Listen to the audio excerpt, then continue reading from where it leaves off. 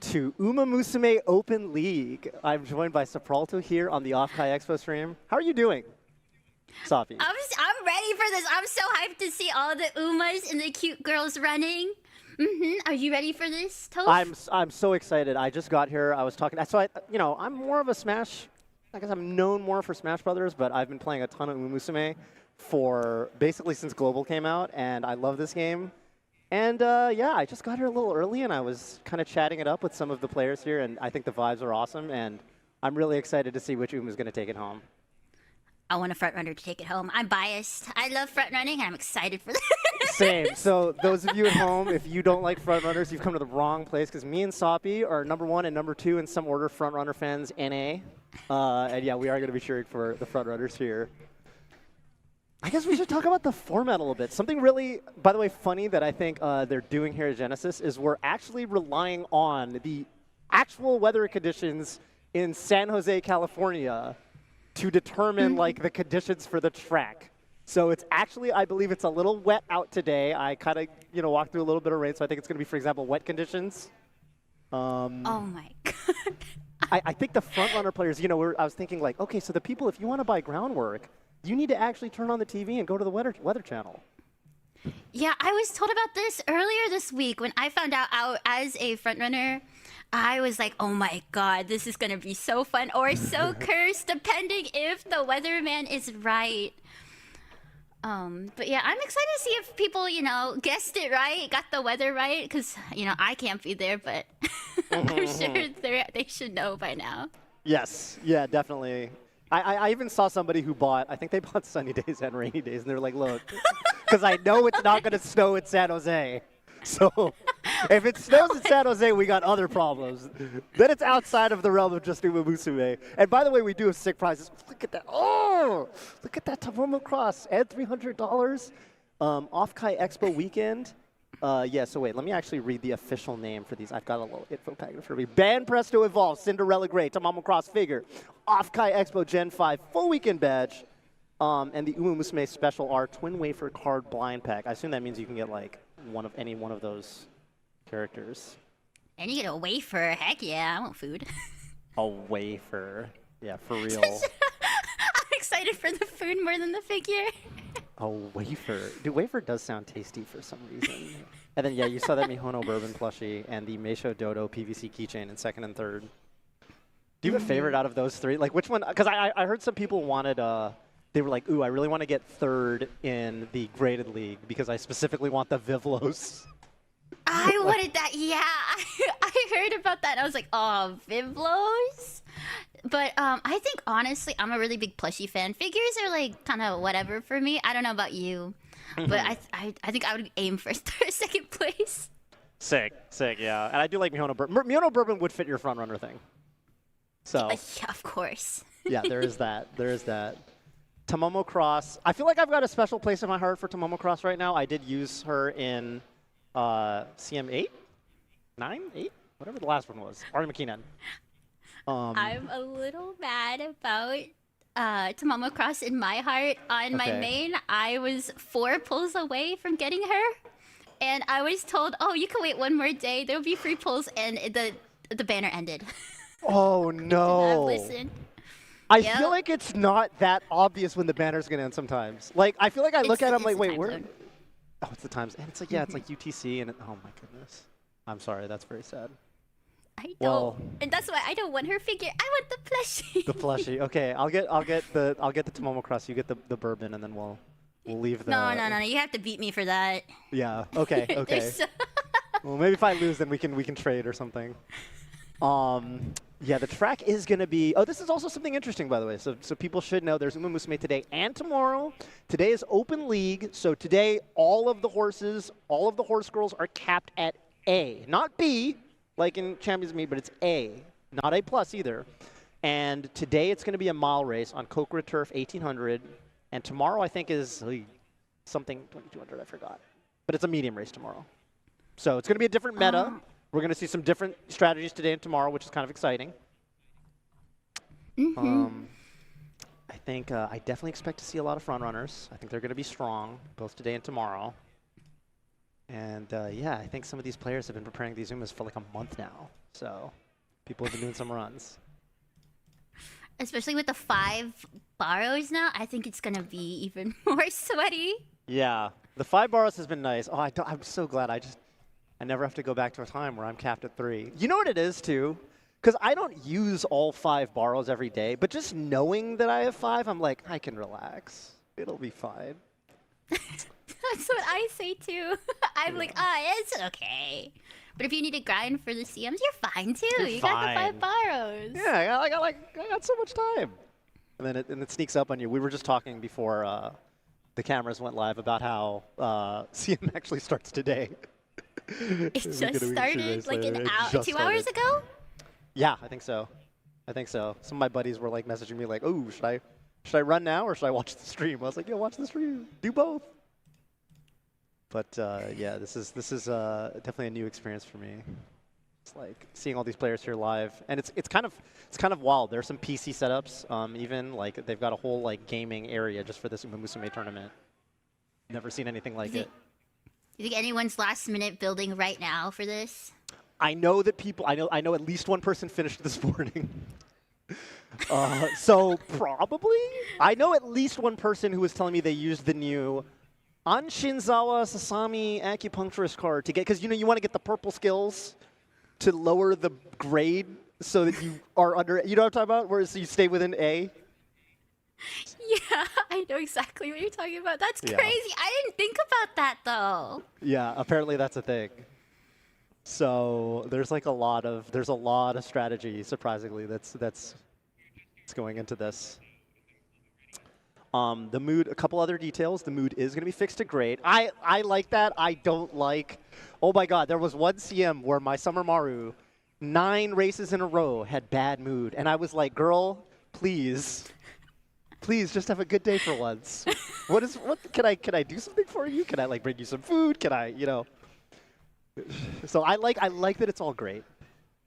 Yeah, I feel that. Last CM, I was really, really close multiple times to getting to Group A, but, sometimes they just don't want to be happy, and they want to be bad 4 runs in a row. Right.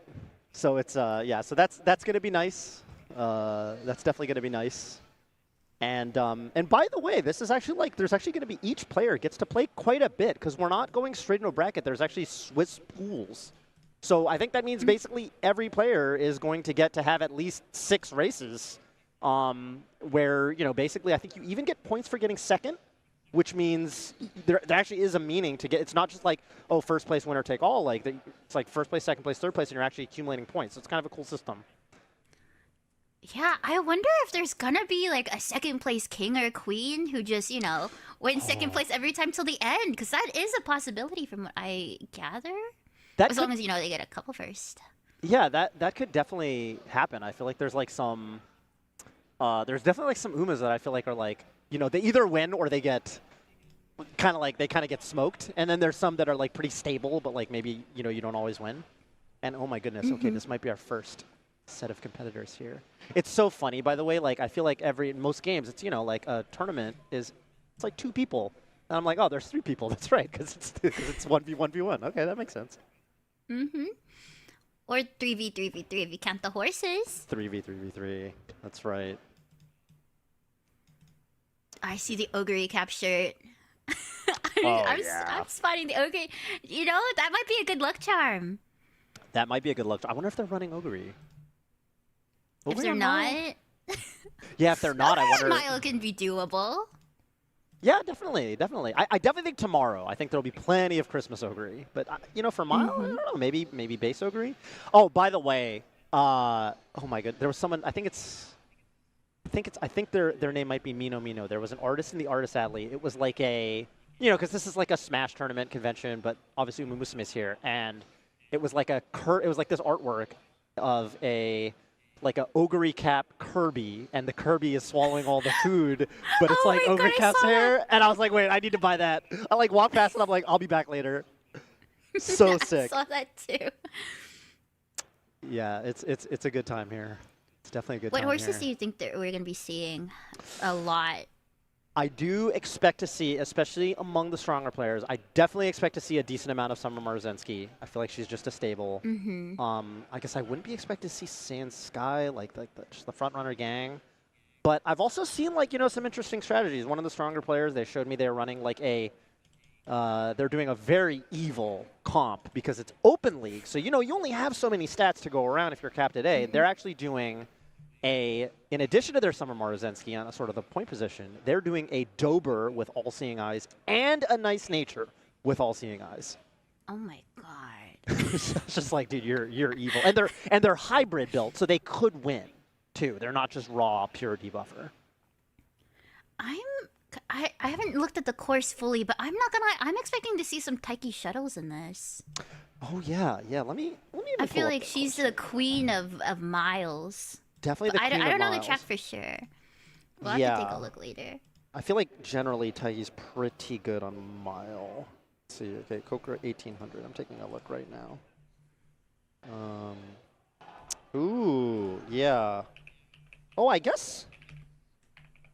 Okay. Dober for sure I think can be pretty good. I think it looks like the corner 4 actually starts kind of late.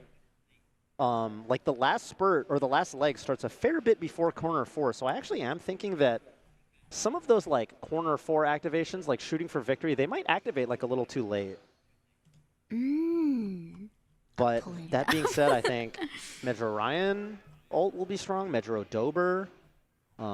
Certainly angling and scheming for front runners. Always is. Always is. Yeah. I think end closers might have it a bit tough. I don't expect to see a ton of end closers unless we got some like gold chip stands or Taishin stands or something. Some Oshis running their Oshi, which you gotta respect.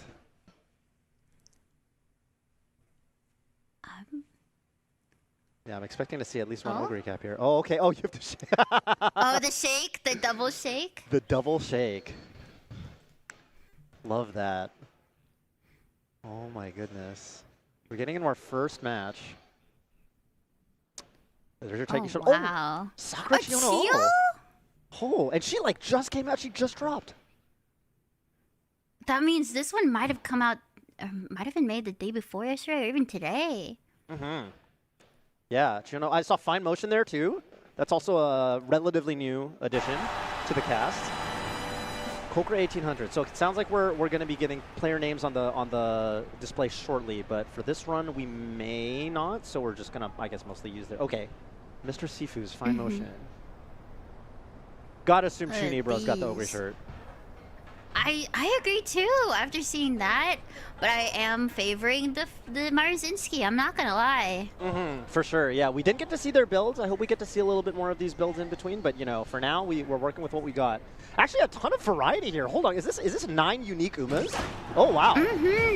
Okay. Oh, they do not have the groundwork on the Marzinski. That's kind of surprising. I didn't see any groundwork. Yeah, or it just didn't act. I mean, that's the other thing is like you're so constrained by the letter grades that like you're not running, as much wit as you may like. So Moxie activates there. That means she is going to be able to activate, her ult, Kissing for Courage. But a little bit behind the Mihono Bourbon and the Suzuka. This looks like not Runaway Suzuka, I think. It's not. I did not see the runaway proc earlier, but she's still in the lead right now, which means her ult can proc later in the race. Right, yeah, that is really nice for her. And I think in the back, we're looking for these like for example, I have to imagine Vodka wants to be in 6th place for Let's Pump Some Iron. And she's really hanging back there, so okay. Oh, there's the Marzinski. Let's go! It's hot girl summer here, even though it's winter. Kiss for Courage activating. Okay, so yeah, I mean, looks like Marzensky, and she's going to try to push up to Suzuka, but Suzuka is going to activate. You from the lead. I don't know if she's going to have enough. Yeah. It looks like right now, Suzuka, for the frontrunners, will be in the lead. Yes. Until okay, we do see, the last spurt. Oh, okay, there's the Fine Motion Excel, Ogre. Yeah, I see Christmas Ogre just surged up. Like she popped a bunch of acceleration right there. Fine Motion here activating, I think it's called Fairy Tale? Oh, where's that little orb going? Oh, it's coming to us, the viewers. Okay. Fairy Tale, Fine Motion in second. Oh my, that Christmas Ogre just flew up. Oh my goodness. And she's just separating herself from the pack. Fine motion, Holy yeah. cow. Oh my goodness, wow. I mean, that was And just that's a lead by a lot. I've never. Can't. That's That's showing the us like, aura hey. farm. The aura farm's right The there. Aura farm, yep. Like, look at me, I got it all too. I've actually never seen that. I've never seen the race end and then you still see the animation. Oh, Wow. really? I see that a lot for late searchers For late and searchers. closers. That's how you know I don't run them enough. Whoops. Yeah. That's okay, my motion in second. Dang, that was I just saw the Ogre like running and then like rocket. I'm not gonna lie, I can't say that I didn't expect it even as a frontrunner lover. I think Ogre right now is just gonna be too powerful. Yeah, I wonder, I guess the because I'm thinking that on this track, so 777s activates a little bit too early to be used as like the Festive Miracle activation. So they must have hit something else, like I don't know what it would be on corner 3, but They have to proc, was it three Three. recos? Which means that they could take those stats and put it into something more like power or even Right. guts at the end. guts, wit, yeah, anything. Yeah, that is kind of the nice thing is you get to like take the you get to run it really low. You know, you get to be on mile and basically you're doing like a sprint build almost for the stamina, which is really nice. Yeah. And they must have, I almost think, because like I swear, and you know, there's so many Umas that were on the screen, but I swear they hit something before even the Festive Miracle. I think they hit, could have been No Stopping Me or something, and then, because they were starting to like rocket up even before the Unique activated. So that was a perfect race for that Christmas Ogre. Okay, and we have one of our Yeah. stronger players here sitting down. Oh, this is Koyu. This is, I'm pretty sure, this player over here on the right, this is the S-Maru Nice Nature hybrid. And my and Metrodober hybrid, All-Seeing Eyes. Oh my god. I think You his team know, is very scary. I gotta bring it back to me and my CM this Okay. round. I was like told before this that I was running triple front this CM with each with hesitant pacer to just cause a wall for the pacer. So I'm hoping to see something similar here where, you know, he just debuffs everybody but his own team and hopefully they can get first and second. Yeah, I think that would be really, it's interesting because like I think for, especially for Open League, you know, every stat, like stamina is at a premium. You can't just dump, you know, all these stats and just like be like, oh, I'm comfortable. Like everyone kind of has to be really careful with how they allocate their stats. So like they're probably really riding that line of what's, and no one expects stamina debuffers on Mile. That's pretty true. The only thing that I think right now could mess up his strategy is if we do see another Ogre, Christmas Ogre with the triple Right, stamina recos. right, yes. Yeah, you're definitely going to be able to gain a bunch of, you know, like HP or whatever back, just activating those recoveries. So, yeah, that is kind of interesting. But I'm really curious even to see that Christmas Ogre build. I feel like we'll be seeing more of that player. Yeah, I don't know. We never figured out if he was the one who ran with the Ogre shirt, but you know, maybe that really did boost him up if he was wearing it. I would like to think, yeah, that Ogre Cap smiling from the Umamusume universe says, you know what, I got you. Nice shirt, homie.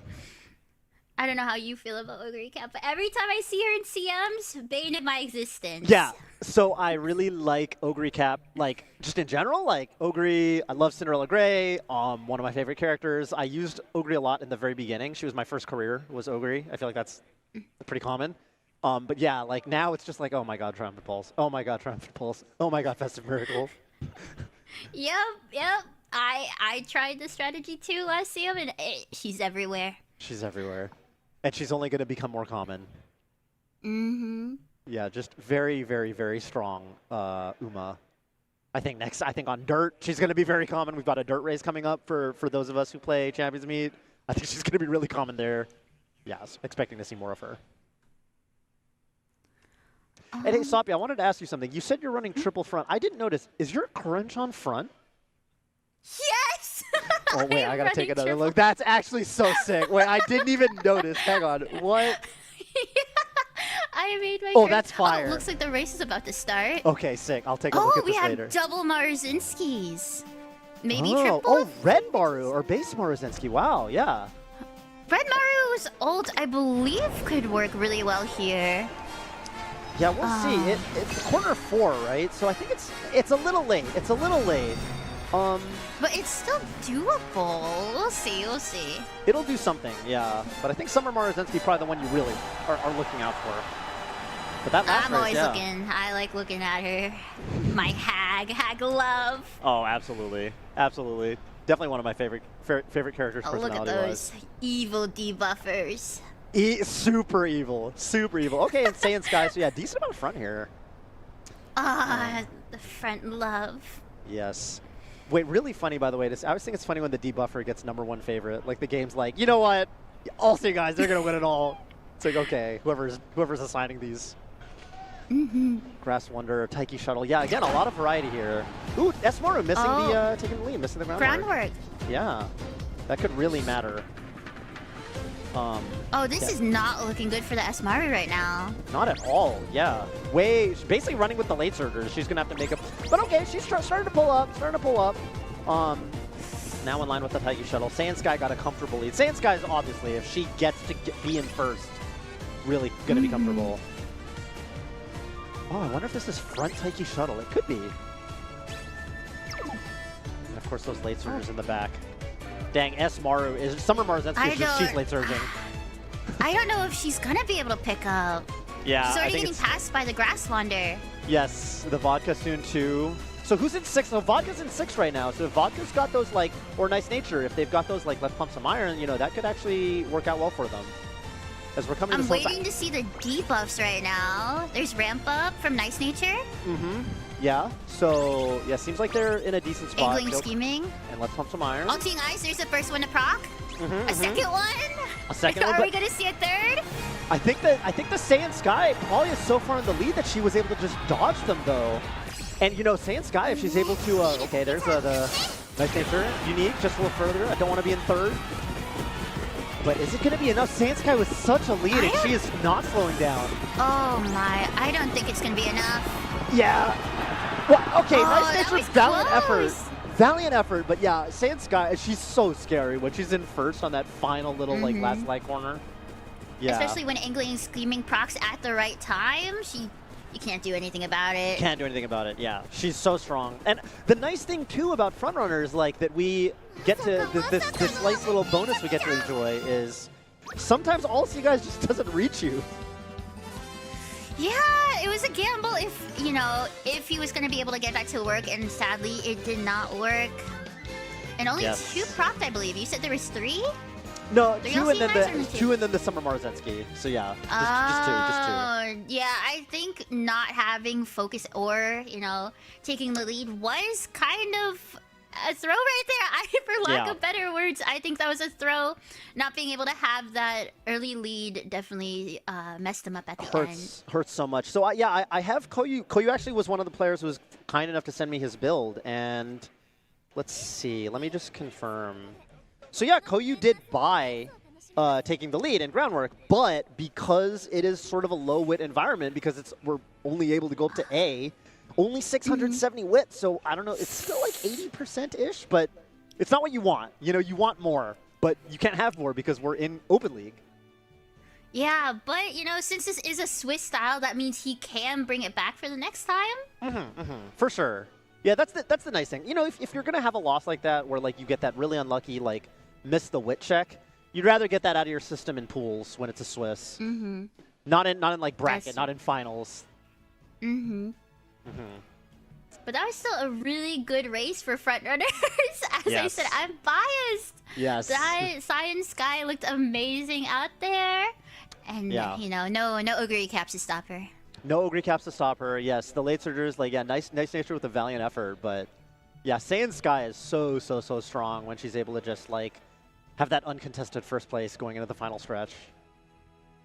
Another set of competitors sitting down here. Trying to make out from that phone sitting there if I can, but I don't. That's a little too blurry to tell what this person's actually running. Yeah, I can't see either. Yeah, definitely expect to see. But it's been yeah. These first 2 races, we've had a ton of variety. Everybody's basically running a ton of unique Umamusume. Have we seen any end closers yet? I know they're pretty weak for this for this track, but you know, I was kind of expecting to see at least one. You know, someone has to bring in their Oshi. Their Oshi, right? Yeah, I almost like. I don't think we've seen any. Yeah, because I know straightaway spurt just doesn't work. It's like not really a thing. So that's obviously like a big. And it's not like some mile courses it's quite good, but not just specifically not this one. I almost think like, you know, if I'm running a gold chip, like if you're like a gold chip fan, I almost think they're just going to run them on late. Because like, it's just probably better for this course, but I guess we'll see. It'd be interesting if someone was actually running end closer. I gotta say it now that you brought up the gold chip. I'm happy I haven't seen her. She is my CM killer. She's so, oh my goodness. Gold chip is another Uma, by the way, where like, at her as a character, I really, really like her. I think she's like a really funny character. I like, really like seeing her in the anime and stuff. But I, like, especially in like long, like when I'm actually racing, I'm like, come on, boo. I'm not gonna lie, I can't relate. I do not like gold chip. Period? Okay. I don't think she's cute. You know, I think she's funny. I think she has a great personality, but she's ugly. I like her stupid little earmuff things. I think they're funny looking. Really, I hate it so much. That's so funny. That's so funny. You get along really. I have a friend of mine who thinks she looks really stupid. You get along really well with him. Yeah. Yeah, I don't know if we'll see any gold chips. I do know there's someone who's running. I saw somebody in this Discord I'm in that's running. Shout out to that guy. I don't remember what your username is. Someone's running Pace Gold Chip on Sprint CM. I was like, dude, what is this monstrosity? We're seeing I'm trying to look at it right now. I saw someone running 2 fronts. That's going to be really interesting to see for this. Yeah, we'll see when the Umas take to the gate, I suppose. I still have not seen any groundwork be able to be procced. I'm wondering, you know, running all these front runners this specific race, I wonder if we'll be able to see finally a groundwork procking. Yes, yeah, definitely. And Jakalaka is a big-time frontrunner fan. He's actually won a couple of the online tournaments, Carrot Clash, that we do in Umamusume. And, and he's not running. So Jakalaka, I know he often runs Daiwa Scarlet. Looks like his Panin Daiwa Scarlet's not going to show up today, but he is running Summer Marzensky. And yeah, it looked like Fujiki Seki. But Saiyan Sky is going to be the one who's got, looks like the best start out of the gate. And finally, we have kind of a duplicate here. We have 2 Summer Marzenskis running, the Ono Bourbon, Saiyan Sky. So like, yeah, healthy collection of front runners here. No end closers again.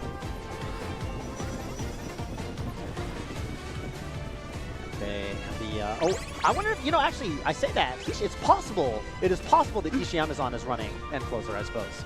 Because that is sort of her most usual style. We'll be seeing real soon if end closer is at least viable in this. Yes. Yeah, she's at least past the Mejiro Dober, but that looks like a really big gap between her and the Oguri Cap in front of her. That pace pack over there. And it looks like actually Mihono Bourbon, who's at least got the lead right now coming into the last leg here. So she is going to get the big acceleration buff from angling and scheming if things go her way. Okay, Oguri Cap, no stopping me. Ooh, you can see Oguri starting to pull up. Ooh, a lot of no stopping me activations. I'm not gonna lie, as much as I love front runners, I've seen this Oguri. I'm a little nervous because she's gonna be able to ramp up and, you know, get towards the lead, even if she is a pacer.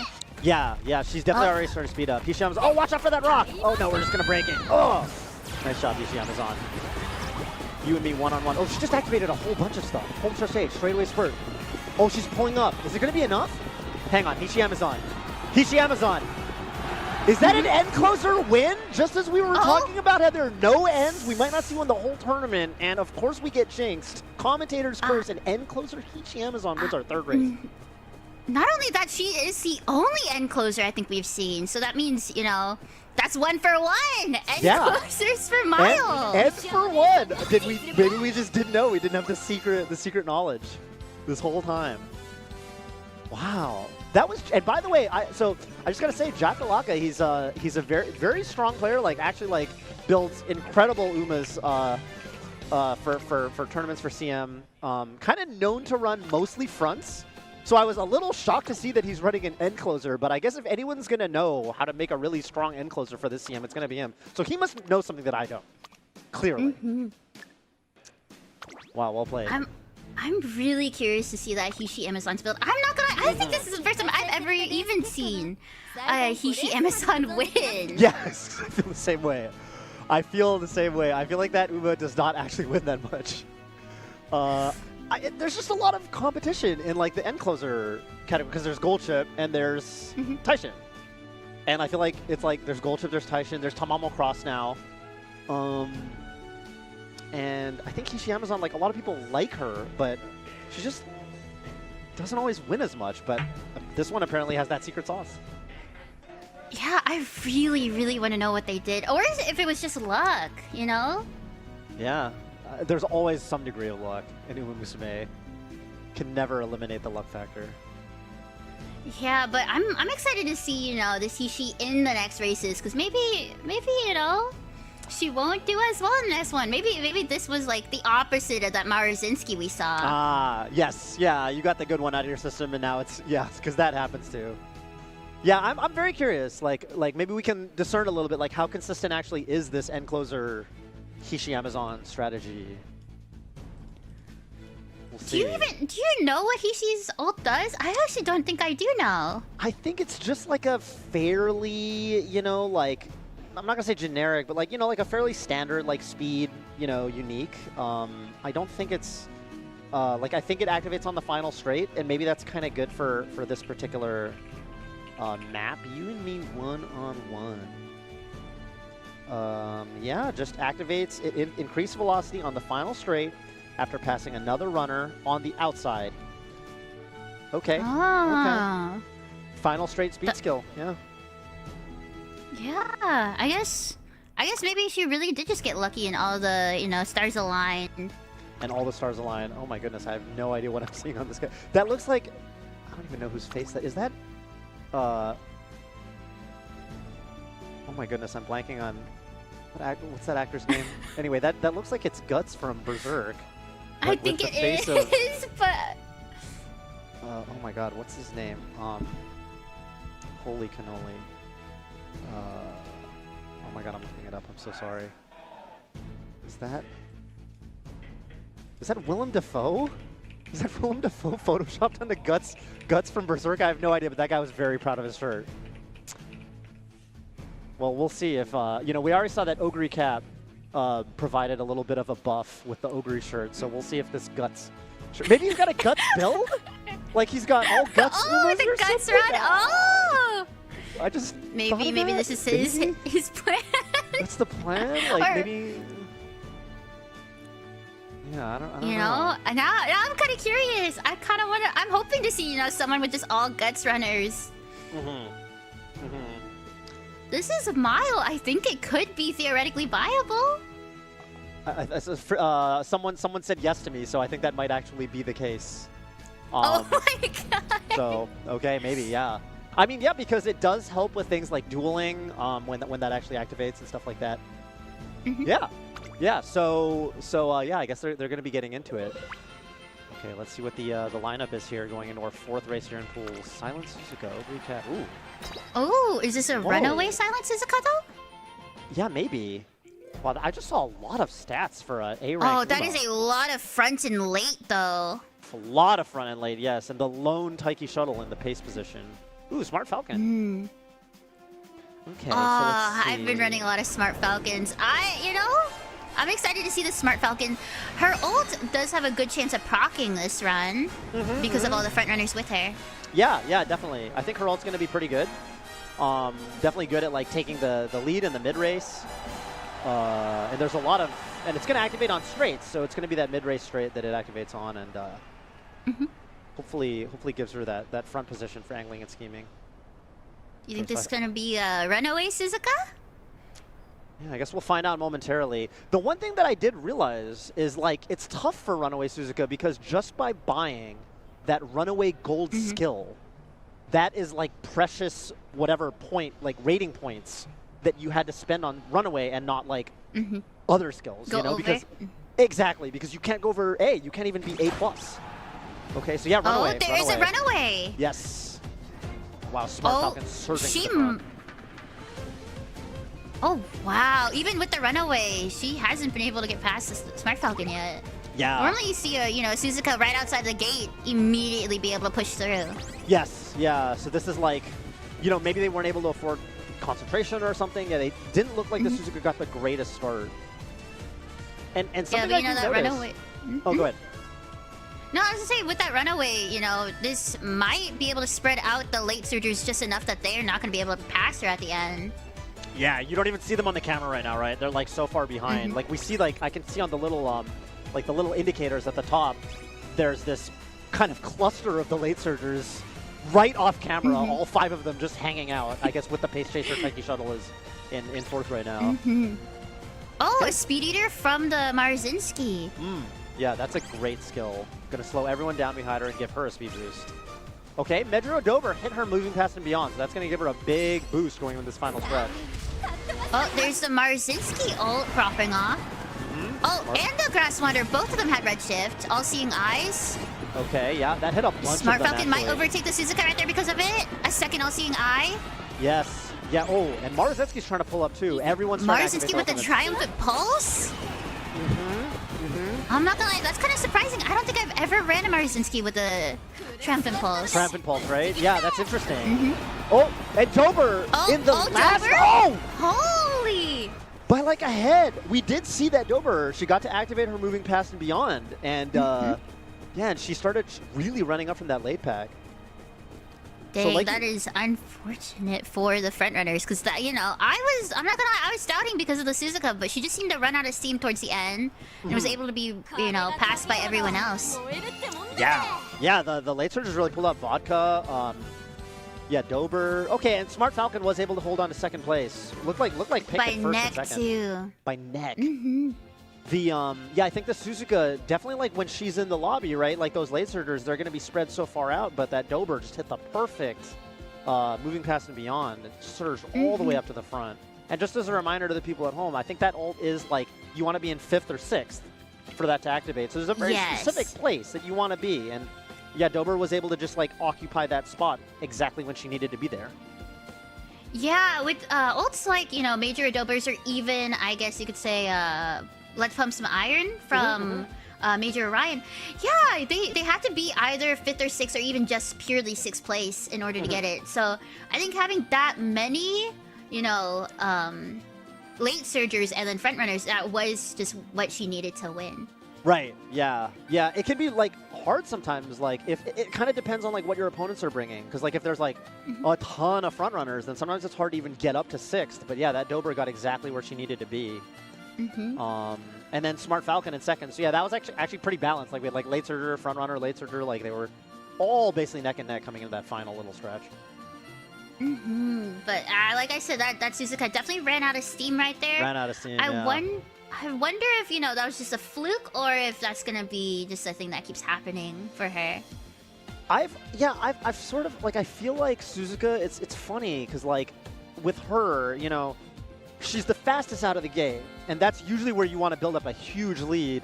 And then for the rest of the race, everyone's kind of catching up to you. Like slowly they catch up, and it did like you kind of pointed out, like she didn't have the biggest lead over the Smart Falcon in the beginning, which was kind of not a great sign for holding onto that lead going into the end of the race. Yeah. So yeah, getting blocked by everyone in the beginning was just what I think what might have thrown it for her. But we will see. Maybe it was just unlucky right there for them.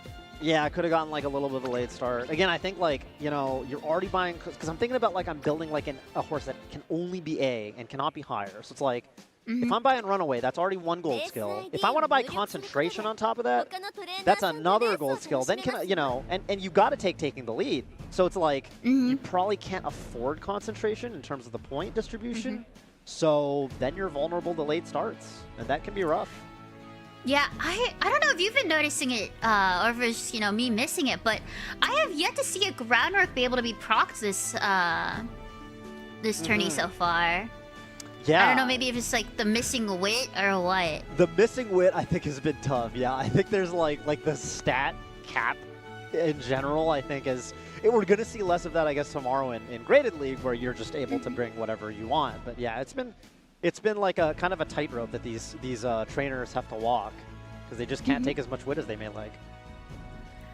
Yeah, that's why I could never do this. I'm not gonna lie. I don't think I could ever do Open League. I always never done do Open the other one. Yeah, I always just do the other one. I have a ton of respect for people who do Open League. Like, I think it's like a very, and it's like because I know they have like calculators. It's like, oh, there's like this little point calculator, so I know exactly what I can and can't buy to like make sure I don't go over B. But at least today it's A instead of B. So there is. Yeah, that. but then I think that means the calculators don't work. I think they all have to do it, you're so right. Yeah. in their own mind with their own spreadsheets. Yeah, trial and error. Yeah. Yeah, it's tough. It's very, very tough, and a lot of respect to these players that brought these teams, these trainers that brought their teams of min-maxed, finely crafted Umamusume here for the Open League.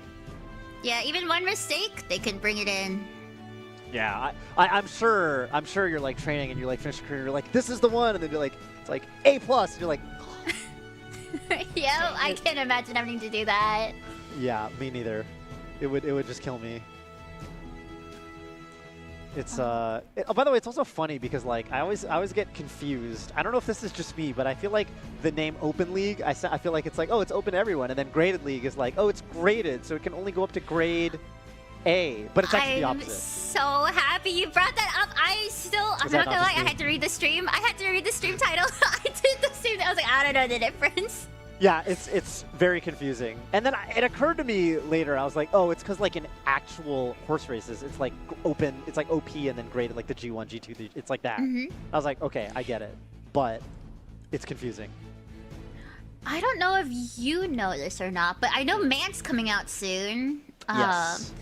Are they going to be boosting up what the Open League's allowed to have? Or are they going to still have to be running, URA Finals or Unity Cup?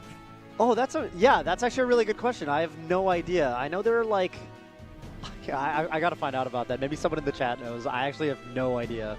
That is a great question.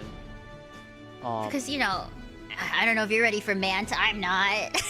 Everyone's going to be running their S Umas. I had this thought where I was like, what if I like download JP and like I just to play the scenario, so because I've heard it's much more complicated and you race a lot. I heard it's the Uma Destroyer. People will stop playing the game just because Mant's out, and we're gonna have that for the next 4 months. Yeah, I've heard it's the great filter, so I guess we'll see. But I don't know. I think it's gonna be interesting. I think it's gonna be super interesting. But yeah, I have no experience. I don't know what any of the items do. I know there's items. All I know is there's you race items? a lot. Yeah, because you race so. All I know is you race a lot, and because you race a lot, your Uma's mood is constantly going down, and you give them items to make their mood go back up. Oh and also, my you don't God. rest. You give them energy drink, so they just stay awake for 2 years in a row. They're just chugging energy drinks for 2 years. Oh my God, I'm gonna abuse my Umas. I think that's how it's gonna be. I think that's how it's gonna be. Oh, Yeah. I'm being told by chat. Apparently, it will go up to A+, thankfully, for the next, couple races. That's good. That's good. Yeah, and then on the flip side, we're gonna start seeing those SSs and those like UGs. UGs. Oh, so scary. I'm like not. Yeah, I don't know. I feel like I'm just gonna go in blind. I'm gonna go in swinging, and whatever happens, happens. Yeah, I'm hoping, I don't hate Mant, but I think that's just gonna be, the great filter for a lot of Uma players here. Maybe that'll make it easier for me, to make that platinum CMs. Sure, yeah. I think the one silver lining is like for me, like I already kind of race a lot. Like when I'm doing my like ace runs, I think I race more than most people because I just like to buy a lot of skills. So hopefully that like race a lot mindset is gonna help me in Mant, because I know that's like one of the big themes. Is that because me and you are front runners? Because I also race a lot. You race a lot? Yeah, I feel like we need a lot of skills. Yeah. Yeah, because you gotta save up for the 3. Yeah, your 3 to proc groundwork. Then you gotta pay for groundwork. Right. Taking the lead. Yeah, you need to get like angling. And then you want to get angling and scheming. Yeah, and then on top of that, you want speed skills because you need to get into first. You're not going to get first for free. Your opponents aren't just going to give it to you for free. So you need to buy like Professor of Curvature and all this stuff. So yeah, I think that and then that recover might be skills. For sure. That's definitely a common theme. And so I'm hoping that mindset at least is I'm on the hopefully we're on the right track for Matt. That we're Yeah, already maybe sort of there. maybe the front runners will be ready mentally for the grind of man. But I did hear that it will be like double the amount of time that you need in order to finish one URA. Yeah, I've heard. Well, I think it because when you race, it just takes a long. You got to go through the menu, and then it's like like da da da, and then it's like and then you click like view results or whatever. And it just like takes longer than normal. If you're just like doing a training. So I'm assuming that just takes time. And then and then it's the whole item system. I think there's like there's a lot of thought that goes into like, okay, which items do I want to buy, and then like when do I actually use those items? I think someone can correct me. I haven't played it. It's just what I hear. It's what I osmose through the internet. That's fair. I'm just gonna go in completely blind because I don't want to hate on it too much. Yeah, But- yeah. That's how I feel. The one thing that's like that I'm like sort of worried about is I think it comes out mid or like before finals of the next CM. I don't think I'm gonna learn I don't think I'm gonna learn how to do it in one day. I don't think that's reasonable. So I'm just hoping none of my opponents remake their Umas for finals. If they do, hey, you can have the platinum. You know they are. We got some sweats at Uma. We got some sweats. I was one of those people when Unity Cup came out. I did remake my Esmaru for Unity Cup. And my opponents were all Ura Finale, and I was like, I'm so sorry, guys. I'm so sorry to do this to you. Aw. So Yeah, I know that when. sweat. I'm not gonna lie, when Unity Cup came out, I was like, heck it. I just started putting in my Umas. I didn't know how to play it. I don't know how long it took you to play it, but I took definitely a while to learn how to do the bubbles. Yeah, the bubbles and like, it's like a different mindset because it's like you don't need to like click on the same training facility to like level it up. So it's like, oh, okay, I don't need to click speed unless I like really think it's a good training. And on the flip side, like you want to click wit a lot because it's just good to train. So yeah, just different mindset. Okay, here we go. These three trainers sitting down. And they're all praying to the three goddesses. Okay, what do we got here? Again, fair number of fronts, die with Scarlet, #1 favorite. We're seeing another Summer Marzinski, another Silent Suzuka. We see two Ogre Caps.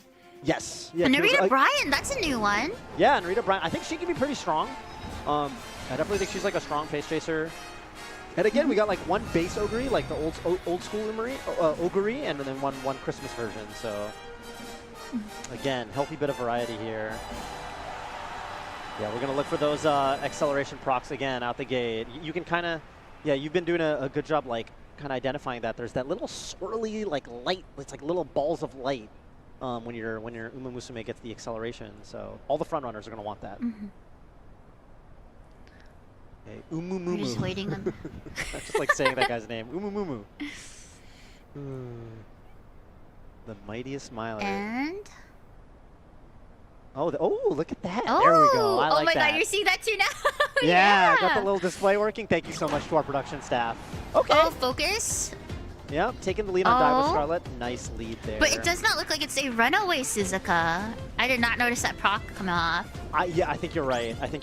And I think this is reasonable. I think Runaway's expensive, and I think normal front runner Suzukas can be pretty good. So, Especially if they have that runaway, they're gonna have to put a lot more into their stamina in order to keep her up. Yeah, exactly. So this is interesting. Die with Scarlet in first place right now. That's kind of exactly where she wants to be, right? Because, for instance, if the Summer Maru starts pushing up on her, coming into that final stretch, then she's going to get that resplendent red ace, which is exactly what she wants. Oh, Marzinski's already trying to take the lead from her. I do not think it's enough to... Oh, there's the early red resplendent. Ace. Yes. Early resplendent red But that ace. means she doesn't have it anymore. We got Kiss of Courage already proccing as well. Yeah, I think that means... Okay, so Summer Marzinski going to be in that first place spot. Angling and scheming? I think we just saw angling and scheming. Okay. Oh, Vodka is... Oh my god, Vodka is zooming past. Holy... Ogre's already in the front, which, we already kind of expected. Yeah. Wait, is Maru still fighting? Okay, Ogre Cat has a little bit of a lead. But the Ogre Triumphant Pulse. Triumphant Pulse, of course, yes. Yep. Moonlimes, Umamumu's Vodka. Oh my goodness, Ogre Cap Summer Mars, that's his killer, but it is an Ogre Cap. Wow. Yep, that's the Ogre Cap I know. Yeah, the Ogre experience. Dude, Triumphant Pulse, so good. It's actually, like, so good. I don't know if you've seen that meme of, like, it's like it's like two birds, and the one bird is like, it's like groundwork, take the lead, angling and scheming, left-handed, blah, blah, blah. And then the other, it's like a big bird, it's just like, Triumphant Pulse. And it's just like, it's in like shorts, it's just like, Triumphant Pulse. And then it's like, straightaway spirit, it's like naming all these skills, it's like, Triumphant Pulse. It's like all you need is Triumphant Pulse. It really is. That was pretty sad though for that Marazinski, who was able to take, you know, the lead away from the Daiwa Scholar. But I just realized though, you know, they are on the same team, so I guess it didn't matter in the end. Didn't matter. At the end of the day, just a team kill. Something I was actually quite impressed by. I feel like, you know, because the Vodka was a late surger, and I was like, oh, she's flying up there. Like, Ogre's just a pace chaser. Vodka's going to overtake her in the end. And Ogre just held the lead against a late surger, like, just flying in from 4th place. So, very impressive from that Ogre Cap. Do you know if she's running late or pace? I saw the Ogre is on pace, actually, surprisingly. Oh. So, yeah, I kind of thought she'd get past, because lates are going to have that higher sort of speed at the end of the race. But I guess But we did see, you know, that random acceleration from her. Yes. You know, I didn't even notice she was, like, creeping up into the lead. I think she just took it way too quickly. Yeah, it's funny. The Ogre was actually in 1st place at a spot where I was like, oh, is Triumph Pulse even going to activate? Because you need to be in 2nd or worse. And I guess someone passed Ogre Cap just long enough to give her 2nd place, which is really funny. Something that was, there's like this really funny thing that kept happening. Because I ran Ogre Cap in the very first Champions Meet, and something that was a little annoying is like, sometimes you're pulling into the last 200 meters, and your Ogre's in 1st, which means she doesn't get Triumphant Pulse. And then the Ogre in 2nd does get Triumphant Pulse, that she just passes you, and it's like, wait, it's like suffering from success. It's like, no. Yeah, it's too good. It's too good. You didn't need Triumphant Pulse. You need it. It's so good. It's so yeah, good. if I'm not running front, I'm not gonna lie. Normally, I will have that Triumphant Pulse just because, you know, it's just that good if you're not front running. It's all reliable. Yeah, it's just such a classic race winner. Did you notice if the other Ogre Cap's ult procced? I was kind of looking, and like at least like the area of the race where you would really want it to proc, like coming into that last leg, it didn't activate anywhere around there. So it's possible that like, I don't know if you caught it, but I only noticed 2 recovery skills actually proccing for her. Yeah, I think it's very likely that one of them, because again, it's that wit game where like, you know, a very wise man once said Umamusume is wit game, and in open league where you are very much constrained on the stats you can bring, sometimes you can't bring that much wit, so you're kind of flipping a coin, rolling the dice. Yep. You can't whip max it. You just gotta hope for the best there. Yeah. So it's kind of a bummer. It's kind of like almost like a soft nerf for, you know, like front runners or Christmas Ogre, like these Umas that need to activate like some specific things. Like, yeah, we've seen them that kind of hurting some of them. So, but yeah, for front runners, it's definitely the groundwork not being able to proc, or the runaway procking, you know, not being able to proc the taking the lead. And then for Ogre Cap, it really is just the, oh, do I get these recovery skills? So I think, in my opinion, I think their OG Ogre Cap might just be what you need for this rather than a Christmas. Thinking that. Yeah, I was thinking that, like more stable. I think tomorrow, like especially because tomorrow's a medium race, which is Christmas Ogre's like, that is her Winter Wonderland. But here on Mile is one thing, and again, like you said, with the just wit being a precious resource. Yeah, I kind of feel like as a stable pick, it's probably just that basic, you know her, you love her, standard Ogre Cap. I kind of agree. I didn't get to say it earlier, but I don't know if you noticed it. On the overlay, it actually said sunny and firm conditions for the CM. Or not for the CM, for the open league that we're running. Open league. Okay. Huh. I don't know if that was a mistake. It could have been a mistake. The weather also could have cleared up in the I've been indoors all day, so it was cloudy and a little bit rainy in the morning, but I don't know. You never know with San Jose weather, I guess. Yeah, I don't know. Maybe that's why they're not procking, you know, that groundwork, if they do have those green skills. Yeah, they better make sure. I mean, well, Sunny, firm conditions today. Okay, wow. Okay, then I think that is confirmed from our production staff over there. Thank you so much. That's crazy. Sunny Interesting. firm. Dang, We I need took to a little go walk touch this some morning. grass real quick. Yeah, touch some grass and find out what exactly is going on outside. Yeah, I went for a walk this morning, get some coffee. It was not sunny. I guess it was firm, but I was walking on the sidewalk, so usually. I'm not gonna lie, when they said it was, their day of, I didn't realize it was like right here, right now. Yeah. Yeah, literally right here, right now. I don't know, do we know? I'm just asking production. I don't know if y'all know in my ear, what time was the lock-in for the weather conditions? Was there a time of day where it's okay, we're cutting it. This is the 1 hour. Oh, 1 before snow hour. started, which would have been an hour and a half ago, 2 p.m. Pacific time, I think, or 3. We're gonna go see some front runners outside with the hose, just pretending it's raining. Yeah, just spraying down the yes. That's the way we gotta do it. It's wet conditions. Look. What? Yeah, right. What do you got? What are y'all doing? Yeah, I got the fog machine out, spraying to the sky. Whoa, it's really cloudy actually. If you really stop and look at it. You gotta, let me get that groundwork off. But that, that does make sense now that it's 1 hour before. They might have thought, if they look on the weather app earlier this week, if it shows clouds, you gotta just hope for the best. And that was that, that gamble if you want to get that groundwork off. It's kind of funny, you talked about Measure Arden is one of those horses that has left-handed. So I have to imagine that, who gives right-handed? Well, I guess Fuku Kitaru is the classic and fine motion. These Umas that give right-handed for this race, kind of at a premium because right-handed will not change with the weather. There's no weather condition that morphs the track from, running in this direction to running in that direction. So yeah, you're right. You probably want right-handed, and you want non-standard. You want winter. And winter. You want winter too. And winter, yeah, winter runner. I guess, yeah, you just gotta go for the thing that just doesn't change. That doesn't change, yeah. Those are the ones that don't change, yeah. Non-standard distance doesn't change. Winter runner, right-handed. You can run the Xeno Rob card, the SSR. True, She gives yeah. both. I wish I had, yeah, that card is such a, I borrow that card sometimes, especially for for parents, but yeah, it's a good, definitely a nice card. And I have to imagine some people borrowed that card. Or have it. I don't know. I don't know how many whales we have here. I don't know. From the looks of it, I feel like we got a lot of whales. If they're in the open league, I don't know. Yeah.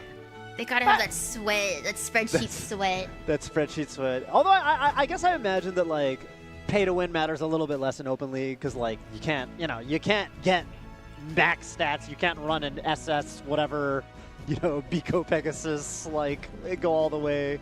So I guess it's a little more SR friendly today. Yeah, maybe you are changing my mind, swapping over to the open league using that calculator. Yeah, don't have to worry about those UG SS monsters. With the Oh. Yeah. Oh, maybe that's the plan. The next CM when it does swap over to man, you just gotta do the open league and hope for the best. Hope for the best. Yeah. Yeah, I wonder what the first. I think it's a long or something. I don't know what the first one is after the dirt. It's dirt, and then I believe it goes to Pisces, which is long. Oh, okay. Okay. Yeah, long is gonna be interesting. I wonder if it'll be the first long where I feel like I can actually bring wit as a stat. I don't know. I feel like long is where the whales belong. Yeah, that's for sure. Every single time there's a long, I can't do it. It's just there's too many whales, running the MLB fine motion, MLB Biko, MLB Kita. There's this there's definitely this aspect where I feel like the short CMs are I think of it as sprint especially or mile. It's skill CM, and then long is stat CM. You kind of just win with stats a lot of the time. It's oh, this player couldn't get enough stamina, you're just out. You're just disqualified. You couldn't hit the stamina bar, you couldn't hit the speed bar, you don't even get to run almost. So it's stat CM. Have you gotten any platinums yet? I've gotten a fair number of platinums, yeah. In fact, the one platinum that I did miss was Gemini Cup, the Tenosho Spring, the longest race. I lost to a gold ship, and honestly, I thought my Umas were great. I thought they were well built. I was like very happy. Like I think I did pretty decently. And in finals, they just did not activate Swinging Maestro, and I was like, all right, I'll be over here So then. unlucky. Because you know why? They all had like 300 wit. So it's like, what are you gonna do? You might miss Swinging Maestro if you only have 300, 400 wit. They call low wit environment. So it is what it is. It's the point for I'm it. not gonna lie, I've only been able to win the mediums. The mediums, You know? Yeah, the mediums are where I belong, because, you know, front runners are more viable there. Very happy on mediums, yeah, for sure. I liked, what was it, the recent one? Scorpio Cup was a fun one. That was the medium. Oh, that was my last win. That was your last one? Okay. Yeah, I got first, second, and third in the platinum. Oh, nice. I think I did too. Yeah. Nice job. You know, Nicely the front done. runners extraordinaire. Yeah. And there were a lot of front runners, by the way. It was actually really funny. So, like, Medro Dober came out, and I was like, ooh, I actually really want. So I pulled for Medro Dober. And I was like, okay, you know what? I'm going to try to make a Medro Dober for this race. And, like, she would just...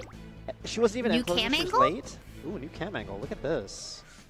Looks like these players are just loading in right now. Yeah, I built a Dober, and, like, she could not even escape 9th place. I would join a lobby, and it'd be, like, 8 fronts and my Dober. And I was like, okay, she can't do this. I'm sorry. She cannot. She would activate like 3 speed skills. It'd be like Professor of Curvature, like late corners, tail held high. And I'm like, great, she's going to run up to 8th now. And I'd look and she's like, no, she's just still in 9th. Okay. Sorry. Never mind. Ignore me. That was the runaway Suzuka CM right there too. So, you know, there'd be Yeah. like 3 runaway Suzukas. 3 runaway Suzukas. I think low-key, I think the Suzuka players, like, I get it.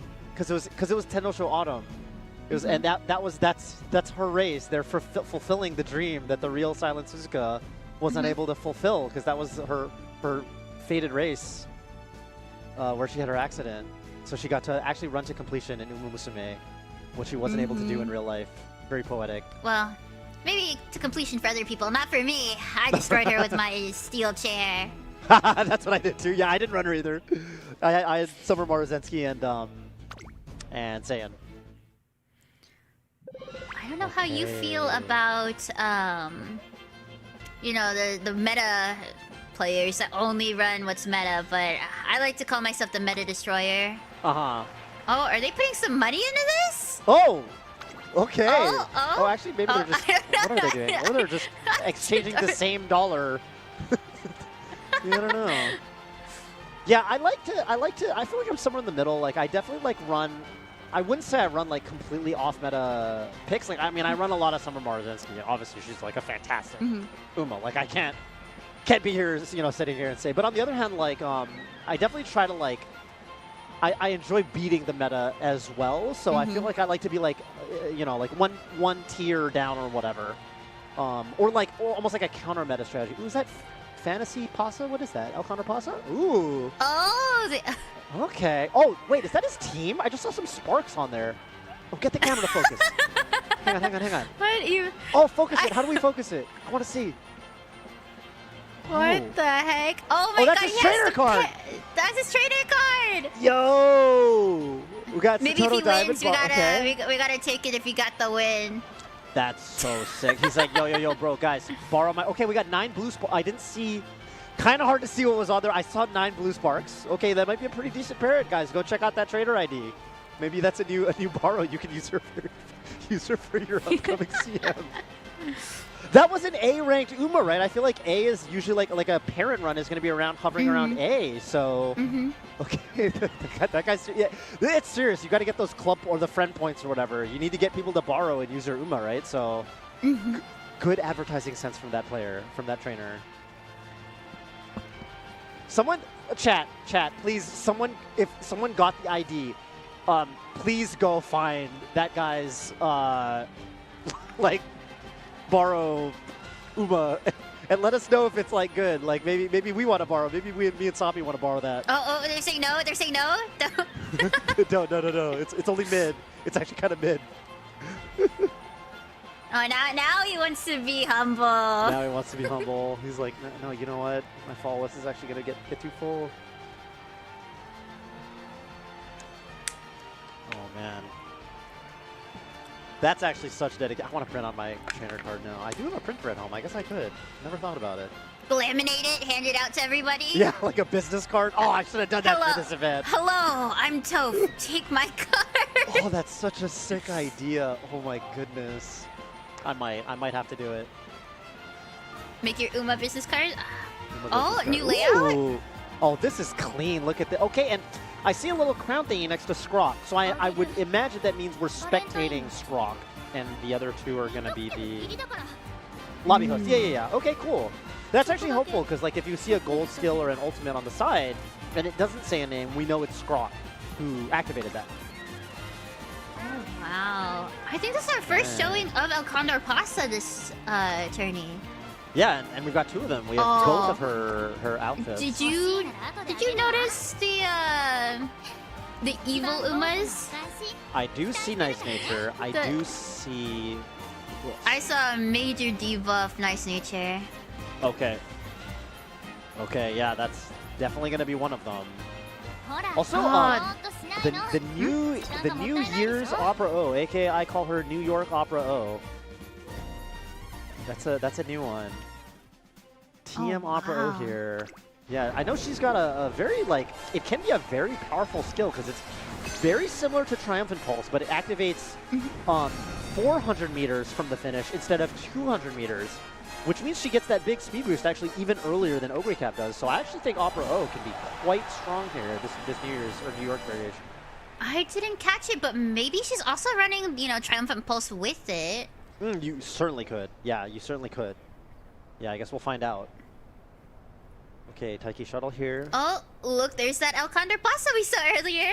Yeah, I think honestly the late, like the fantasy El Condor Pasta, she's usually going to be running the late position, because that's where her skill tends to activate, and it can be very, very strong. You just need to pass somebody on that corner 4, and you get a big surge in acceleration.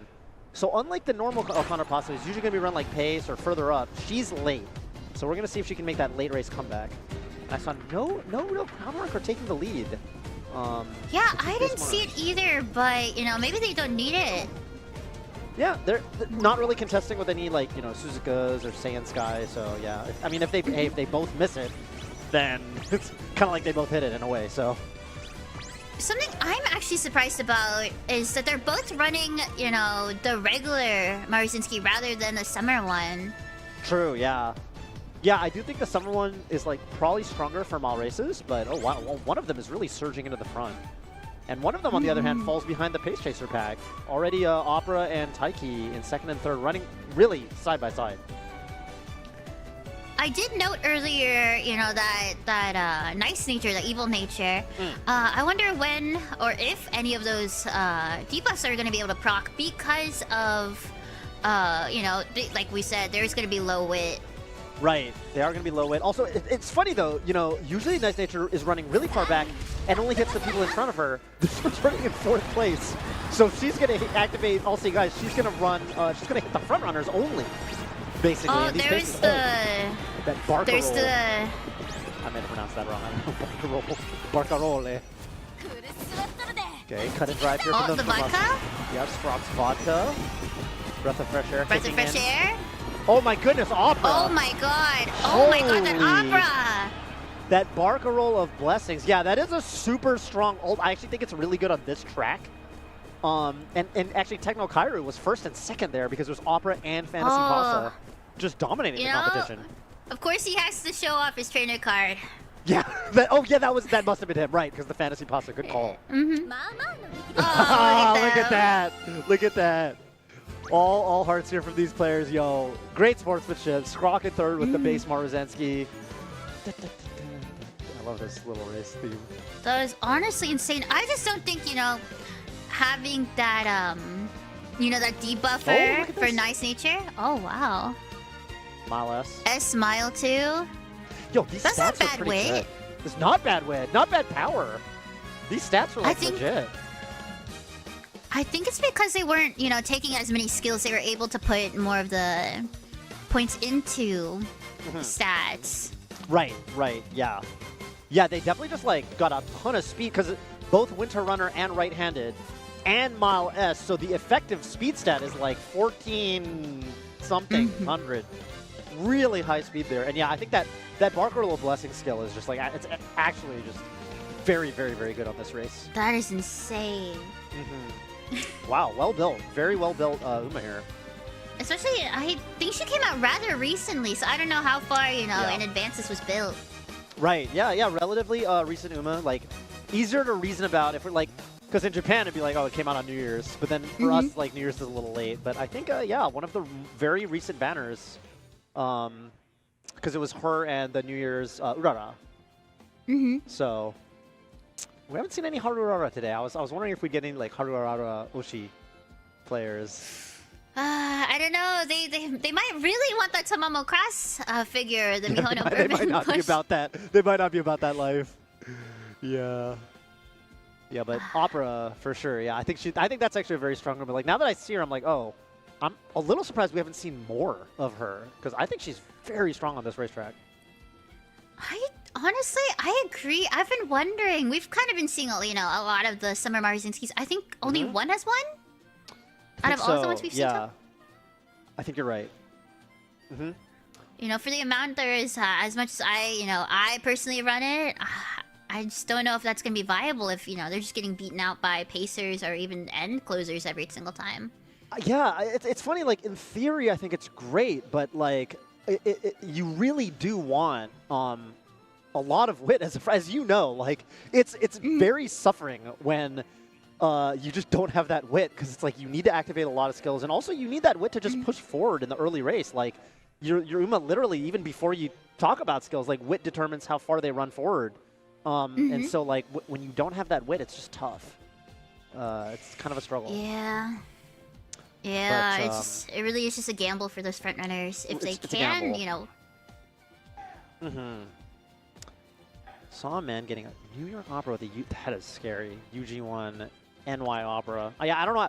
It's funny, like yeah, the first time, just a bit about how my brain works. Like I saw like people were talking about like, oh yeah, NY Opera is coming out soon. I was like, oh, New York Opera. Oh, that's cool. It's like a New York themed version of Opera. Oh, okay, great. And then I saw her and I was like, oh, New Year's. That makes way more sense. I could see New York Opera. She's just like, oh, I'm walking here. The Broadway, that could work. A Broadway opera. Yeah. Broadway opera, yup. Yeah, Manhattan Opera, Yeah, that's kind of what I was thinking. Just, yeah, Opera O at the Big Apple. It's kind of what I'm imagining. So in my mind, it's just New York Opera O. So if I ever say New York Opera, don't think I'm dumb. That's like, or do think I'm dumb, but that's where my brain's going with that. Brooklyn Opera. Brooklyn Opera goes crazy. Yeah, that's a very, very strong Uma.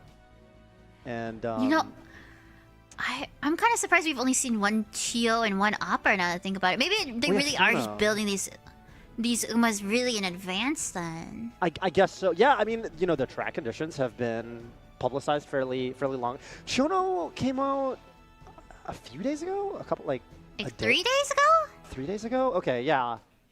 I think she's pretty good. But yeah, I mean, maybe just a lot of players don't really have her, or I didn't. It's kind of a shame. Like I really like that Uma. I think she's really funny.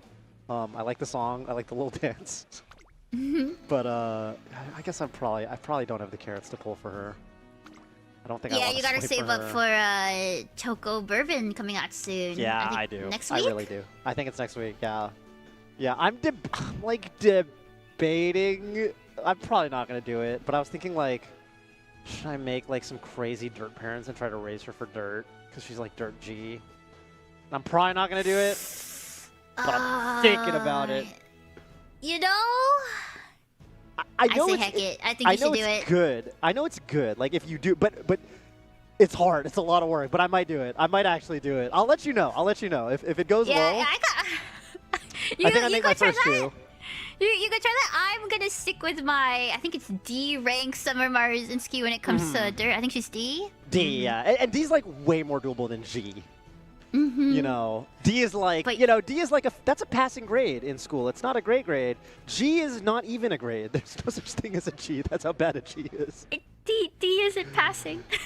D isn't okay, I thought it was F for failing. Well, okay, D is But D is like, you know, you can push it up to an A with just the spark inspirations or whatever, or without inspirations, I should say. I thought you were talking about school. I was like, what are we talking about? D to A from Sparks? From Sparks, yeah, From I'm going back and forth. Oh, yeah. Oh, the fight stick. Okay. Oh, look at that. We've got our first player The who's going to Suzuka? try to... Oh, Suzuka fight stick. Oh, that's sick. Yeah, he's going to actually plug his fight stick in. He's going to try to steer his silent Suzuka like she's a race car in Mario Kart. We've got the first player trying to actually navigate there. Oh, props to that player for putting the water bottle down. That's clean, by the way. So Look at that. Oh, my cute. Oh. That's clean. What is that shape? It's like not a normal rectangle. It's got like this sick, like, almost like this flared shape. That's kind of cool. Is it a trapezoid? Dang. Yeah, some kind of like trapezoid or like, they're like, it's like curved, like a curved trapezoid. That was cool. You know, Okay, if he's props to not that running guy. Suzuka, I'm not gonna lie, I'm gonna be a little disappointed. I'm sure this player's running Suzuka. I guess we'll find out momentarily. Yeah, I mean, I think Suzuka... Have we seen any Suzukas win today? Like, outright win? I'm not so sure. No, I don't think we've seen many frontrunners win, sadly. I feel like it's mainly Pacers. And, you know, that Science Sky and that Hishi Amazon, that was, I think, our only end closer. I think she's still 1-1. End close? Yeah, crazy that we got an end closer win here. Oh, 2 Suzukas. Okay, could be... 2 Suzukas, 2 Ogres. 2 Suzukas, 2 Christmas Ogres, King Halo. 2 vodkas as well. Oh, wow, we have our first lobby that, like, actually has a bunch of, like, mirror matches. Yeah, And, we got 1 Daiwa, 1 King Halo, 1 Dober. 1 Dober. We've, Freedan with the Team Speaka. Vodka Daiwa Scarlet and Silent Suzuka. Okay. You're right, I that like is that. Team Speaka. It's Team Speaka. Okay, okay. I like the theme. I don't know if that was intentional, but... And, well, Cloudstar actually with the B+ Suzuka. Okay. I like that we're getting to see some of these builds. That's very nice. So it is going to be Runaway. They're running both Christmas Ogre, which we did say earlier, you know, like, oh, this Suzuka could, you know, proc that groundwork if you look now. Yeah, definitely. Definitely. This might be her first groundwork if she can get it off. Unrestrained. Whoa, that speed is not super duper high. That's okay. We won't focus on that. This is a power player. That we call those. Okay, look. In the business, we call those parent run stats. Yeah, they kind of are parent runs, but with that runaway, I don't even know if she'll be able to do anything with that. Yeah, that might be tough. That might be a lot to ask. Kind of curious about these. I hope we get to see the Christmas Ogres. Hey, wow, not bad these stats. Huh? Yeah. Pretty strong. Especially if that no stopping me hits. That's going to be a big win condition here for this King Halo. Wow. Okay, we're getting into it. Oh? Here we go. Freedan, Wacko, and Cloudstar. So I think out of the two of them, it was Freedan's Suzuka that did not have 600 speed. Freedan had the proper sort of, you know, max speed build. Do you remember the other Suzuka, the one that had about 600 speed? Did you notice the stamina for her? It was like in the 600s, and she also bought some heals, so I think she's probably going to be fine. I think she's not going to have... Oh, but I guess the big question, because there are 2 Suzukas, right, they might spot struggle, and that will totally drain the stamina from Freedan Suzuka. So the question is, can she get a big enough lead to break away from Cloudstar in the beginning so that spot struggle does not happen? That's kind of the question. And we're about to start. It's funny that the duplicates are like right next to each other. That's so funny. And they're off. Okay. Saw some runaways. Did not see any taking the lead. Everybody missed taking the lead here. I have to imagine they spot struggled, by the way. They're too close.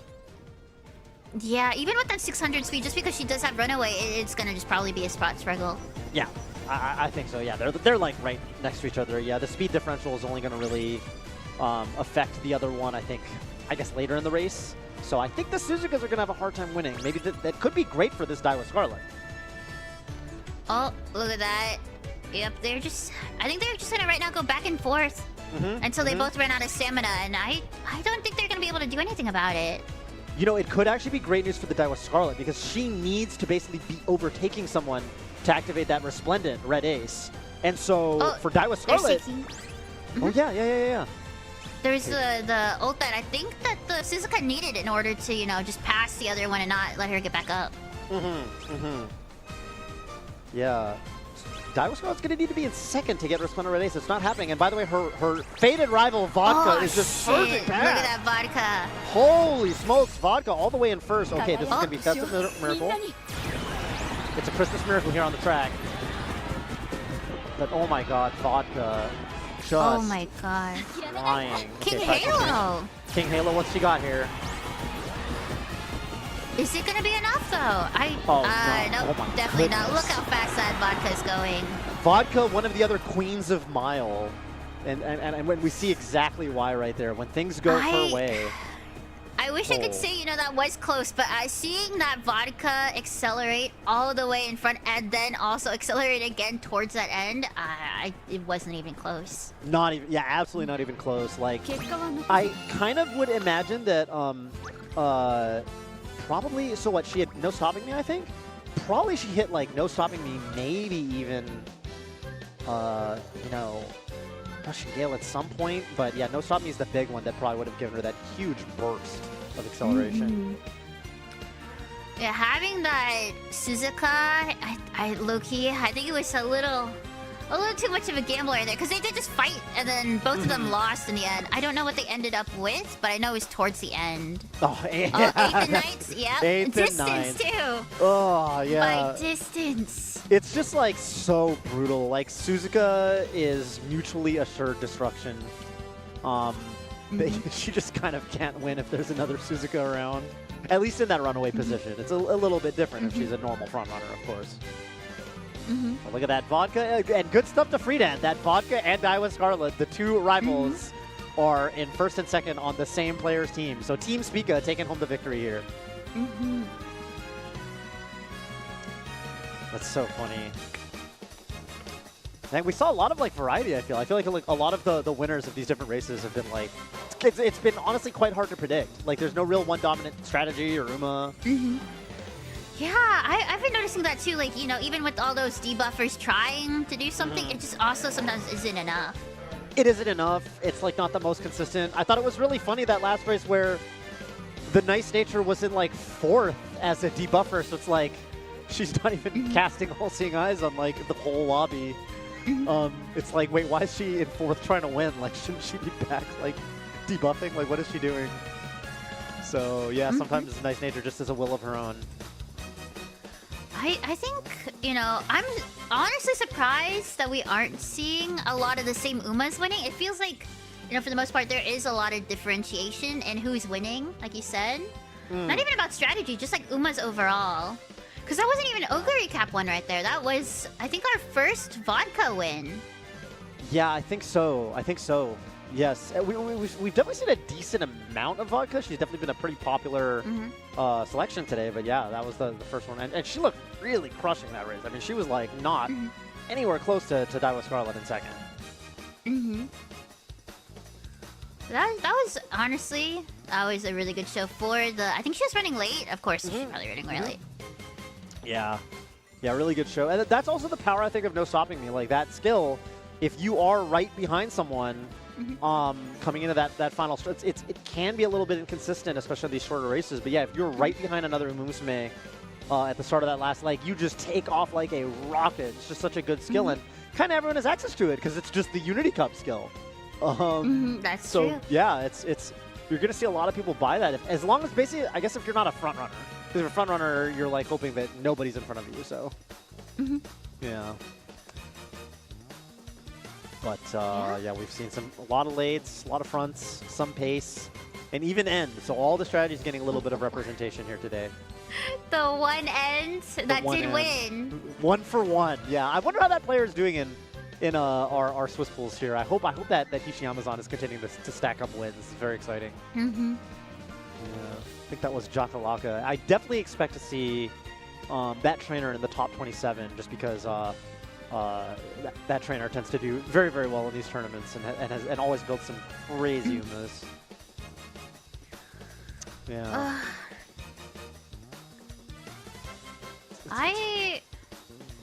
I'm, you know, if you were running in this, what do you think you'd be running? If I was doing Open League, okay. Yeah, I mean, I think I probably would do the Summer Maru. I mean, I know we've seen it it's been a little bit inconsistent, but I do think Frontrunner is good. And I'd probably go with, dang, after seeing that NY Opera, I kind of think I would do maybe like S Maru, Saiyan, and then maybe Opera O as a third. Just because it's been a little bit of an underrepresented pick, but I think that horse is really strong, so I might go with something like that. Like front pace?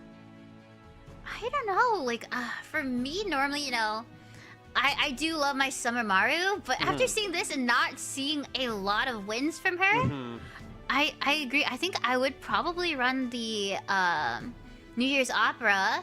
Okay. That was just insane, and I like running new horses. Sure. Yeah. It's always fun. I am an Oshi runner. Maybe I would just run my Oshis with her. Who are just to have her. Your picks here? If you don't mind me asking. I think, you know, the Science Sky, because I do love, like I said, I do love Marcinski, but she's just not winning. And then Angling and Scheming being able to be procced. Honestly, maybe just to run Suzuka, if there is another Suzuka, just to screw her out over.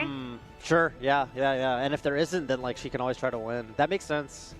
I think Saiyan Sky, like she's got another thing going for her is like, you know, for let's say Summer Marzensky or the other frontrunners, Angling and Scheming is a wit activation. Like you have to do the wit check and, you know, roll the dice. Saiyan Sky doesn't. Saiyan Sky, it's just like, hey, it's my ult. It's always going to activate if I'm in first. So that is actually kind of nice for her. So yeah, I think Saiyan Sky actually could be a pretty strong pick that I'm almost a little shocked we haven't seen more Saiyan Sky in particular. Because when we have seen her, she's been really strong. I'm trying to think. What's her, like, affinity? Maybe it's an affinity issue? I think she's fine on Mile, at least. Mile, she should be... C? Yeah, C Mile? Right, and you can just push that up. Like, doesn't require too many sparks or anything like that. Yeah, so... I think Saiyan Sky, like, I definitely have run her in a ton of... Or was that first CM that she was in?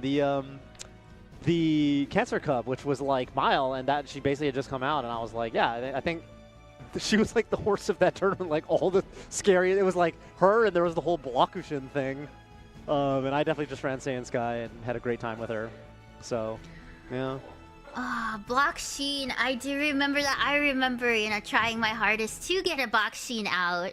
I didn't do it. I couldn't do it. This is before my front running days. Okay, yeah, got it.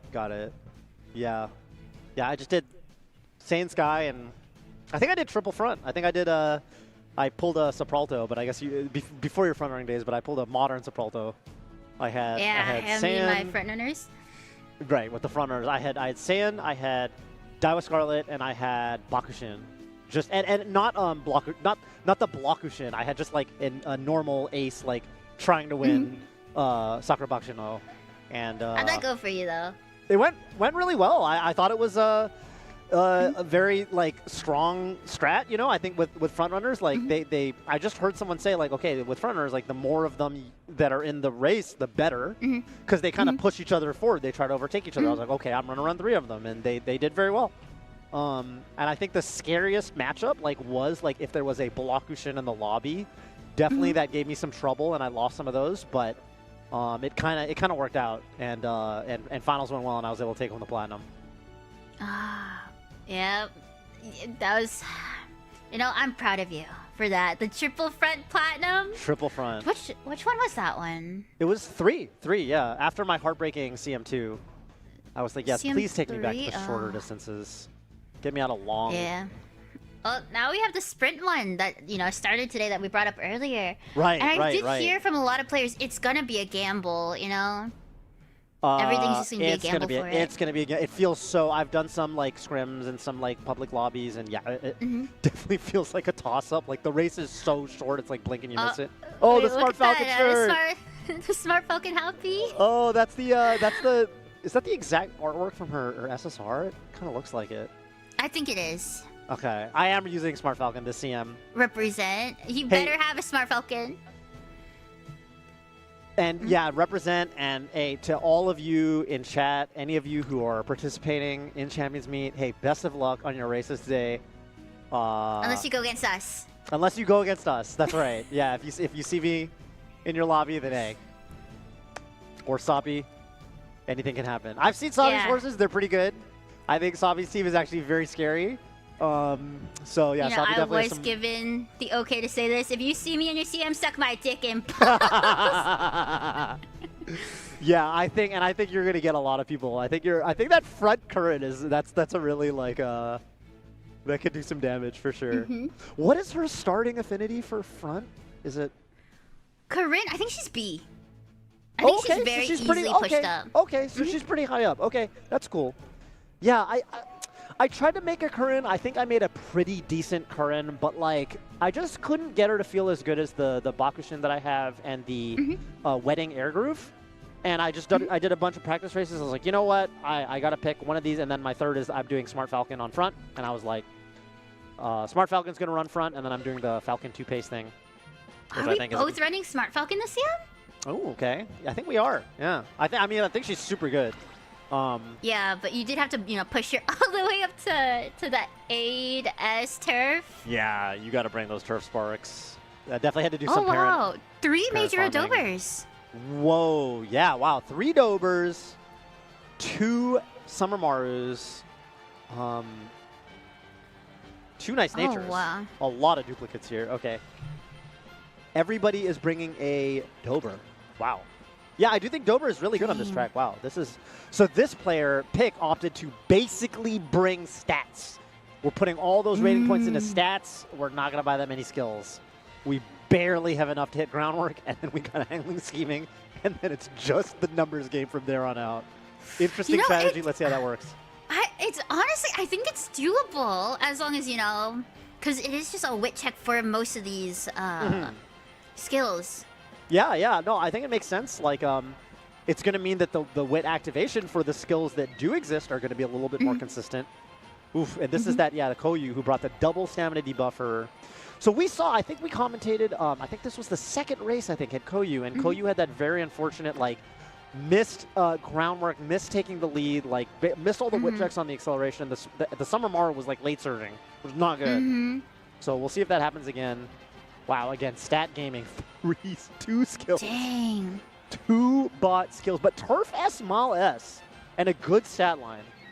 I'm kind of excited to see this. Everyone's been like pretty kind of, I don't want to say mid, but pretty mid when it comes to their stats, opting for the skills rather, but right. Maybe this is what we need.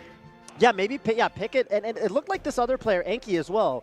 So we've got 2 players in this lobby that it looks like they've basically said, you know what, we don't, screw skills, we're putting those numbers into stats.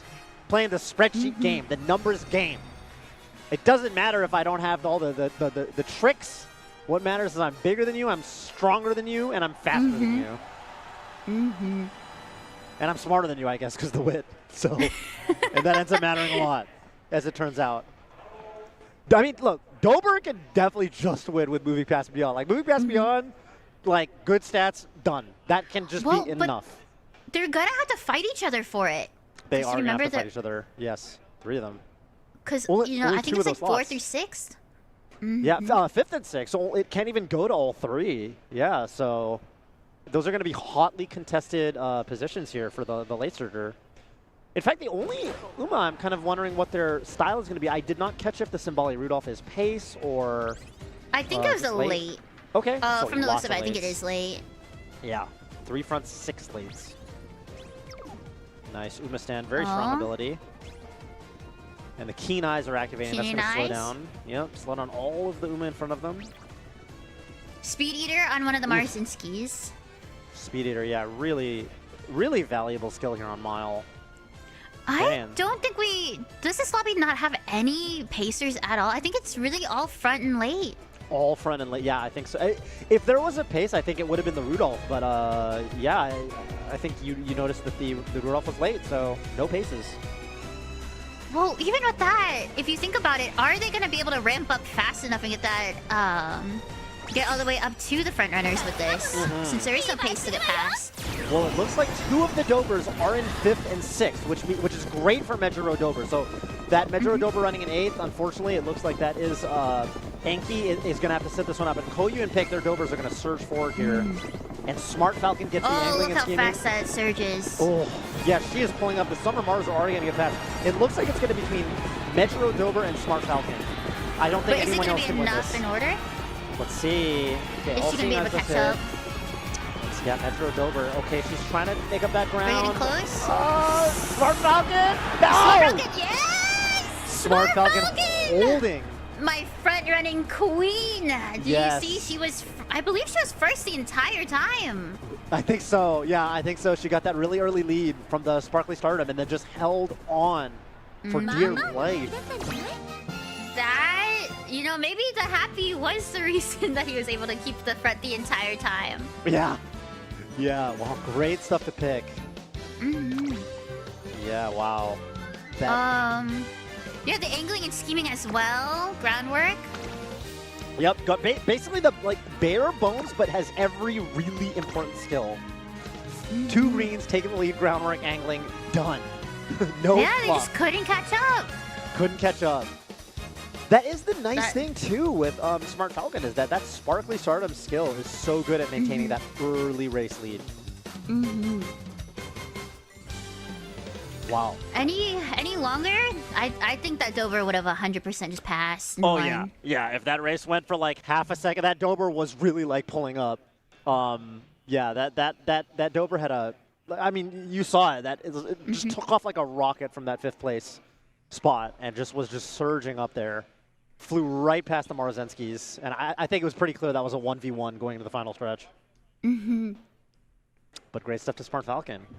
Hope that goes well for our Smart Falcons today. I hope so. I hope so. I agree. I hope so. Wow. Well, thank you so much, Soppy, for joining me here at Genesis X3. This was super wonderful having you in. For the first little chunk of the Open League pools here at Umamusume at Genesis X3. Anything you want to say before we sign off? I just want to thank you so much for having me. It was really fun, you know, seeing, you know, Open League for the first time ever. You know, like I said, I'm a graded girl. Yeah. But yeah, thank you so much. It was really fun, and I wish all of these competitors, especially the front runners, the best of luck. And yes, I'm and I'm going to be keeping an eye on it.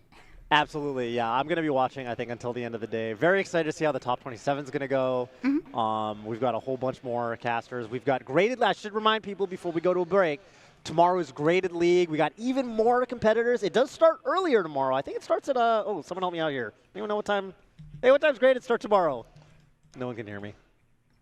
Yeah, whatever.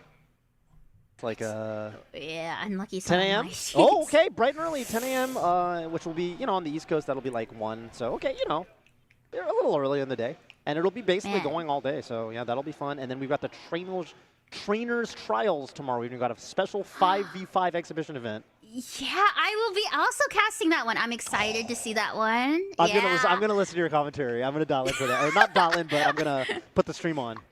I might be a little meaner tomorrow.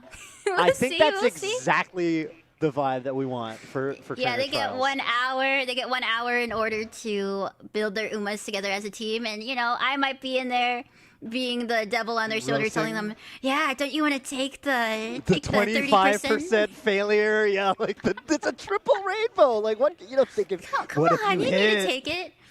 Think how sweet those stats are gonna feel. Oh, you're not gonna rest?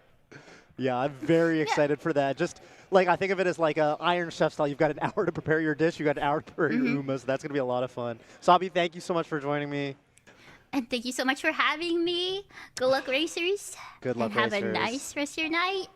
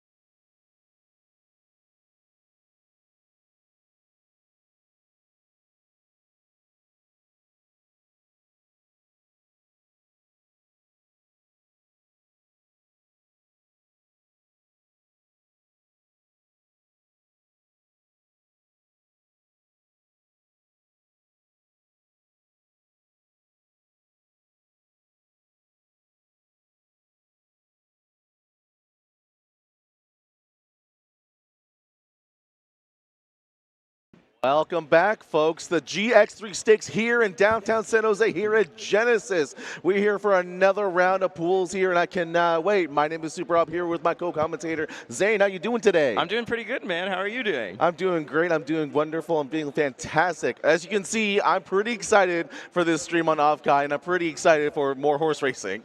No kidding. Me too. I mean, this is totally new to me. Not the game. I just did my first race of my CM. Bakushi took it by a nose at the end. It was very exciting. But commentating Uma, I mean, that's something totally new to me. I'm really excited. No, seriously, especially the way things go, because we're doing the graded stakes this time around. Know, which is so weird. Yeah, because you're so used like, oh, I'm so good. I can take on the open stakes, easy peasy. And they're like, what am I doing? Oh, my God.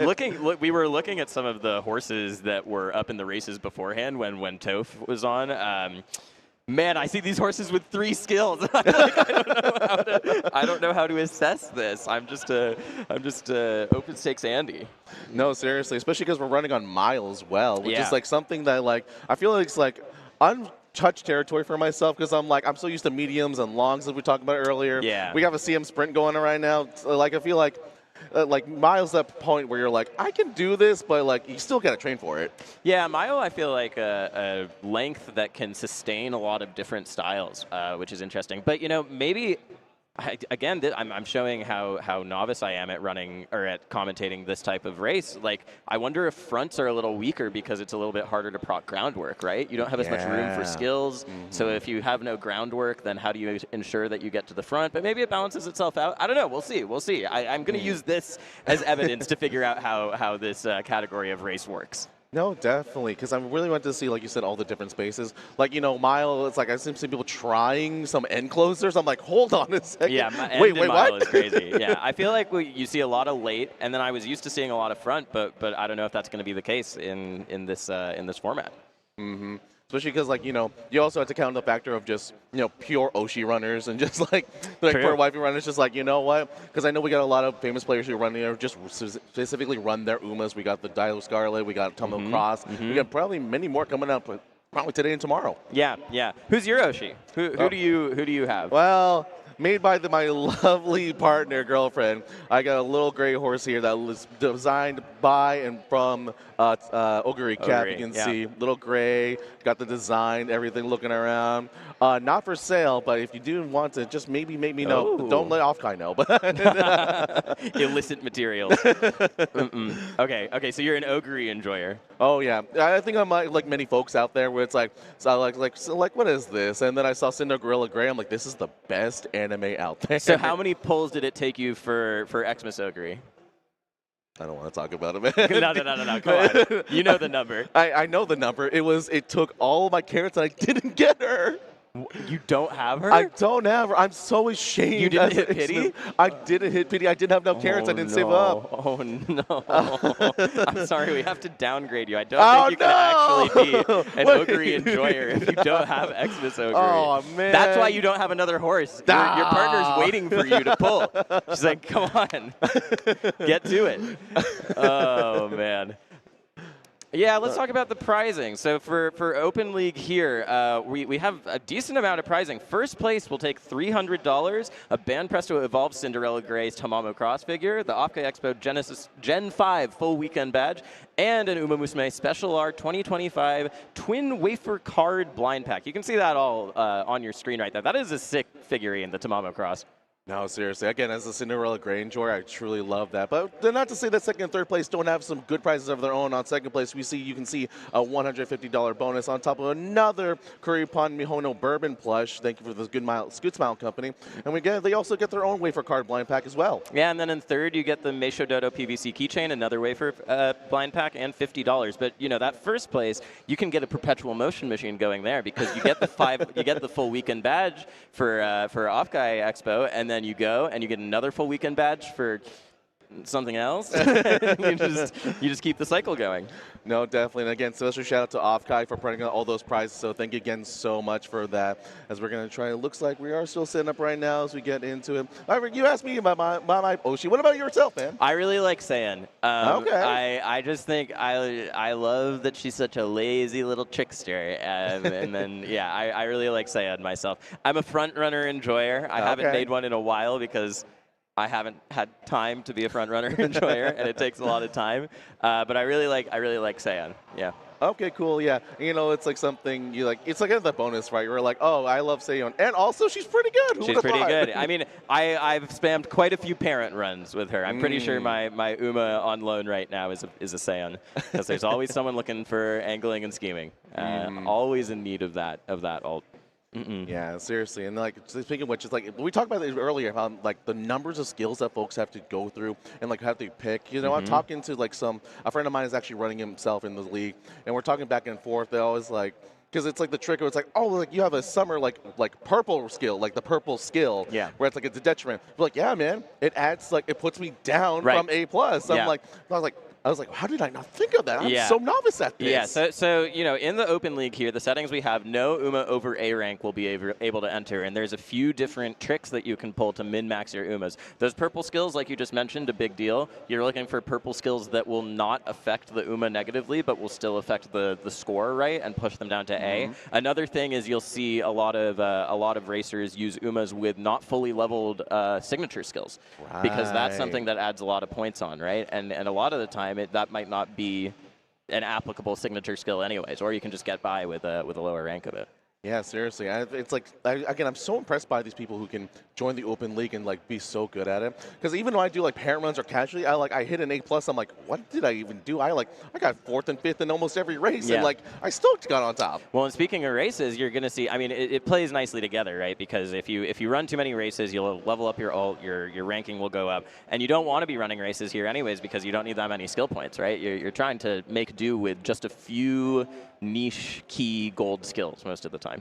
No, definitely, because the min-maxing, it's like it's a number game, right? Yeah. It's like we talk about, like, you know, some like I guess quote outsiders, like you look at our game, it's like, oh, it's just luck. It's horse racing, right? Yeah, like it's just whatever it is. It's like it's all luck. It's like there are some serious math going on these players that I just cannot calculate myself. On a track like this one, also a mile track, 1,800 meter, you're not going to need too much stamina, right? Not too much guts for this track. So you can expect a lot of wit and a lot of power also, I think, obviously, is the stat that's going to be important here. You know, wit good for positioning, but also good for skills. Don't have that many skills. I don't know. I'll be interested to see the stat spreads on the Umas that we have. Yeah, definitely. I'm just so excited to see. And again, I just want to see what the team composition as well. You know, how teams actually, the team plans. You know, something famous that a lot of folks are running, like the graded league, is the Bermuda Triangle. Yes. Like not something, I don't know if that's something you can run here, especially with how it goes. Yeah, because Bermuda Triangle is something where you're setting up 3 different win conditions that can all fight each other and all support each other. But do you have the resources available to even set that up in Open League? I don't know. We'll see.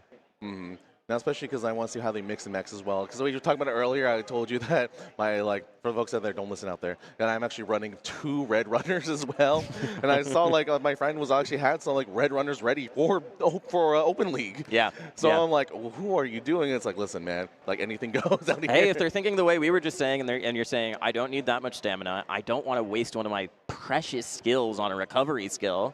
Maybe stamina debuffers have a place even in Mile. That'd be interesting. Yeah, you can see as Chad mentioned as well. So it's like the menacing gold stats, the gold skills out there.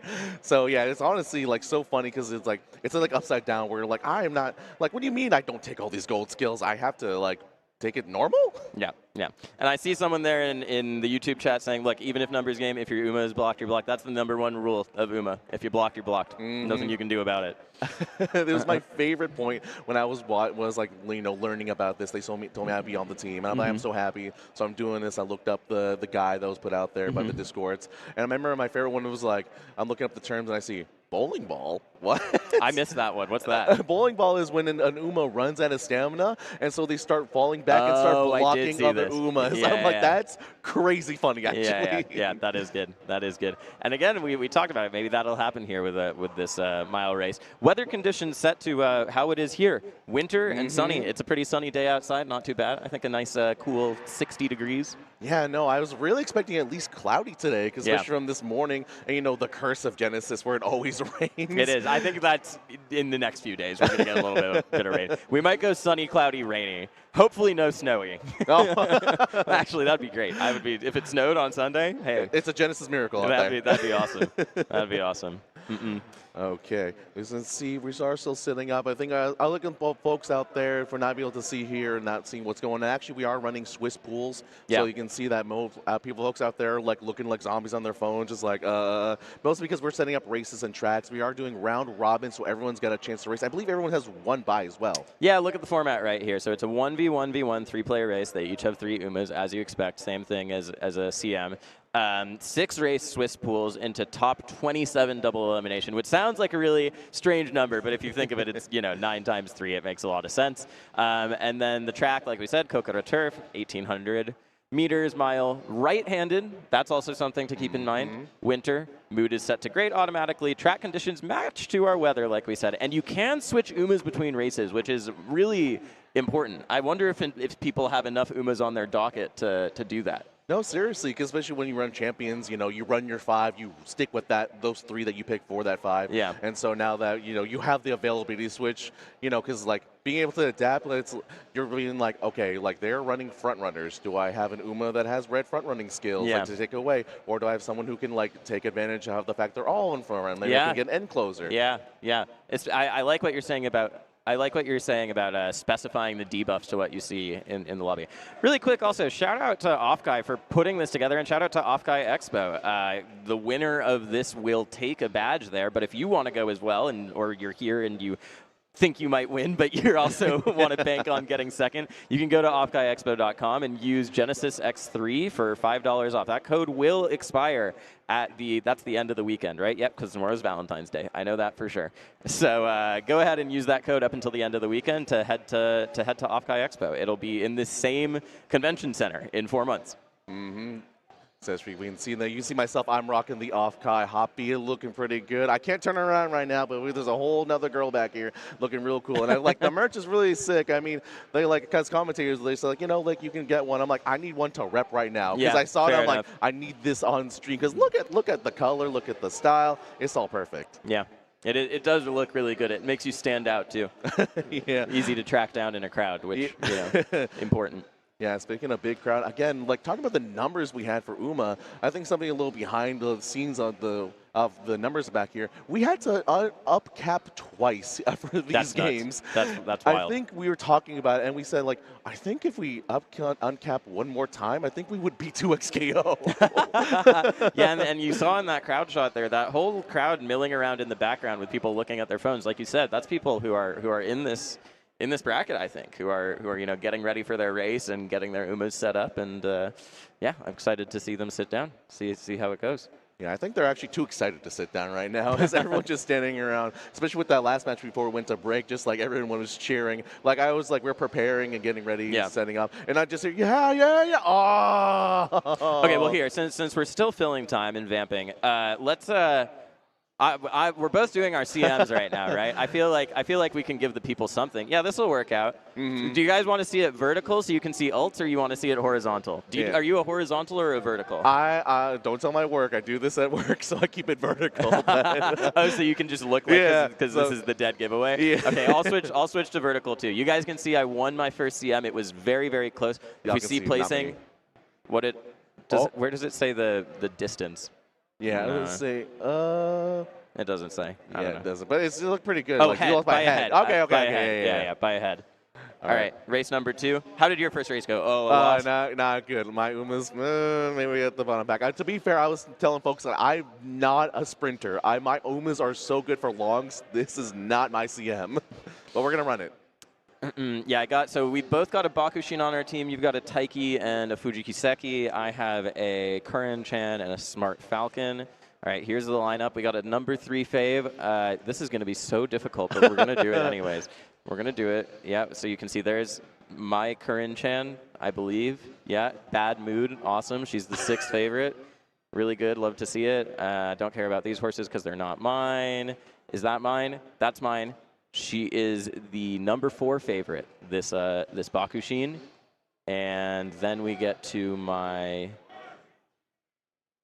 Lotamaru Zenskis. There's my Smart Falcon, I believe. The 3rd favorite. Okay, interesting. All right, we'll switch over to portrait mode. And here we go. Okay. Here we go, guys. Throw up some good luck for me in the chat. Just good luck. I myself, my team is looking okay at best, but we can see who carries myself this time. I think I'm not ready, but we can go in. All right. Hit it. Go it. All right. Okay. Oh, man, I'm looking at the low res. My Smart Falcon out into the lead right now. You can see another Smart Falcon behind, but she doesn't have what it takes compared to my Smart Falcon. Behind that, Corinne Chan overtaking the Smart Falcon. Maybe that's a pace Smart Falcon. That's right okay. Now. I wish I could tell you what else they were using, but it's very low res right Skills there. are definitely going off at least. Skills are going off right now. Smart Falcon still in the lead. Yeah, that's mine. Okay. My Corinne Chan coming up a little bit behind. A Bakushin behind also. Is that my Bakushin? I see 3 yellow arrows all together. Oh, and here she goes. Okay. Bakushin. Flag, go. I see it 1, 2, 3 at the bottom, so I like seeing that. Oh, I think it's looking pretty good it's for looking you. all right. It's looking all right. But who's going to take it? Oh, Falcon man. with a very, very late ult proc, but maybe it'll go off into the spurt. Okay. Going in. I love that. I love hers, by the way. She's such so happy. It's such a log animation. I didn't even realize. They're all dueling each other. Okay. I think you might have this. Bakushi, or the Falcon looks pretty good, and that's my Corinne Chan as well. I think it's a 1, 2, 3 finish for your boy. Let's look at what's going on with Super Robs instead. Man, in fact, I do take first in this one. I am thinking, okay, this is a pace chaser. Here, bring it back now. a little bit so the focus gets better. There we go. Oh, there we go. Yeah. It's not looking okay right now. My Taki is in 9th. That's okay. But I think that's okay because we are running pace in front. She's a late, right? Yeah. Okay, now your Fuji is in 9th. Okay. We are in the back 3 positions, but that's okay. You said you only run gamblers, I only run maybe gamblers. you'll hit. Big gamblers every time as we go in. They'll Konopasa and air groups are back there, but my Ubas are not there going on the back end. I think I'm going to put away my phone. Fair enough. Fair enough. Falcon way ahead. Yeah, the Falcon turned out good. Falcon turned out okay. She's a little low on wit, I would say. Here you guys can see my Falcon's stats right here. I've only done a few runs because I was prepping for this. We got 1,200 wit, 1,005 power, 900 or 1,200 speed rather, 989 wit. No sprint S, but I've heard that doesn't matter as much. The big thing here is that we did hit groundwork. We have groundwork, wet conditions, front runner savvy, and focus. So as long as the focus procs, I should have the groundwork going off. Yeah, especially because you have that high win, man. I think like that's the funny thing. That's a trap that I fell into when I first started playing this game too, where I'm like, what's this wit stack? I know, That's right? wit. Who cares? Yeah, I got great power cards. This is so fun. And I was like, oh, this is really important actually. My Bakushin blocked the rest of the Umas. I'll take your word for it, Wariki, Ryan. I couldn't really see myself other than the very basic placement, but that's good. You know what's so sad is I thought this Corinne Chan that I made was going to be my goat, and she's just not. She has fast learner, so she has an insane amount of skills, but her stats are a tiny bit low. You can see she doesn't have max speed, close to max power, okay wit. But she's I don't know. She's got Give Mummy a Hug. She's got plancha. I don't know what's going on with her. Maybe I got tempted by the gold skills a little too much. There's a trap, right? It's like we've mentioned the dastardly gold skills. Yeah, exactly. Finished my Capricorn run. Sadly, I only got 11 out of 20. Groundwork lacking is killing me. Yep, exactly. Runaway Suzuka doesn't work if you don't got at least 500 stam. Yeah, and that's a big investment to make for a sprint track, right? Although it should. No. For Suzuka, it's fine. Something I've been running into with making the Smart Falcon is that Falcon has a couple mediums in her career, and so it's been kind of a rough training because like if I'm still at 200 stamina in senior year, then the run just fails, which is not great. It's so funny because you feel like you want to, like, especially when like it's a trap, right? With Uma's like with proficiency like in all these things. Yeah. And then you're like, I remember I think I was running a Major Dober run. It's like, all right, I got him on my mile sparks. I got him on long. Yeah. My medium is still B. This is gonna be a little rough. That's funny. You split the difference where it's just it's a reverse bell curve, right in the middle there. Yeah, I think we should have gamers sitting down very soon, guys. It's happening. It's happening. I'm getting word that in the next 2 minutes. Yeah, I think it's more the fact that, again, like folks are just out there just getting ready. I think they're, because it's funny to see, like, it's one of the things where I've just seen like players from all bunch of games and stuff. Yeah. Like I know like one of the big ones that people are pointing out how like Reynolds in here. Like, Really? Yeah. You know, the famous City of Wolves player. He's very good. Yeah. And then he's signed up for both of them as. Oh, hold on a second. I gotta stop this. Whoa, Ooh, the Smart Falcon. Imagine he rolls up and it's just Ogre, Marzensky, Taishi. All right, yeah, you see the gamers are lined up, ready to go. Like I said, I see a lot of these players from different games I'm passing by. I'm like, you were in Melee, you were in Ultimate, but Uma brings everyone together. Okay, so now I don't know what you're telling us, man. Okay, so we got we got Special League, we got Smart Falcon. If I don't see those two Umas, you better have another piece of clothing for the third one. Yeah, like where is the third sticker on your badge? He's grabbing something out of his pocket. That better be a photo of another Uma. Wait. Oh, okay, just the fist bump. Fist bumps? All right. Fist bumps. All right, we're getting through. I believe something, I think we saw it earlier before break, is like someone had their trainer card just up and ready to go. Oh, really? They literally pulled it out and they had all the stats of each Uma they're playing, all the sparks. Cool. And I'm just like, I need to step up my game. I would like to see that. That would be helpful to me. Yeah, we'll see if we'll get a chance to look at the skills here before they get going. Although it won't be many skills, as we know. Yeah, I think I'm counting, like, if you even count like the purple skills, I think I've seen that max is like 6. That's crazy. Wow. And you can take, there's purple skills that explicitly nerf you on other tracks, right? So I feel like that's the one you want to load up on a lot of the time, right? No, definitely. But a part of me is always like, again, like I'm so novice at this compared to most of the folks here. I'm just like, it's like, dude, how do you get through like a run through with all these? But hey, man, that's for them to figure it out. Just don't run those tracks. Don't run those tracks. But they took Sunny Runner on purple. What are they gonna do? All right, let's see. All right, we are loading in as well, I think it said. So, but you see the fun fact on, like, you can see right in front of the TV, we do have all the ways to set up each track, you know, print it out, cool. Keep it simple. Yeah, you know, it looks like you're running an actual run. Yeah, that's very helpful for the players. You know, something funny, I was thinking about a dream, and I was like, I don't think we can do it, but we can in the future. Was I was in my brain, I was imagining we just had a whole, you know how like it started every race, they have like the music, the chorus, and like the graphics.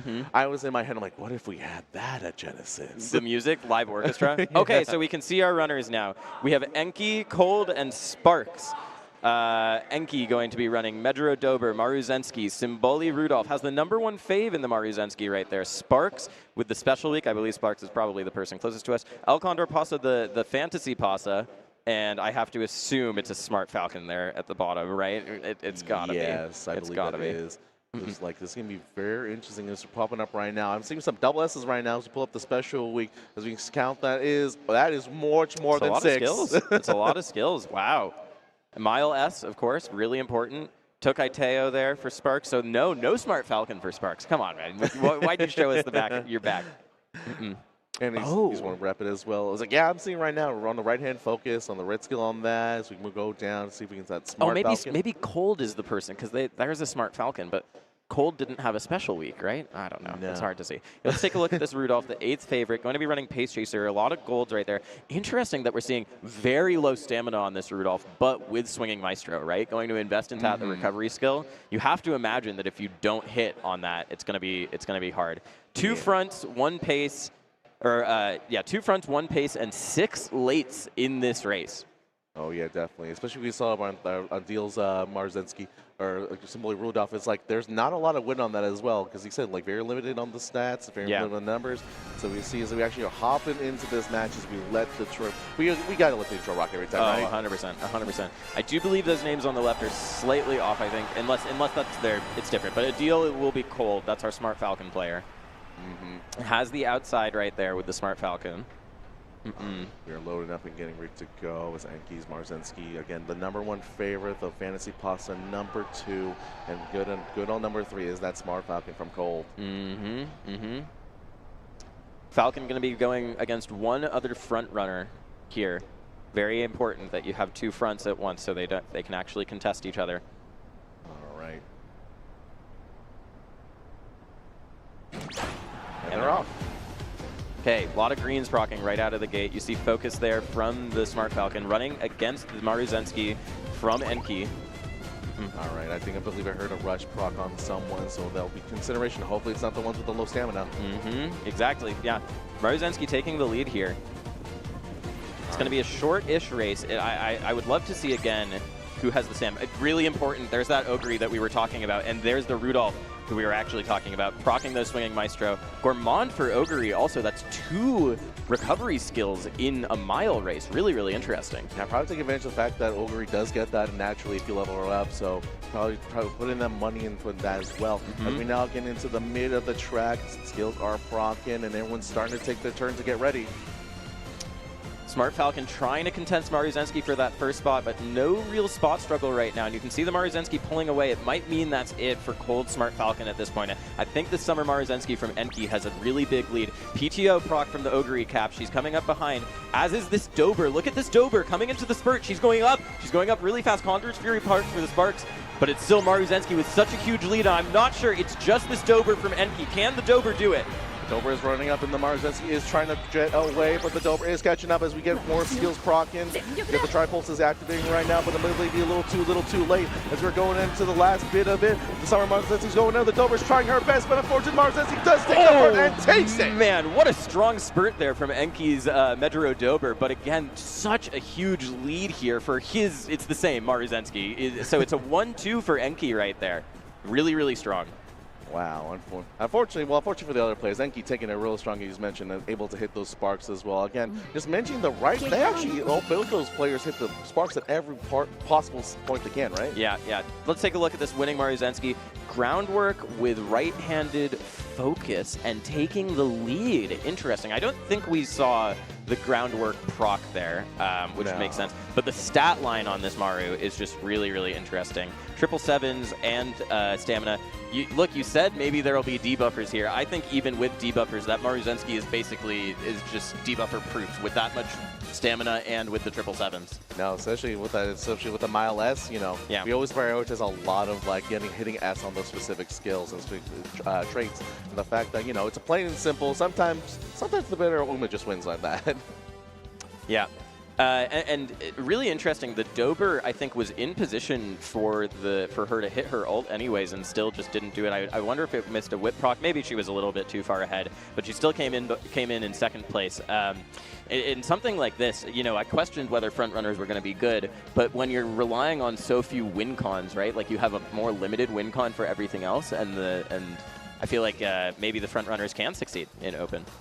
Yeah, seriously, we prove it. It's like, it's like something things like to think about where there's always pros and cons to every to win condition, especially when you're late stagers. That's when you can focus a little less on the stamina, more and so on the power, and other folks you distribute. But the fact, like you mentioned, if you keep it simple, you're like, listen, I'm just gonna run as fast as I can and hope the skills proc and work out there as well. And hoping is a big deal of it. I see Haxrain Haxrain in chat saying that's a triple Gamba groundwork. Yeah, it's a triple wit check to hit all of those. None of those are guaranteed. I had a Saiyan a few CMs ago who her greens were like competitive spirit, lucky sevens. So that's a real Gamba groundwork. She won the finals. Doesn't matter how you get there, as long as we get to the finish line as we go in right now. As we go in and we can see the players out there just taking a place. You can see the crowd being hooked up right now, right? Everyone's gathering and getting ready for this. Yeah, I think I might have accidentally kicked our power cord loose, so everything went out. My bad. Oh boy. We are back with this. We have a great production from OffKai, the OffKai team, making sure that everything's going well. As again, they are professionals out here. Okay, we're back. Thanks for the fix. Thank you, Sam, for production. Hopefully we're still live as well. Good first race. Okay, so we have a front runner win. I want to keep a tally. A front runner Summer Maru win, right? Definitely. And it was almost a Joe Dober one, because I feel like part of me is when it keeps track of what's actually almost winning too, because you're like, oh yeah, it's easy to win, but it's sometimes the number doesn't reveal the whole story. 100%. And I think if that Dober had hit her ult, I mean, you saw how strong her spurt was at the end, even without the ult, right? She was very, very close to overtaking Enki's own Summer Maru. Yeah. So definitely definitely something to watch out for right there. Dober also an interesting pick here because that that full power ult, which is called something, it's 4 words from something traveling. Someone in Twitch chat's going to tell me what it's called. Full powered are really strong. One of the key ults that you want on late surgers, right, along with pump. But Dober herself, a notoriously hard training. And so, but in something like this, moving past and beyond, thank you, Hacks. For something like this, where you don't need to hit as high skill value or as high stat values, Dober makes a lot of sense, right? I feel like it's hard to get the perfect Dober for something like Graded League, but in Open, I can see it. I get it. Yeah, especially because we talk. It's useless on a mile, by the way. Never mind. Thanks, Hacks. I did not know that. Thank you, thank you both chats out there again, and thank you for watching as well. You know, we know that this is like it's officially labeled as the first super major Umamusume competition, and the fact that we get to do it right here in front of y'all, it's great. Especially because like man, this game is so great. It's so fun watching. I'm happy everyone's at home watching this right now. Yeah, it's great. It's great. Hopefully get some more runners up soon. In the meantime, I'm going to run my next CM. We're at 2 wins so far. Okay. 2 wins. We'll see how it goes. We're going to pull it up as well. Myself, I don't think I'll be winning this. I think I only hit sprint sparks instead of actually sprinters. So, you know what? Maybe, listen, that's the fun part of CMs, right? And you're just like, okay, just participate. At worst, I get 50 carats. Yeah. 50 carats is 50 carats is 50 carats that you could have used for that Christmas Ogre. Darn it. I'm sorry, Ogre. I failed you. All right. Yeah. Here's my next CM. We got 2, 3, and 4 fave for my runners, but there's a Taiki shuttle. Let's size up this competition, this Taiki shuttle. Runners, Taiki. Reed's Taiki shuttle. Why are you scary? Oh, it's a debuffer. Oh, it's a debuffer. Debuffer. You can see there with quite a few reds there on this Taiki. Okay, let's see. Why does it think this is the number? I don't know. It must be a mood thing. Nope, I don't know. All right, we'll run. It's useless on a mile because it can proc on the final corner on straight. With Miles having its final corner on mid race, it just won't work. Oh, on the final corner or straight. I understand what you're saying. Yeah. Gotcha. Yeah. The condition that Dober ult actually has 2 conditions, but it is final corner or straight, and so yeah, that makes sense that the conditions wouldn't line up. Speaking of procs and conditions, the fact that like we saw earlier, I was seeing so many New Year Opera O's being run. I'm like, there's no way we are running to get those 7. Get those 7, but hey, man, they've been proving wrong for the past like 4 hours. Yeah, fair enough. All right, what's going on in my race? We got my Smart Falcon in first. It's another 1, 2, 3 placement right here. What do you call that? A brace? I know that's something in horse racing. Through again, your small Falcon looking really strong. Things are trying to proc out. They're trying to catch up, but nothing's going on. Who's behind her? Okay, now it's my Curran. I would love a Curran-chan win right here. Like I said, I've been expecting great things from this Curran-chan, and she has not quite been delivering. Oh, maybe she heard me. She didn't even ult in that last race, right? It was just my Bakushin and my Smart Falcon. That's why she's playing out the full play. Yeah, exactly. All right, activate the hashtag. Look at Curran-chan. Again. There's my Bakushin. All right. Internet are really loving Bakushin right now. Funny enough. Yeah. Oh, it's looking pretty good. Oh. It's looking pretty good. Oh, and there's Falcon. Just to clap things up. Oh, production. Wow, look at that.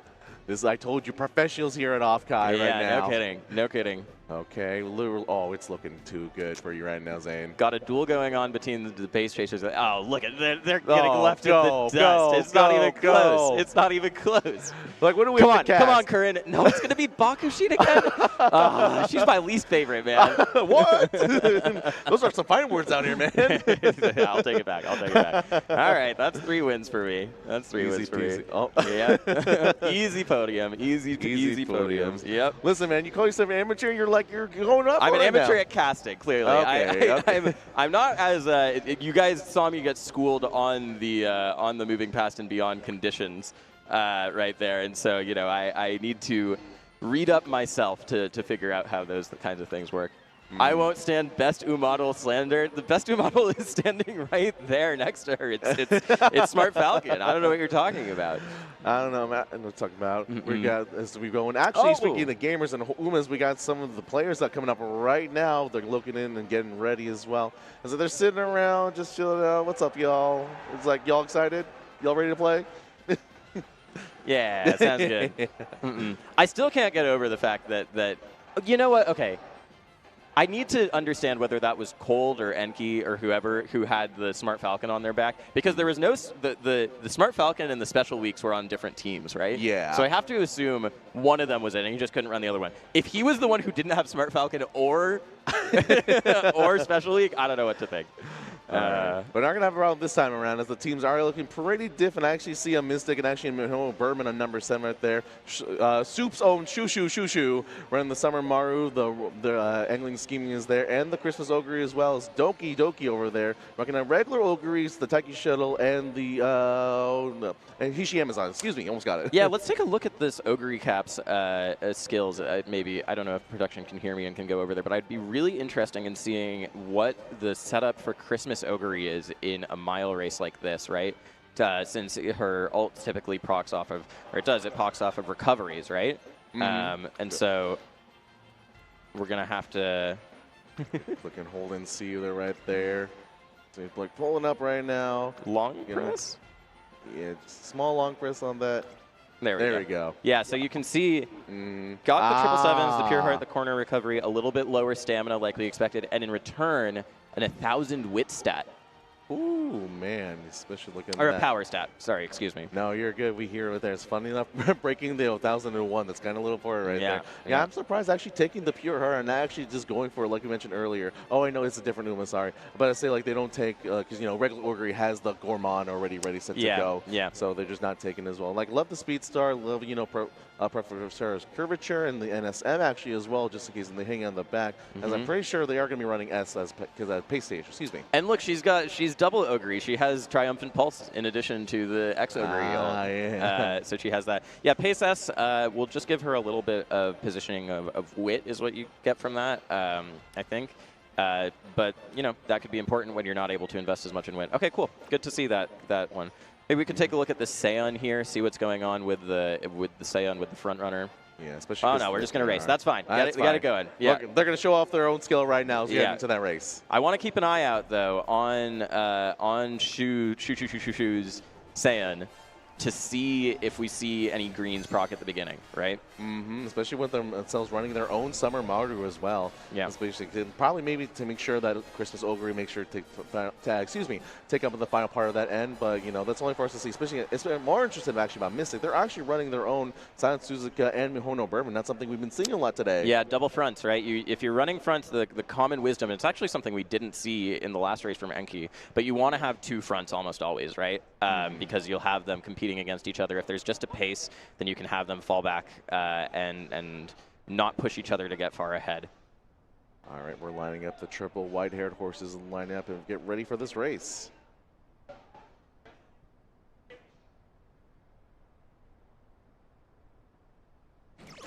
All right. And they're off. So many taking the lead procs and a concentration proc there from the Suzuka. It's going to be a lot of fronts here. 4 fronts fighting for the lead right here as we go into the end of the early race. Yeah, it's actually early proc on the mile. They've been getting that started already. Interesting enough, we actually didn't see early Doki running a non-runaway Suzuka, just keeping it simple on the simple front way. Yeah, I think runaway here, it could be interesting with this many fronts, right, to run some sort of blocker. But if you're going for the win yourself, you typically want to run front. Taiki coming up behind here in an okay position. The Suzuka is really, really fading. Yeah, it's going far behind us. You can see that Seiun in the Mihono Bourbon. Looks like the plan is working out for Mystic right now.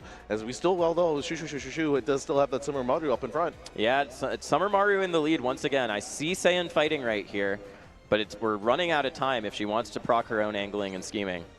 Here's the Xmas Ogre recoveries coming through. Festive Miracle is proc, should get a lot of speed here going right into the spurt, and that's why you run 777s, right, is because it procs so nicely lining up with the spurt. But I don't think anything can stop this Maru right now. You say that right now, but it looks like the Xmas Augury is going to, as we put top end, the Pateki shuttle skills comes in. It's procking in right behind while they are in 4th place, I believe, as they've gone in. That Summer Maru, like you mentioned, is going once again. More skills getting procced up. We're trying to see who is trying to keep up right now. So we're losing right there. Pocketing the Summer Maru still way ahead. They're doing so much work. It's going. It's Call going. it. It's going, over. going. It's over. It was gone 200 meters ago. Woo! As we see Shoo winning Samu Maru. Summer Maru by quite a distance there. Going to take it. Good stuff from Shu, who again was running those two front runners and had the Xmas Augury. Don't know where the Seiyan. Let's say 2nd place goes to N. Nishi Amazon? Nishi Amazon. It's the Augury cap. Yeah. Okay, we're making sure. Yeah, look at these skills. Yeah, look at all these skills. Also has an angling as well. Front runner savvy, 777s, the mile 11, and the groundwork with the tailhead high. Yeah. And yeah, you do have the chance for the groundwork right here. Really, really well built. Maruzensky has a nice wit stat for open here. Yeah, I like what I see a lot. Yeah. And there's Shu's Augury also going to take the 1-2. Yeah, we can see we talked about that earlier. The wit stat, pyro stat looking really nice as well. Especially like even notice the stamina. Like we said, Xmas Augury doesn't have the stamina when you proc 3 different blue skills. Actually, a different Augury than the one we were looking at earlier, and you can see the blue skills are slightly different, right? You have Hydrate and Stamina to spare, but correct. has the double circle, the rank 2 on right-handed and Winter Runner, which is just gonna add so much speed. And unlike the other ones, you can see this Xmas Augury with 900 wit, leaving out a bit of speed, right, in order to get that power and wit as high as possible, but making up for it with the greens right there. So we head over and can see like it's really strong. It's especially because like folks, when you start this game out, you're like, oh, I need to make sure all my skills are really good right now. And then that's when you learn like the math of like min-maxing right here. Like you mentioned, it's like the trade-off. It's like a little speed. Like I don't have max speed, but my power and wit are so high. I'd be so jealous to see that and to have that myself. Yeah, and triple gold there on the Excels, also a really big deal. Excels and velocities right there. Just a really, really well-built Augury. That was no match for this Summer Maru, who is starting to step out. I saw someone say Summer Maru is the Steve of Umamusume, which she certainly seemed like she was going to be the Steve, and right now it's holding true. You can see like Hack's Rain, as you mentioned in chat before, it was a chariot strat, and basically just keep them up front. Right. But but it doesn't really matter because again, the Summer Maru, like arguably one of like the most meta Umas in the game right now. Yeah, and we didn't see Runaway there actually, as we mentioned at the very start. So 2 Summer Maru wins, and then it was an Xmas Augury in second, right? Okay. I think those are going to be a lot of the horses that we're going to see. You can expect to see quite a bit of Summer Maru and Xmas Augury. Yeah, starting to believe that the Oshi and like waifu picks are starting to kind of maybe come out tomorrow where they have more time to train and practice. As some folks may actually not know that about this is that our track conditions and which ones we were not revealed until 30 days before today. Which is so cool. I love that. I love that you have this limited kind of deck building feel to it, right? It really tests not just your stable of horses, but your ability to train on a short notice. I think it's really cool. I see people in chat talking about V Bourbon dropping, who will truly be the Steve of Uma. We think, I don't know, everyone was like, oh, Summer Maru is going to take over the game, and then they surprise drop the balance patch early, and I don't see that many Summer Marus, although right now. Yeah.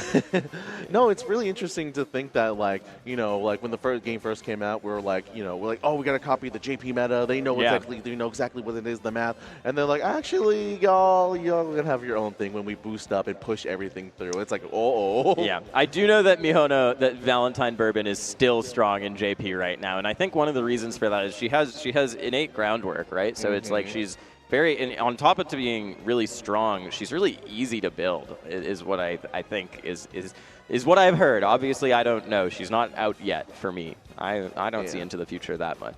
Yeah, we definitely know it is coming up really soon. I know myself. I'm not gonna go for it, but I think I'm gonna see if I get lucky. I will go for it as a front enjoyer. I will go for it. Yeah, having to not spark groundwork? Are you kidding me? Yeah. Oh my God. Or take the Smart Falcon card. Yeah, I'm not touching the Smart Falcon card. I'm not touching the. I'll admit, I fell for the trap. Yeah. Smaru card kills Smaru Uma. That makes sense because you just don't want to run her when like that's what's going to happen with Vega too, right? Is that the Vega Guts card is going to kill any possibility of running Vega as an Uma? Yeah, is what I've heard. Exactly. Yeah. So it's that thing. It's like it's always funny thing, like especially for like I keep mentioning it, like the waifu builds, the Oshi pushes, where it's just like, it's like like there's so many good cards. Like I know like the El Counterpasa, or like God forbid if you want to run Akita-san Black. Yeah. That is the problem, right? Oh man. Do you have MLB Kita? I do have MLB Kita. That was the one thing that's the why I didn't have enough carrots for Christmas Ogre because I saved up for MLB Kita. I re-rolled for Kita, and then my only other big card pull since then. Well, I pulled Rico till I hit 2 LB or 3 LB. Okay. And then I went for the Fuku speed most recently. Ah, there you go. Yeah, so we're on MLB Fuku in my, which is nice. It's nice to have another SSR speed to use. All right, looks like we got all these gamers coming up right now for another set of races. The middle spot looking open. No, hold on, wait a second. Who is that? Wanted. Oh. Smash at your own risk. Wanted. Show us the top. Show us the word after wanted. The word after wanted. What does it say? They wanted best of 5. Oh, that's crucial information. All right, so this guy, anyone, you're gonna get the business if you find him. Best of 5. What's the stakes? Is there anything on the line? He's got another card. Oh, wanted best of 5. Do not smash. Oh my gosh. I see Gluttony on there. I saw some strong players on there. Yeah. Okay. What character do you play? Spell it to us with your hands. Or mime it. Okay, P. A. Pac-Man. Oh, okay. What nearly indistinguishable texture do you use on your Pac-Man? Just saw someone they do. We got 2 people here just waiting for our third right here. All right, we're getting through us now. It's like, we see the French Dimension. Whoa! Oh! An OffKai staff member who's going to sit down. That's fun. I know. Just coming in from the top rope, just actually flew in, just like, actually, it's me, and there they are. Yeah, cool. You can see them in the very sick OffKai merch there. Mm-hmm. They are OffKai staff. They do have to make the lobby. That's fair. Rolling it out again. Oh, no, he's just putting it together. Yeah. That's sick. All right, well, if any alt players, I wonder if there's any of those top alt players entered here in Uma. Mm-hmm. Who would be the most likely? Yeah, like I said, man, just like everyone else coming through. I think we were talking about it earlier, like in the early chats, of like we thought we might have Amsa as well come in. Yeah, I know he's a big Uma enjoyer. Toph and Amsa talk a lot, and I think they talk a decent amount of Uma. Toph runs a little Uma club, which I'm not part of. I'm part of Juna on Productions Club, actually. Yeah, Caballos. Amsa's luck is insane. Is that true? I mean, and also, hey, shout-outs to Amsa, new father. I hope you're doing really well with your wife and your kid. We miss you, obviously, but we hope to see you soon, and congratulations. That's incredible. But tell us, Konogami, about Amsa's luck. Is Amsa just high-rolling events? I wouldn't doubt it, man. That might put the hard work in, so you might as well get some little luck right there. Excuse me? He rolled an MLB Speed Pasa and like 100 pills. I thought that's what was going to happen to me with Fuku because I used up all of my tickets first, right? I had 2 Fukus in 18 pulls. And it was back-to-back on tickets. Oh. I mean, no. I was on like 40 because I had used my free pulls, right? Okay. But on like 40, I had 2 Fukus because I hit back-to-back ticket Fukus. But I did have to go to Pity, and Pity only got me to 3, and so I did have to use my crystal, which is fine. How it goes. Yeah. I think, me personally, I do the strat that is I actually get my own girlfriend to roll for me. Oh, it's a good strat. Yeah, it's the strat that's unbeatable. I can't return the favor for her own gacha games, but the fact that I'm like the Kita-san is back, I need you to press this button, keep pressing it until we get. Oh, you got her on the reroll, on the rerun banner. Okay. What gacha games does your partner play? They actually play a little, I think the only thing they play is Twisted Wonderland. Okay. They're making for that. So why can't you pull for them? I tried. I actually tried. You just don't have it. Yeah, you just don't have the touch. I see. On a free the free 10 pull, they pulled me the TM Opera O. Wow. Yeah. That's crazy. And I pulled for them on a 10 pull on a banner they wanted. I got literally the base, only like SRs and like Rs and SRs. That's I'm rough. I considered sorry. pulling on the Opera banner, but the New Year's Haru, she scared me off of it. sorry to Haru. I'm not too interested in running you. Oh, you don't believe in Harurara? I'm if you guys haven't figured this out yet, and I think you guys have, I look at what's meta. I do what I can with what I have, and I do my runs. I do it while I'm watching traders with my wife, and then we see what we do. And right now, hey, your boys 3 for 3 in the CM, right? So, all right, we got our Umas loaded up here. Lati Do Re Mi, Shoho, and Cocoa Puff gonna be our runners right here. All right, we can see right now Cocoa Puff's own Taiki looking like taking #1 spot right now, as we actually 2 of them with Lati Do and Cocoa Puff as well. Yeah. Double Taikis, both in the favorites, right? #1 fave for the Taiki, #2 fave for the other Taiki. I do see another Saiyan. I would love to see a Saiyan win. No Summer Maru yet that I see, and we can see at the bottom, I believe that's it. We have a regular Maru, actually, for Cocoa Puff, but no Summer Maru. Nice Natures. Can we see what's going on with these Nice Natures? We got debuffers? Yeah, but I say like double debuffers? Double debuffers on 2 different teams is so fun and interesting. And not to say like the Umas can have their own like stray red skill to have them, but I want to see if these are dedicated debuffers. I would imagine so, because I see a #9 fave on this Nice Nature, right? You got a long press on the portrait to look at it. Yeah, there you go. Yes. There you go. Yeah, that is a dedicated debuffer.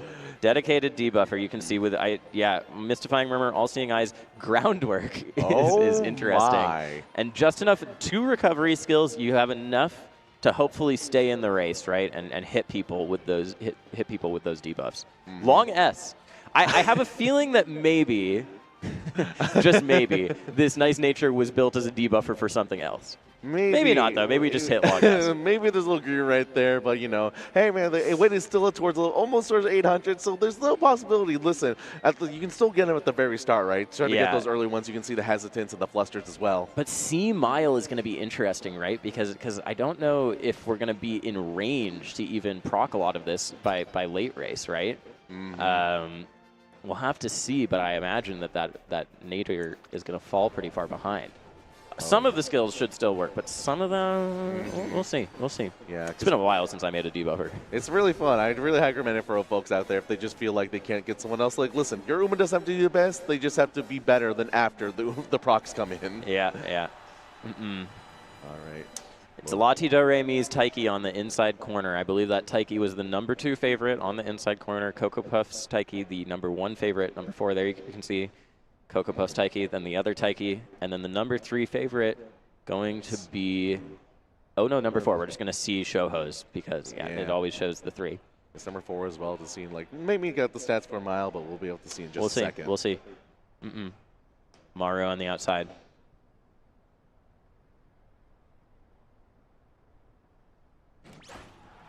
And they're off. Groundwork proc for Daiwa right out of the gate with dodging danger. Nice way to proc that. Fighting for first with the Saiyan Sky. I will try not to be biased for the Sky, but we might have a little Daiwa rocket action going on right here with the groundwork. Yeah, you see that right now, but it looks like the Saiyan, taking a ready go-ahead rub and it's activating skills. Preparing for further happenings. The Slipstream actually coming in for this. Yeah, Slipstream on that Daiwa Scarlet right there, but it's not going to be enough to get her up right now. We'll see.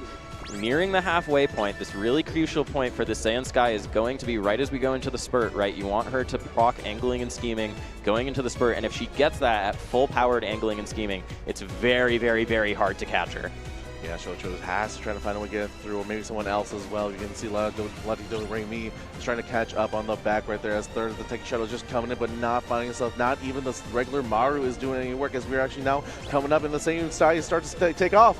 Here it comes. Angling and scheming should be procking. Also, you take a look right there. There's the angling and scheming. We don't even need to talk about the front anymore. I think the Saiyan's going to do it. We're not going to even see anyone else left on the screen. And by the way, that other Nice Nature wasn't even on the screen anyways. Look at her all the way back there. Taiki shuttle doing her best here with her shooting for victory, but it's not going to be enough. This Saiyan Sky for Lati Do Re Mi has everything she needed to succeed. Who cares about groundwork when you can get into first anyways? Oh my goodness. Easy peasy lemon squeezy for Lati Do Re Mi as we take it over. Like, I want to see how many lengths. I'm calling 4 whole lengths between first and second on that. This Saiyan Sky looking real strong. And they're off. I wonder if that was Lati Do Re Mi who won and said, I'm out of here. Just like my Uma, I got to keep running. Be like Suzuka. Never stop running. Yeah, unfortunately, the team not working through for Shoho this time around. As you can see, lock into the Saiyan Sky. Let's see what they got. It was again. 4 lengths. You were right on the money. Ooh, let's go. Yeah. Yeah, here we go. So Winter Runner, you're going to see a lot of that, right? It's such a strong skill if you can get it. Scroll down.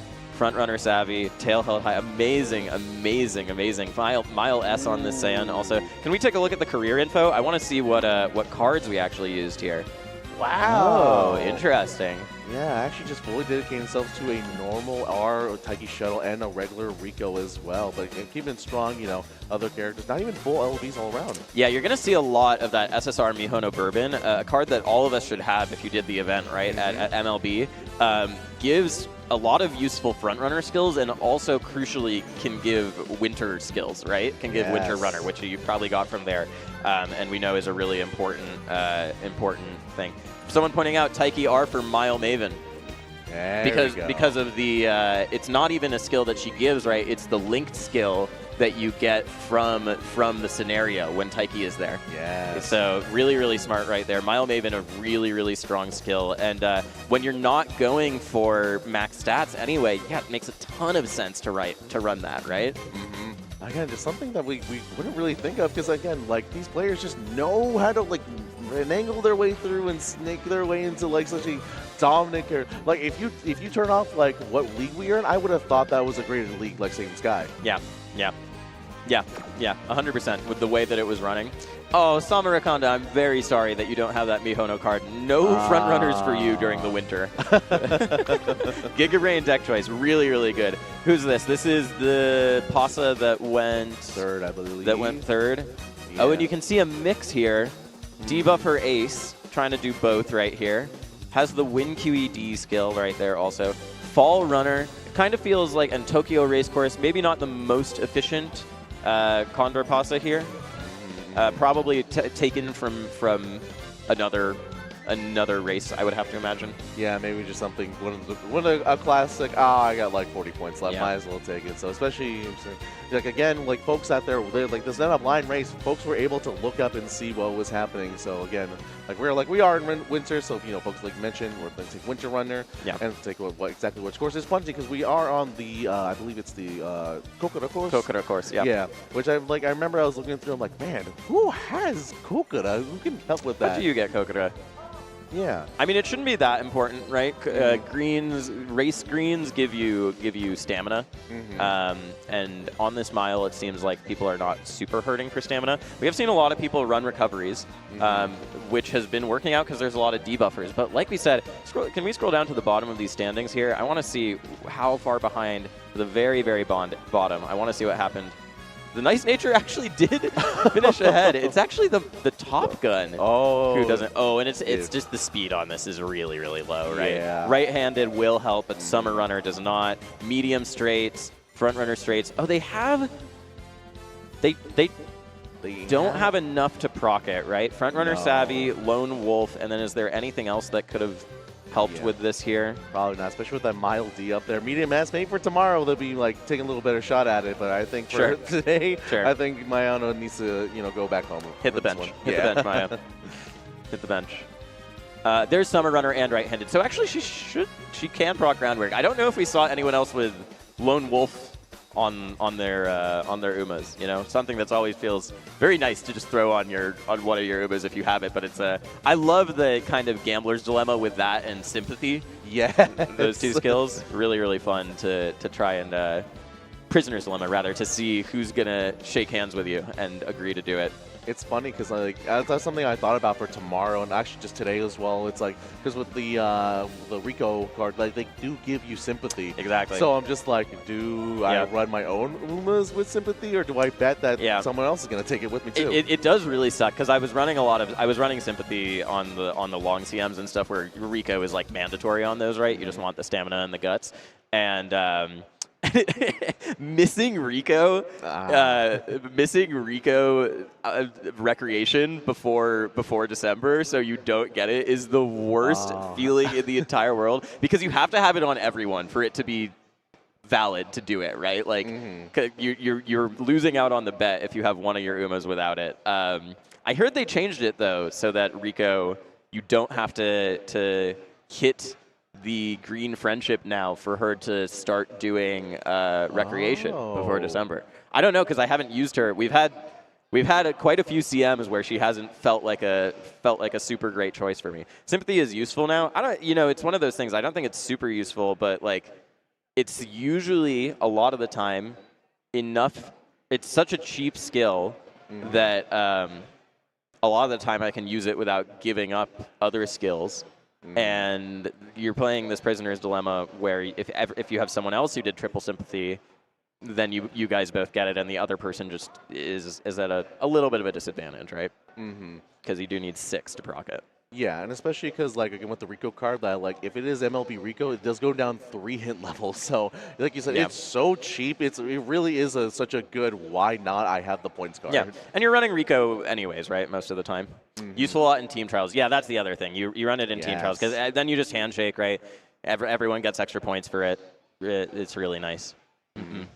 All right, we'll have to see. We're going to load in right now. Actually, I believe we're actually setting up. I can see on my own corner of my eyes. I turn my head entirely as we're getting ready. I love how, like, because, a little bit, this isn't the first time we're running this at anything for that matter. I know last week there was a pre-event in celebration of Valentine. Oh, really? That's cool. Yeah, but, like, today, like, there's a little concern about, saying, oh, how are we going to do this? I can say with full certainty that this is so amazingly well run, actually. Oh, yeah. It seems really great. I would have entered if I weren't doing a million other things Same at the here, tournament. man. But this specific thing is so cool. To me, it reminds me in some ways of I used to play a lot of Pokemon Draft League. I don't know if you're familiar with the Draft League format. Yes, but it's a thing where you draft your roster of Pokemon at the beginning. Also, low key, this is what I've been saying to anyone who is asks me about playing Uma. I'm like, it's just competitive Pokemon breeding. That's what Uma is. It's straight up just breeding and EV training. That's what it is. Yeah, that's a great way to put it. Yeah. But and then they do the battling for you. It's an auto battler once you get into it. What was I talking about? Competitive Pokemon? Yeah. So in Draft League, right, you draft between 10 and 12 Pokemon, and every week you face someone who also has their 10 and 12 Pokemon, and you choose the 6 that you want to fight them with. And so it tests your creativity and your building under pressure. And, the creativity, in some ways, still gets tested here, especially in Open, like we see, like that Taiki R Mile Maven pick, but it's something where I really love the time pressure element of it. Like you're going to have 15 Boros over 3 days to make your Umas. Go do it. Yeah, no, especially because, like, believe we got, like, in this past week, we actually got boosted to, like, 5 extra, extra ones, and not to mention we also have the event happening as well. That also gives you a free skill. I'm already forgetting the name of it on top of my head, excuse me right now, but, like, the racing event that we had, and it just, like, gives you an extra skill, so you have to consider that as well. Oh, the Carnival one. Carnival, thank you very much, yeah. So it's really funny to see, like you said, the creativity and the drafting. Again, I'm stealing that, man. Like, that is a perfect analogy It's for Pokemon it. breeding. That's what it is. For people who did Gen 3, Gen 4 breeding, you know what I'm talking about. You should check out the 5v5 trainer trials. I think it has a drafting component. Yes, I respect it does. that much. I will probably just hold on doing my CMs because I can't afford to spend more time on this game when I'm also trying to be not terrible at Melee and play Pokemon and play TFT. I hear that. but I do like it a lot. This time pressure thing is really interesting to me. And it's one of the things that keeps CMs interesting to me too, right? Like how much do you want to invest in a CM? Are you going to start planning a month before? Are you going to make a grandparent? Are you going to make a great grandparent? Are you going to just make parents? Or are you just going to make your aces? I think it's really compelling and interesting. Yeah, and I also like, as I mentioned, Meister brings up on the 5v5. That's like it's almost like the complete opposite of like all this preparation and planning. Because in the 5v5 format, they actually ban other Umas on each other. Oh, is that how it goes? Yeah, they actually that's ban it interesting. back and forth. Like like even that's cool. we ain't running a Taiki. Like we're no Taiki, none of that. There's a lot of strategy you can do with that too, and then, right? Yeah, and then they have an hour to build an Uma team. An hour? Based off what's left.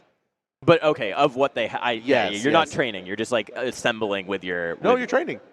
You do a full run for an hour. I guess. To get that ready. Okay. To get like whatever you have ready. I see. Yeah. Oh, that's interesting. Oh, that's super right. You have an hour to do one run basically. I guess you could squeak in two if you really wanted to. If you don't hit that Rico thing on the top. Yeah. Do you know what your so Ogre cleaned you out? Yeah. Right? You're going to use your selector on her, I assume, Yes, when it comes around. It's going to Feast of a Draft with Uma, interesting. What are you saving for your next pulls? Do you have any idea? I think part of me is like, I know I mentioned like I'm gonna maybe like try not that hard for V Hono, but like I feel like the more as I reach out and talk to you, I'm like maybe I should be running, because like that actually was my first SSR pull in the game. Regular Mihono? Regular Mihono, and she holds a special place in my heart. Yeah. This is back when I was actually like playing the game and reading the story. Yeah, I got you. And I was like, this is a great character. Maybe I will pull it. And speaking of great characters, I'm seeing two not Mihonos actually, two Marus as well. Yeah, Marus and a Gold City. Gold City, Ooh. very specifically a mile runner. This is where she thrives, right? This is the only really length that she's amazing at naturally, so it makes a lot of sense. This Maru, red shift, shooting for victory, and ski, mile corners, front runner straightaway, front runner savvy, sympathy, no groundwork. Let's see, can we take a look at the other Arcsen, just Arcsen's other horses? I would love to see Arcsen's other horses, to just see. The Daiwa at the top is an Arcsen. Yeah, because let's see if there's a sympathy on this one as well. No, there isn't. No, okay, yeah, just it was 40 points, might as well. Exactly. But seeing it's actually adopted also its own red shift and a right-handed and a tri-pulse and classics, Professor Curvature, Swing Minstrel. It's on something easy as well to make that, and also taking a hydrate for good measure. Yeah, and Swinging Maestro and hydrate. The stamina on this Daiwa pretty low, right? So you do want those. The wit, we'll see if she can proc both of her recoveries. Red Shift Triumphant to me is just like the first month of. That's when you remember when we had Red Shift on Triumphant on every single horse in like month one of Uma, and shooting for victory. Yeah, part of me still thinks about that. Part of me, it's like I need to make sure I make my Taikis my grandparent because I need the acceleration. I was like, no, we are at a different patch. We are moving on. And speaking of moving on, we're actually moving on heading to this race. Yep. It's going to be 2 fronts, I believe. 3 fronts. The Daiwa is running front as well. So we have 2 fronts. I believe it's probably Arcsen with the front Daiwa and the Maru, and then the other Summer Maru going to be front. One of these Daiwas is pace, but I don't know which. We'll keep an eye out on that. Yeah, we'll keep an eye out and see. We actually didn't see. We haven't mentioned the nice nature again as well. Possibly another debuffer running from Terumi, as we can see him pop up right now. I also want to see how the 2 Ogres go against each other. See if they're going for fight for position. Number 1 fave Ogre. Wow. And number 2 favorite Ogre. And then this number 3, the Gold City. The Gold City, I'm really interested to see how this does. Late surgers have not performed super well so far. We've only had a 2nd place at best yet, but maybe this is the time. Lining up and getting ready. And they're off. See those greens proc, right-handed, of course, going to be really big. Front runner savvy, like we said. Just a little bit of extra wit, but it's helpful for positioning, helpful for procking these skills that you want when you're contesting for first, right? Speaking of first, that's Summer Maru once again trying to take ahead as Lee actually see the Daiwa Scar trying to fight their best as the Summer Maru actually going to take up the other Daiwa. Yeah, and it is going to be Terumi's Daiwa actually that is the front, so it's 1 front on each team, it looks like. Okay, now we're going into the curve and Team Simple. We're heading to the mid-race right now. That nice nature forward is still the back there, possibly making the red skills are holding them back right now. As you can see, that Gold City you mentioned is starting to take a lead. I see a little bit of a surge, but it looks like she's stuck on the inside. I think she might be having trouble getting blocked right here. And so, yeah, you saw that little bit of a speed up got slowed down pretty easily. She's going to the outside now, but I'm not sure it's going to be enough. Summer Maru in the front right here. Mellow Me calls Summer Maru so far ahead.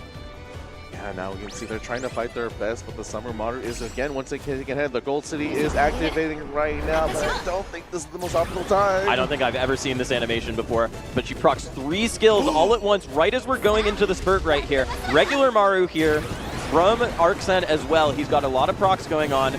The red shift. Here comes the Gold City up behind. That Summer Maru's got quite a lead, but she's moving really, really fast, Rob.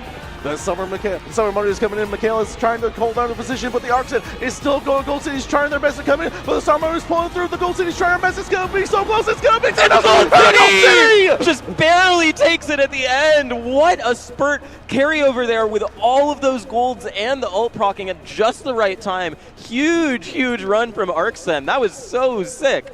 Oh man, I take everything you said about that, and I'm raised for about the Gold City. We had our doubts, but she The just went out Esmaru the died? water. She stammed out? I didn't even that's crazy. Oh man. The unique, exactly. The unique at the exact perfect time right there, just barely. In all of those golds right there, I mean, you saw Wow. she procced the Burning Spirit a little bit earlier, the Professor of Curvature a little bit earlier, but it was just like triple tap. It's on your left, and keep it real all at once.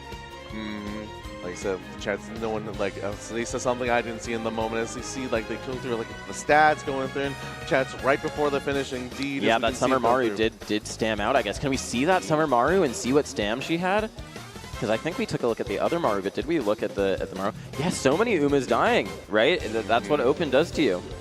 Yeah, you know, get a little too open comment. It's like, oh, it's easy. You don't have to worry. I can maybe get like a 500 stamina, but when something like this pops up, we can see. Let's take a look at that Summer Maru. And it's crazy. She's 555, but she's got double recoveries, right? Yeah.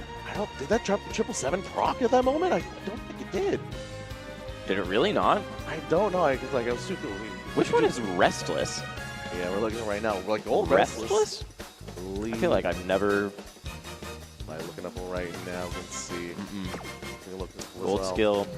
See, like, take a look at the Ogre Cap as well. Actually, on third with only 5 skills. That's the stuff we love to see. A real gambler right there, right? With Shadow, you have the moving pass and beyond. You have the Shadow Break. You have the no stopping me. Definitely. It's Gold Moxie for uphills. Thank you so much, Chad. Well, 2 recoveries and then okay, It's cool. Moxie. Okay, that's what I thought. Who gives it? Interesting. And I wonder who does get that. Let's see. I have it right now in front of me. Oh, she has it naturally. This explains it, because I don't have Summer Maru. I don't either. Yeah, it procced it too earlier, right? Because it's stamming out there with those skills is really surprising. Really, really surprising. Yeah. Even with a nice nature. All right, we're gonna go back and see. Like, man, I'm so like I love this. This is the thing I really wanted to see. You know, just like really going for it, and this was so fun. I love casting this already. Race of the day so far. That was awesome for our block at least. The Gold City just barely coming in with such a huge spurt there. Our first non-front victory. That's true. You're correct. Yeah, we're not keeping track, and now we're going to see. Hopefully, you folks at home are keeping track as well, as we got plenty more coming up. We're not going to break, because they're talking over. Actually, they're actually discussing over the track. I see. Actually, one of the folks actually. I think that's a trainer cosplay out there. Is it? Oh, Yeah. a trainer. Oh, you're right. Yeah, that's cool. Awesome. That's cool. That's the dedication to this game. Okay. We got more races for us before they kick us off, which is great. That was so fun. I definitely want another. So far it's been fronts and lates, right? Makes sense. Paces typically used on longer tracks, I think, for the most part, than mile. Who's the best pace miler? I guess Daiwa, right? I mean, she's Daiwa. And then Kiseki, right? Yes. She's a pace miler. I would believe so as well. Chat would tell us if I'm wrong. And you know what? That's okay. That's okay if they let us know. Apparently, some folks out there, because I was talking to some other folks, and I believe I was talking to one person. I learned that someone from Australia is here to compete. That's Justin Uma. In just Uma. That's wild. That's super cool. That's super, super cool. Yeah. So I'm so happy to see the folks again. I'm so happy. This is like the first big competition out there. And I know something also interesting I love about this community is that, like, you know, like different groups have popped up as like, you know, like the forefronts and the forerunners. So like, actually, I know like they're they're sending you like their best soldiers, right? Like, actually, this person from this group is actually they're gonna kill it. Like, no, this person from our group is gonna kill it. Yeah. So we're getting a little bit of info drop here from Ants Johnson 9379 in the chat, which I really appreciate. Keep sending us this stuff, you guys. We do really appreciate being able to integrate it. That Kokara 1800 has one uphill, but it's a really early uphill, and so you're trying to hope that you don't proc that way too early. But long uphill, so maybe I got to admit I didn't catch it. It's hard to look out for these recoveries, right? Yeah, especially when someone is like beautiful as gold chip just like comes in and like takes the whole way. As we actually had to answer Samara, yeah, no Ogre victory, at least not on our block. Yeah, I think we saw an Ogre second, right? We saw Shu's Ogre went second, but his Summer Maru won, I believe is what happened. Yeah. So, you know, that's a victory roll over Shu anyway. So yeah. Tough to watch 9 Umas is certainly true. And so far, we've been really focused on the fronts because they have been the literal front runners. Yeah. But maybe keep an eye out. I love seeing Gold City take a win. A horse that is an Uma that is typically not seen as super top tier, is very limited to this mile race naturally, right? But hey, her time to shine. Yeah, definitely. Because, like, you know, like we talked about the meta and stuff earlier, actually, before we started casting. It's like, oh, who's who got the best. You know, we're talking about, like, you know, Haru, maybe not the best coming up, like, overall, but with a dirt track coming up in the CMs after this next one. She's still going to be terrible. She's still going to be bad, but some people don't got dirt track runners, man. Yeah, it's true. And for those, maybe I should have pulled on the TM Opera, because I could have used New Year's Haru. You know, there you go. I'm hurting for dirt. I might have to sack this CM. Just do parrot runs for the next month. Yeah, man. Man, 50 carats is 50 carats. 50 carats is 50 carats. I'll make my Smart Falcon and Smart Falcon and 2 debuffers. Dirt debuffers. Hey, man, that's a strategy. And something we almost saw come through. Like, we saw that the Nice Nature, even though they still had the C mile, still didn't come last. And still, honestly, I think from that race before, just like Summer Maru was already winning, it's like, okay, now they're going to win more because of the Nice Nature. Yeah. I guess I can run Pasa also. I do have Pasa. So I can do Falcon, Pasa, and then who else? Can I run someone on pace? Or a debuffer? Who's a pace miler who I can get enough dirt sparks? No one. I'm like, oh, man. And it's hard to start keeping track at this point, right? Because I don't have Ogre. That would be the other one. And anyone with dirt E is basically A. Yeah, that's true. That is true. Fair. It's funny because there's an artist out there who actually has acrylic keychain of all the Umas up to date on the JP side. Whoa. So they had a little thing that said, like, can you name 100 Umas? I'm like, I can barely name 20, and they're in my own stable. Okay, how many Umas could I name? Right, no. Immediately. No. Okay. Ogre, Taiki, Maru, Summer Maru, Bourbon. Wait. I only want to do ones that are current. Okay. Saiyan, Ballroom Saiyan, Fujikiseki, Ballroom Fujikiseki, Daiwa, Vodka, Haru, Special Week, Summer Special Week. Yeah, one more to Narita Taishin. There you go. Gold Chip. Narita Bryan. Oh, I have all of the Dobers. There you go. McQueen, Bird McQueen, Dober, Ryan,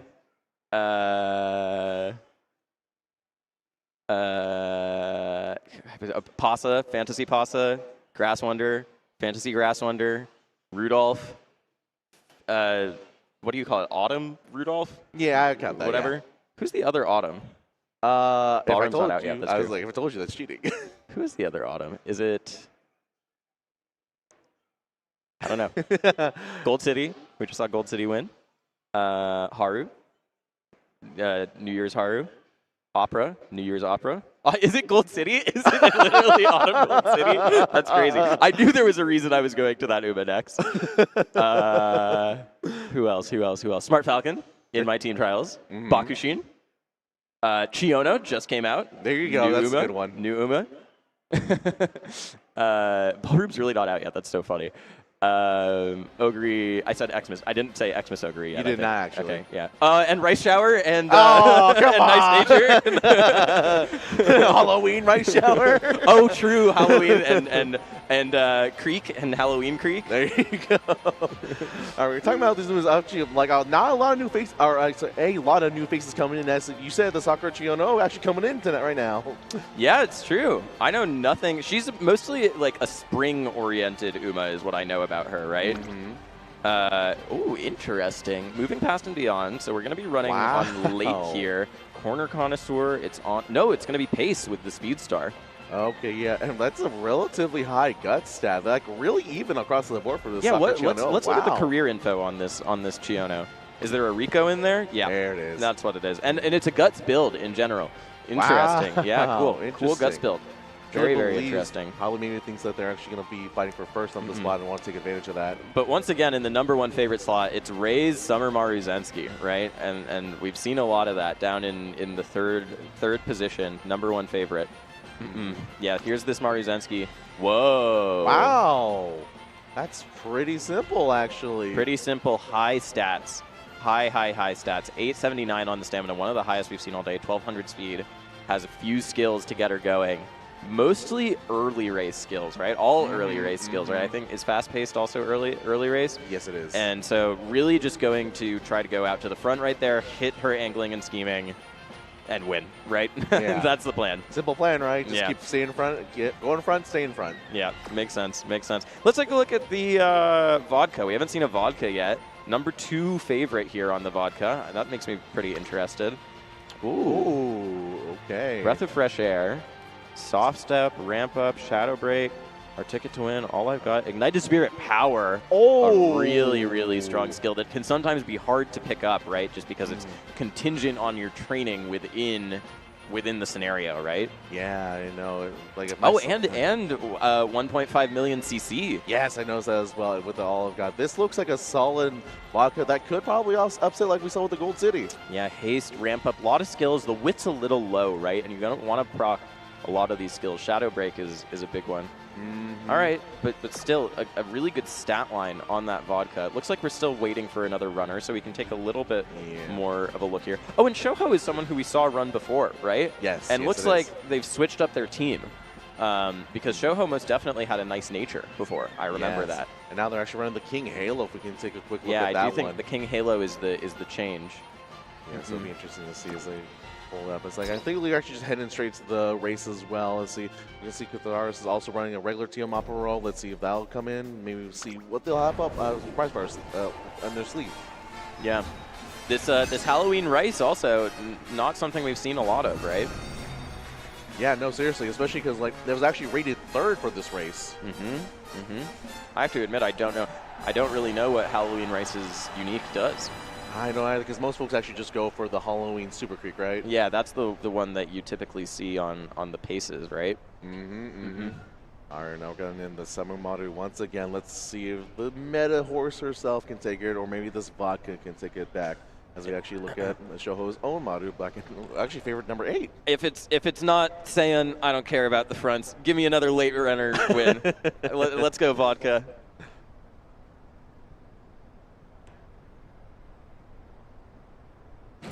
And they're off, taking up a lot of green skills. Actually, Breath of Fresh Air Whoa, getting ton of procced right now. Oh, that hurts for Rizza, and one of the reasons why you so typically don't see that skill. Can proc so early on the straight and overflow, and not great. Mile Maven right here, again, really smart. There's the Restless procking, the Summer Maru unique that we see right here. That is going to be Shoho's Summer Maru, who is contesting the other Summer Maru from Ray right now. Yeah, seriously, the Shoho is trying to take over right now, but right as I say that, Ray's own is actually taking out another totally fighting position right now. Oh my gosh, it is a real battle right here at the front. Oh man, but speaking of the front, actually falling right behind, it's like, oh man, there it goes. Ray's Summer Maru is taking over right now. They're trying to play catch right now. Speaking of catch up, this summer, Ray's own Halloween Shower is trying to catch up too. Yeah, but this is Shoho's Kiss for Courage. You do see it on Ray. Also, tails held high, anchors away on the King Halo. Really interesting to see that right there. But right now, it is all down to Ray's Maru coming up. I see a little bit of an effort from this Rice Shower though. Right? Oh, yeah, it's coming up right now. Actually passes Shoho's own Summer Maru as we are entering the last turn and into the final stretch right now. The Summer Maru is coming. Summer Burma is coming in right now, coming through. The Rice Shower is falling in, but again, it's not coming through. That's the TM and it's actually the TM Opera O here from Catharsis that's making a late play here for first. Is it going to be enough? I don't think it's going to. It is Ray's Summer Maru that takes it home again. Another Summer Maru victory. Man, how many Summer Maru is just taking over right now? Man, dude, it's still winter, man. Why is she in the bikini? Yeah, and you saw that as we've learned from the chat, that Rice is unique. That's right. She's a vampire, right? So she drains from people ahead of her. That's what she does. But it wasn't enough here to stop the Summer Maru. Unfortunately, not an amazing showing here for Shoho. But Ray with the podium finish. Oh no, that's Rizza in second. Sorry, Rizza does just barely miss out with that second place. No worries. It's catharsis. You can see your own OffKai's own catharsis. I understand. I understand. Unfortunately, yeah, I don't think just a little bit right there. The mile is truly helping there, but I don't think I saw a lot of their skills proc on the end there. Yeah, we were really focused on the Marus battling, right? And so I think the Prof did and the Speedstar did, but at the end of the day, it really just comes down to once you let that Summer Maru get into the lead, it's really, really huge. I mean, it's so hard to catch up to her, right? Double debuff in Summer Maru. Is that what the comp was for Ray? Yeah, it is. Look, the nice nature and the Rice Shower, and the Rice Shower coming in third too. Very, very strong. Yeah, no, seriously. Truly a strategy just to try to get him back. You know, it's something like, my Summer Maru is going to win. No one else can touch her, get away. But unfortunately, yeah, it works out in the end. And we saw a way, we've been focused a lot on these fronts who have groundwork. But in this open format where you have limited skill points, right? Investing in stuff like the fast-paced, to just get out to the lead really early, and not investing in groundwork and not having to spend 4 valuable skill slots on groundwork and 3 greens, or maybe 2 greens and a focus, or something. It's it can go both ways, right?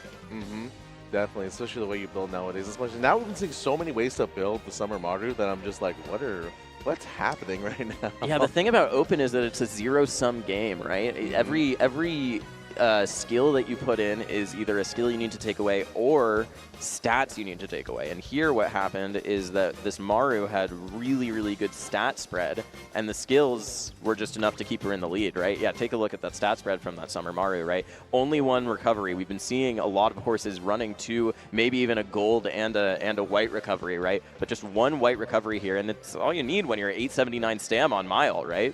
Yeah, especially not even a NAS mile on that too. It's just plain and simple, just a well-trained Uma, statted all around. Not even a 400 guts, but a 750 on wit. However they trained this Uma, I really need to take some notes. Let's take a look at the career info here. I would imagine this is mostly a wit build. Yeah, wit and speed, and you can see does run that stamina silent Suzuka. That stamina silent Suzuka will give you the concentration that was so critical here for staying out in the lead and just making sure that you can do it. The nice nature, or sorry, the fine motion, essentially a stat stick at this point, right? But a lot of investment into stam here so that you don't need to spend those skill points on it. Now, another great build coming out, like we mentioned earlier. We talked about the single Taiki shuttle just to get the R. Just to get the mile movement on. Yeah, really, really cool. Really cool. You can see there too, Sweep Tosho, right? Sweep Tosho, an end closer speed card, but a card that you use just because her speed, she gives you a lot of speed, right? Clearly the strat here for Ray, use stat sticks. I only need like 3 skills, right? They come from the Bourbon and from the Suzuka. Definitely. Again, it's really strong showing all around over these players as well. I think they're talking about sharing with each other. I can see over there, especially because, funny enough, something I want to talk about just really quickly is the Sakura Chiono. Yeah. It's that character came out 2 days ago. That's a good point. Yeah, that's a really good point. They had to really build on a timeline, right? And we saw the Speed Star there for that Sakura Chiono. Oh, I believe I saw Sunny Days as well. So that's an okay green to have, right? We are on Sunny and winter. For rank management, I hear 1200 to push rank disproportionately more than e.g. having 800 and everything. Some kind of scaling issue in scoring. That would make sense. I've definitely experienced that myself, where the Smart Falcon that I'll have that's 1180 and everything will be a 1400, even though it looks like her stats are way higher overall. So you choose your 1200s really carefully. Yeah, that would make sense. Yeah. Okay. Move on and coming through. Look and see. So I think Optim wants to choose the 1200 very carefully. Yeah, very sure. Like you said. You would only see a 1200 in speed here, but I wonder if going 1180 is you know, trying to be right under, trying to do the thing that we all do when we're in our training. We're like, oh my god, I overcapped speed by 60 points. This is the worst. Yeah, sometimes I'll be training. I'm like, okay, so how did I hit 1,000 by May senior year? What happened here? Yeah. And then you're like, now I'm not going to get any power because I can't hit speed ever again because It feels so bad. Yeah. Because like I don't know, like again, I have to keep mentioning it, like the way they experiment. Because we were talking about earlier how I try to experiment. Because you know, like the way, like I feel like this league is also perfect for folks who just like maybe don't have all the MLBs they need, or maybe they don't have all the cards they want, or could borrow. Because again, you're only limited to one borrow. Yeah. So the fact that they're just like build around just remember, like you realizing, like, hey, you know, like I don't need the stats and all the abilities of a card. I just need to have them proc for the story. Yeah, 1170 speed you see there from Devil Old, a really good benchmark if you don't want to cap, right? Because I believe the way that it works with the typical race bonus that you get, it's going to be plus 14 and then plus 10 and then plus 5. And then if you have a good friendship with Etsuko, then you have to take that into account. But I imagine these horses will probably not have good friendship with Etsuko mode. I don't know. I don't know about, because I would think you don't need to run that many races in Open, right? Because you don't want that many skills. Yeah, just hit the bare minimum and just like try not to. I guess maybe if your Uma's like has to do the fan limit, maybe you'll try to just run one of those ones in the December one. But other than that, like you really just don't want to run anything. Right, and a lot of them are trying. We haven't. I should pay more attention to what level the unique skills are at, because it's something we mentioned before. Yes. So on this last race, which I think will be our last race before we switch over to some other people commentating, some other lovely commentators, we should take a look at what the ultimates are at, the unique skills. Definitely. I think just looking through all around, we count the number of skills, but I think I saw like some of them are ranging from literally 1, and some of them actually do take 5, like the Summer Maru, just like, all right, yeah, just boost it in and get it through. As we actually load in right now, what a composition from these teams. Yeah, I was hoping we would get a little bit of a respite from Summer Maru, but instead it's triple. But let's take a look at Wedding Air Groove, a horse that I forgot, both Air Groove and regular Wedding Air Groove. It's our 8th position, so we'll scroll down. Alvido's Wedding Air Groove. Very interesting here. Has the Gold City, has the Shadow Break from the Narita Brian also. Big Sisterly. Can you click on Big Sisterly? I believe that is, crease passing ability as well. Cool. So it can symbolize. Also, look at this. Look at the stats and an S on the late surging. So this is going to be, but however, Ignited that is Spirit less power. than 300 wit. Wow, you're right. It's a very, very, very low wit. Very low wit. Gonna have to hope to proc most of these skills. Maybe we can take a look at one other horse before we get into. Oh, level 4. By the way, it was a level 4 there you go, unique skill. I remembered to say that. Who do we want to see, Rob? Let's see. Let's take a look at the Gold City. I don't think we're going to let's see take a look many at Kisa's Gold City. So look and see right there. All right, level 6, keep it real. Is level pretty 6. Interesting. Whoa, they've spent some goddess statues on this one. Blue Rose Closer, Slick Surge, Mile Straightaways, Sharp Gaze just to have it there. Unyielding Spirit, Slipstream, Ignited Spirit, Keen Eye, Focus. A lot of a scatter plot of skills here, right here, for the Gold City, and I'm a little bit worried about her stamina. I feels crazy saying that. She's got a gold recovery, run Mile. But I don't know. Late shouldn't use too much stamina, right? It shouldn't use as much. It's a little scary. It's a little scary. Yeah, because you can see actually once again, I think your intuition's right again, because we can see on the side again the wit still -4, less than 400. Yeah. So again, I think this might be a battle of gambling and see who's going to come out on top. I mean, realistically, we've been not talking about them, but I think one of these Summer Marus might take it home, right? Definitely as we head into and it the is race. Ray, again, who we just saw beforehand with the Summer Maru double debuffer strat, right?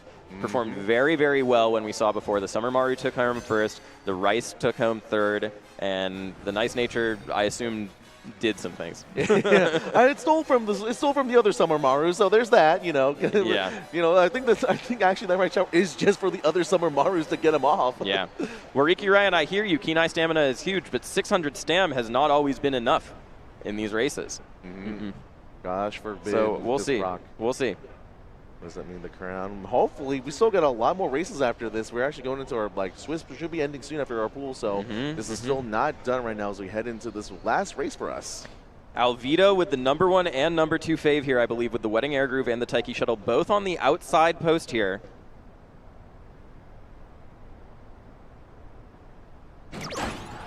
Taking off right now, and I think it hurdled small late start, but okay, because the Summer taking the lead in concentration. Such a good combination as it goes right now. I believe that is, yes, that is Ray's own Summer Mode taking right now.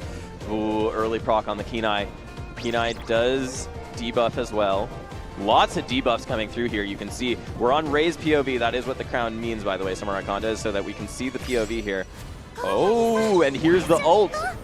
Wow, proccing so early with all those Summer Marus in front of him is going to be so smart, actually, as the Aeson is trying to get in the tantalizing trick again, active as well. Look at the Summer Marus draining right now after that Rice Shower ult. Feels like that had a really big impact. It's Gold City coming up the middle right here. Pretty early. She is on late, I believe, so an interesting position for her to be in. Yeah, maybe just running the one there now. You can see them wedding air grip also on the backs of the heels of the Summer, excuse me, the Halloween Rice Showers again. As we look back out this top, like these debuffs are coming in and draining so much out of these players as we got the Summer coming in again. And Rob, I've seen two Summer Maru uniques proc, but not Ray's. Ray's Summer Maru still hasn't proc, and that's why right now it's Kisaragi's Summer Maru that's going to be into the front, right behind Alvido's Summer Maru. Ray's Summer Maru falling off, and it's going to be air groove on the outside, but I think it comes all down to these triple Summer Marus right now. Who's going to take it? It's neck and neck. It's going to be, oh my God, I can't even tell. By a nose. Which one was it? I can't tell. It could fall in the end. It might have been Ray's. It might have been Alvido's. I think it's Alvido. I think Kisaragi was in the lead maybe. No, it's Kisaragi. Kisaragi just barely comes through. Those Summer Marus battling the whole time up until the end, and it is Wedding Air Groove actually taking third. Ray's Summer Maru falling down to fourth place. Oh man, my heart is beating. All the players, well, you see the corner, they all are actually like on the edge of their seats, and so are we. As we can see, a triple Summer Maru finish off. By a nose. Look at these skills on this. Lone Wolf. Lone Wolf on this Maru. I missed that. I didn't see if it procced on anyone else. Great stats here. I mean, wow. Restart also. Wow, interesting skills on this Summer Maru from Kisaragi. Really cool. Oh my gosh. Yeah, you can see that with sub 500, those, but I believe almost every single skill procced on that. As you can see, like, you know, we're complaining about all these Summer Marus, but hey, Summer Maru put on such a good show right now. Yeah, she's gained a little bit of shine back for giving us that photo finish at the end there. That was a really sick last race. Let's take a look at the second place Summer Maru from Alvido right here. Alvido going second, third. Whoa, look at such a different build. It's completely different here. Both of the front runners, right? Front runner straights, front runner corners. Angling and scheming could have been the difference if Alvido was in the lead. See, what happened was Ray was in the lead the entire time, right? And so if that Alvido Summer Maru had been in the front going into that last spurt, we could have seen a really different race. Yeah, oh my gosh. Then that's what we love about this game. It's like the thought, the indecision, the decision to make it, especially because we were talking about Ray just draining them, going back and forth. I really thought the Summer Marus were out because, as you mentioned, they were so far behind the lead of Ray's. Yeah, right when the Rice Shower ult procced, right? But I think they just wasn't able to drain enough stam, right, from them. It is one of those things. It's really interesting. Mile, the amount of stam outs we've seen, the amount of debuffers we've seen in Mile is so interesting that you're hitting these 800 with a gold on. That's a medium stat spread. What are you talking about? Oh man, nothing meaning about these.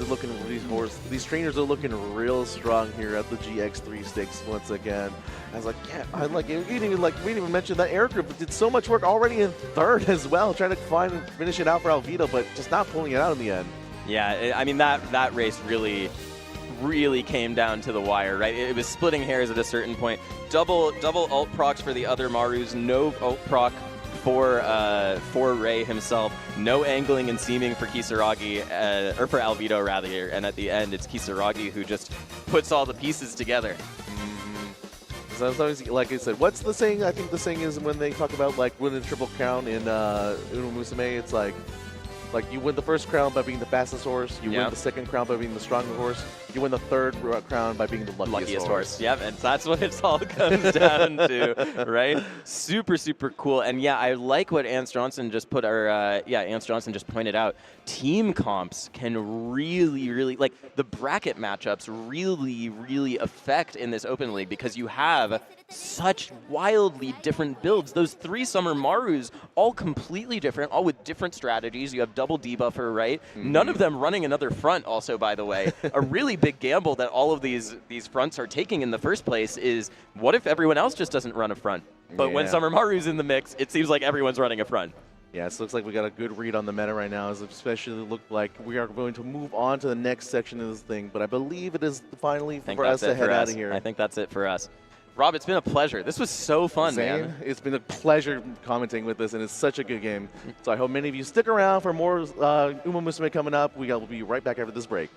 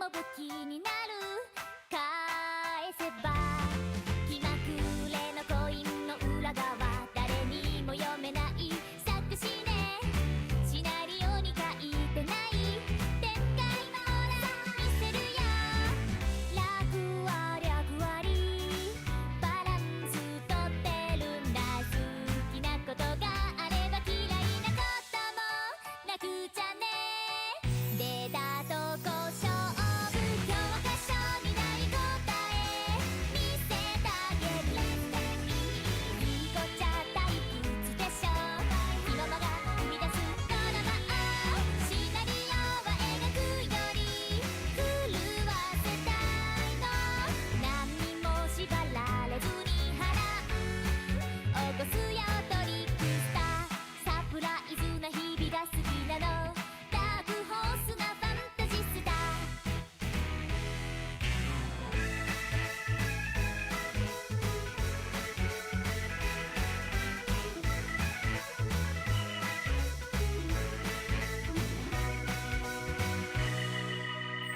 どんな時も心の声に従うのごめん遊ばせとことんマイペースがマイペースわがままとは違うの天真爛漫なだけや心の脂肪がほら踊り出すとやるときゃやるがあるに変わる気まぐれに12杯誰かのルールは適用外自分のリズムで生きていこ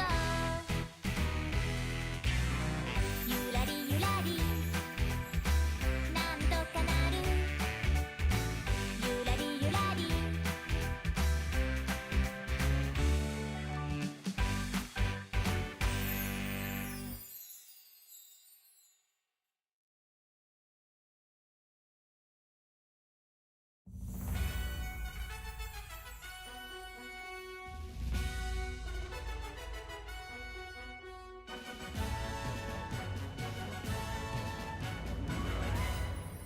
走って走って憧れを超えて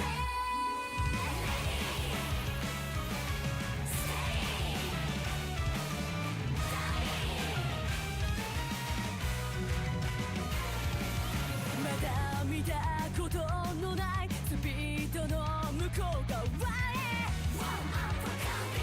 地球をほら踏み込むっていてゴール前の奇跡仕掛ける場所は最終コーナーあとはいけるとこまで息を切らしてたい何万と手を高く折り割れんばかり響く大歓声ファンファーレが鳴る心音が高まる動き出す秒針夢のゲートが開く走って走って憧れを追い越して次は誰の番ださあ目指すスーパースター生きてく意味なんてぶち切った後でついてくる勝ちたいそうこれは本能走りたいやまない衝動叫びたい勝利の叫びが届け誰かとバチバチ競うことでしか到達しない輝かしいゴールラインあどんな理屈でも言語化できない感情科学を超えてオカルトを超えて熱い勝負したいしたいしたいどちらが最強か決めようかコーデ機種早いものが勝つ何も言い訳はなさ飛ばして飛ばして涙さえ振り切って前に足を出すんだ悩む暇なんてない答えを出すのはゴールした後でも遅くない抗えぬ本能絶対譲れない頂上騒ぎたい王者の雄たけびに続け Steady Dummy Ready Steady Dummy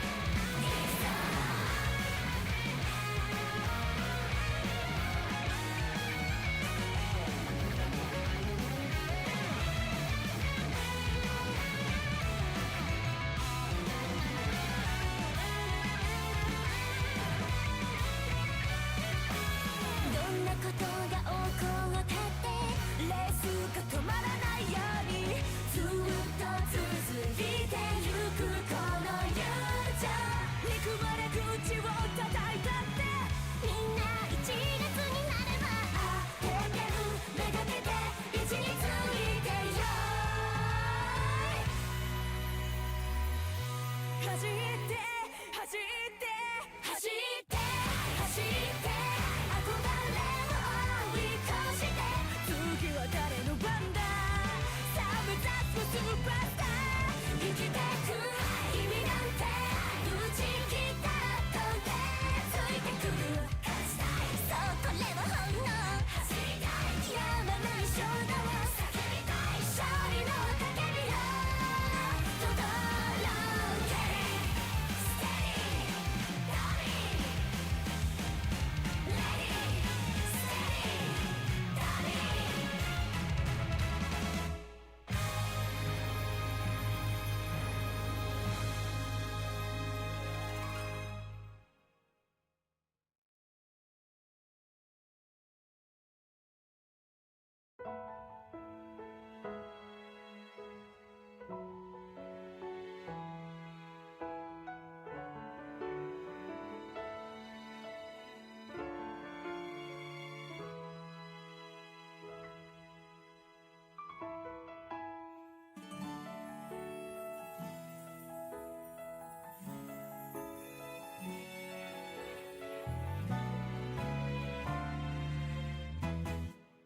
鳥雨に凍えながら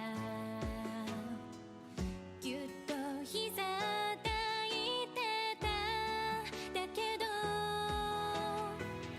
諦めそうになった瞬間に背中に感じた願い運命の意地悪そっと蹴っ飛ばせる私へと大丈夫なって見せるほら降り注ぐ冷たさもいつかはきっと変わってくよ何度だって惹かれる君と一緒ならまだ駆け抜ける途中でも信じられるよこの道をビリーブクラエールが聞こえてる木漏れ日のように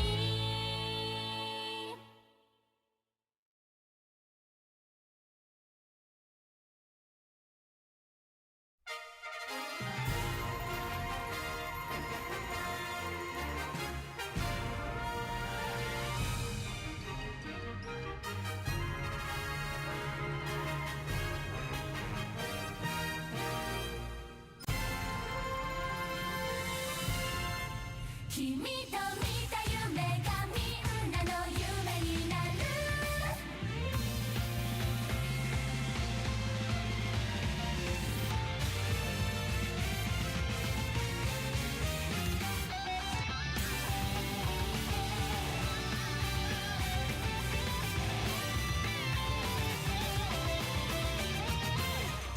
君との出会いがスタートライン右も左も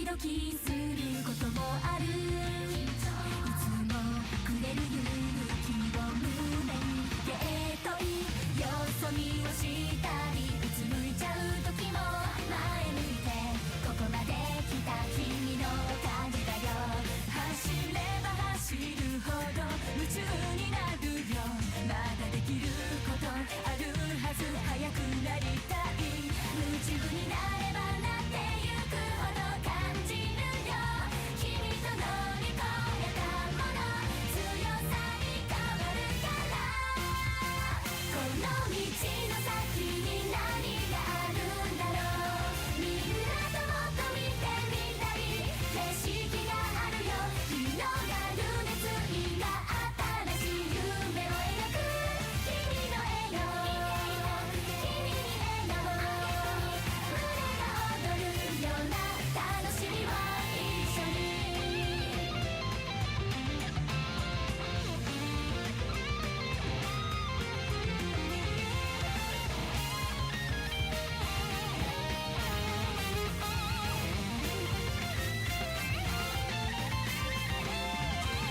思い出が増えてくほど不思議なくらいパワーが出て頑張れるよ力をくれたのは支えてくれたのは時が経つほど馬が合うより気持ちが一つにじわ空を見るように夢を見ていたい願うことから始まるドラマがあるよ風を起こすように奇跡を作り出そう君の希望君に夢を動かすんだ心を世界をこの走りで全力で Yeah, dreamers 夢の先にまた夢があるんだ叶えたいこと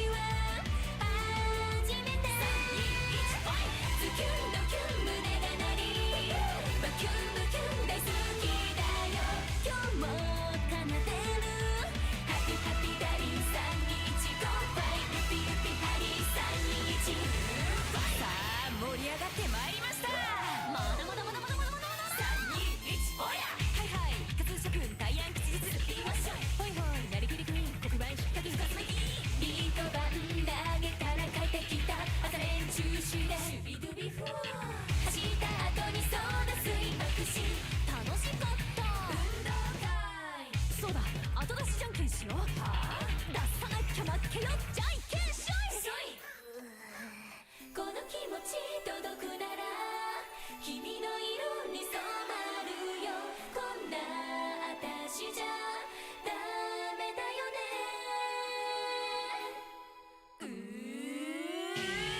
バキュンズキュンドキュン走り出しバキュンムキュンかけてゆくよこんなレースは初めて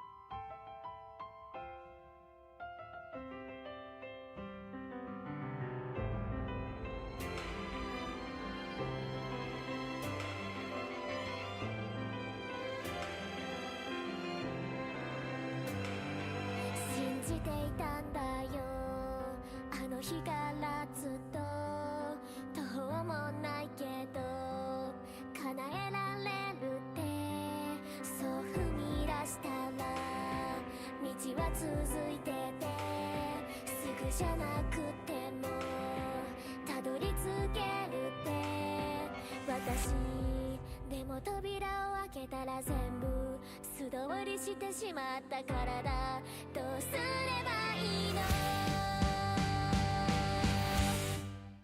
見上げた空きらめいてたいつか見つけた憧れみたいに地上に一人残されてた土のついた足が動けないまましびれてく光はどこもう見えない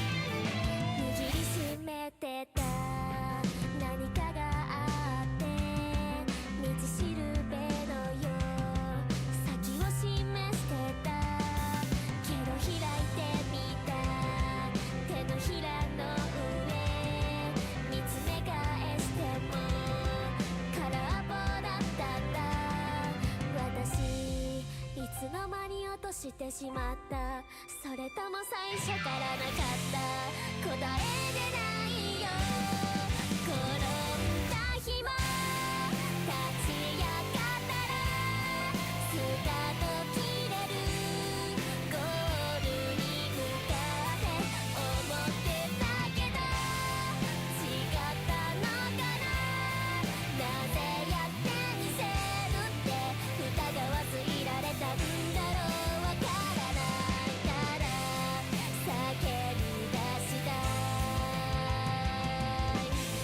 追いかけてるよ必死で背中なりたい自分はちゃんといるはずそれでも足りないんだよどれだけ一途でも永遠みたいな距離が空いてる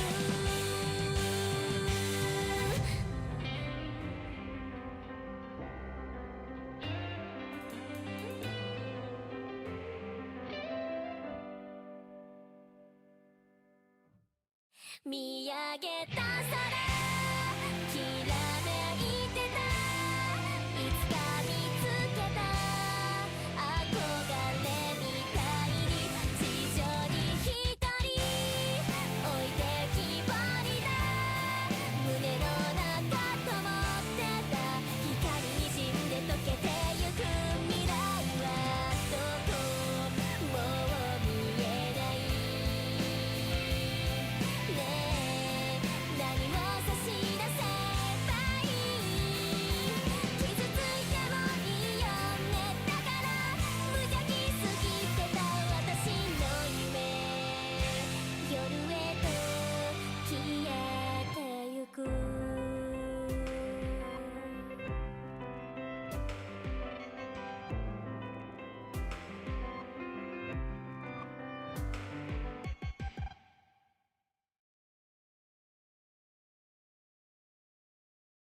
幾重の願い背負うこの身にたぎるいなせな羽村響け遠吠え灯す鏡よゆらりゆらり燃え上がれ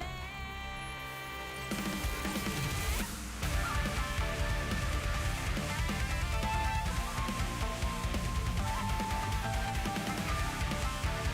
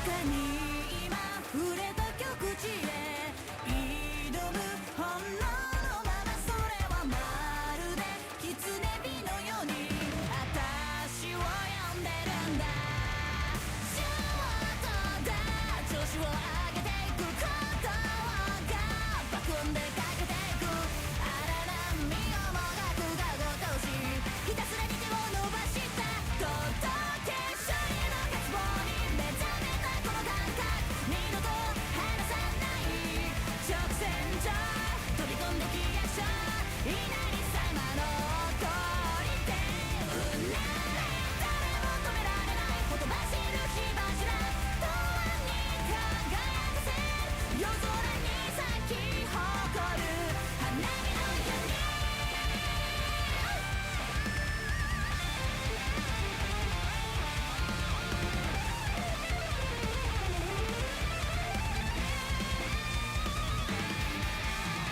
あたしゃ何が阻もうと同時ね息を見せてやるぜこの足でこの想いで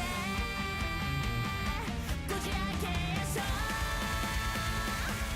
掴め全て置き去りにぶち抜いてく感覚晴れの大舞台目に物を見せてやりやしょ稲荷様の通りでかませはぜて飛び出したぶち抜くのを出したファンにとどろかせド派手に打ち上がる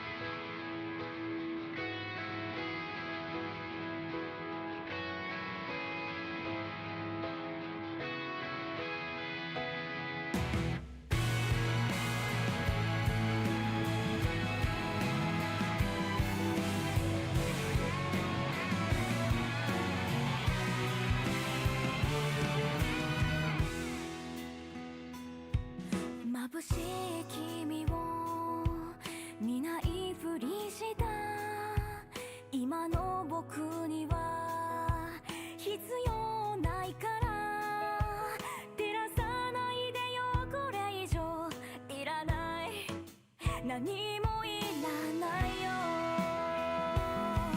どんなに拒んだって明るく差し込むんだどうしようもなく君は光で素直になれなかったよ今さらだけどさわかったのに憧れていたんだきっと最初会った時から輝いて駆け抜けていく後ろ姿消えないでよずっと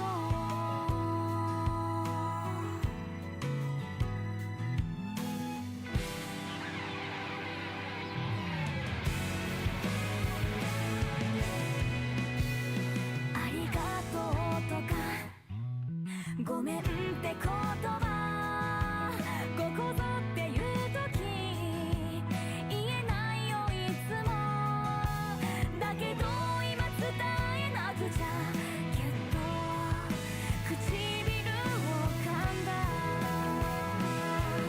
夕焼け空の下で並んだ二つの影君は少し驚いて僕を見た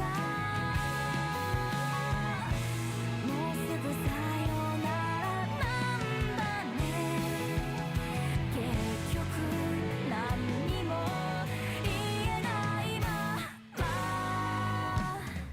追い越していく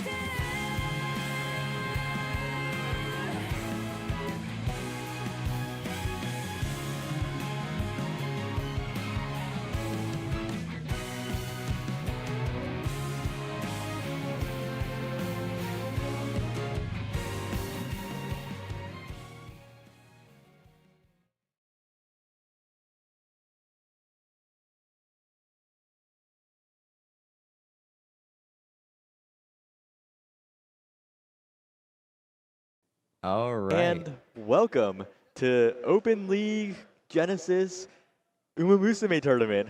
Tomo, how are you doing? Great. How are you doing, Saya?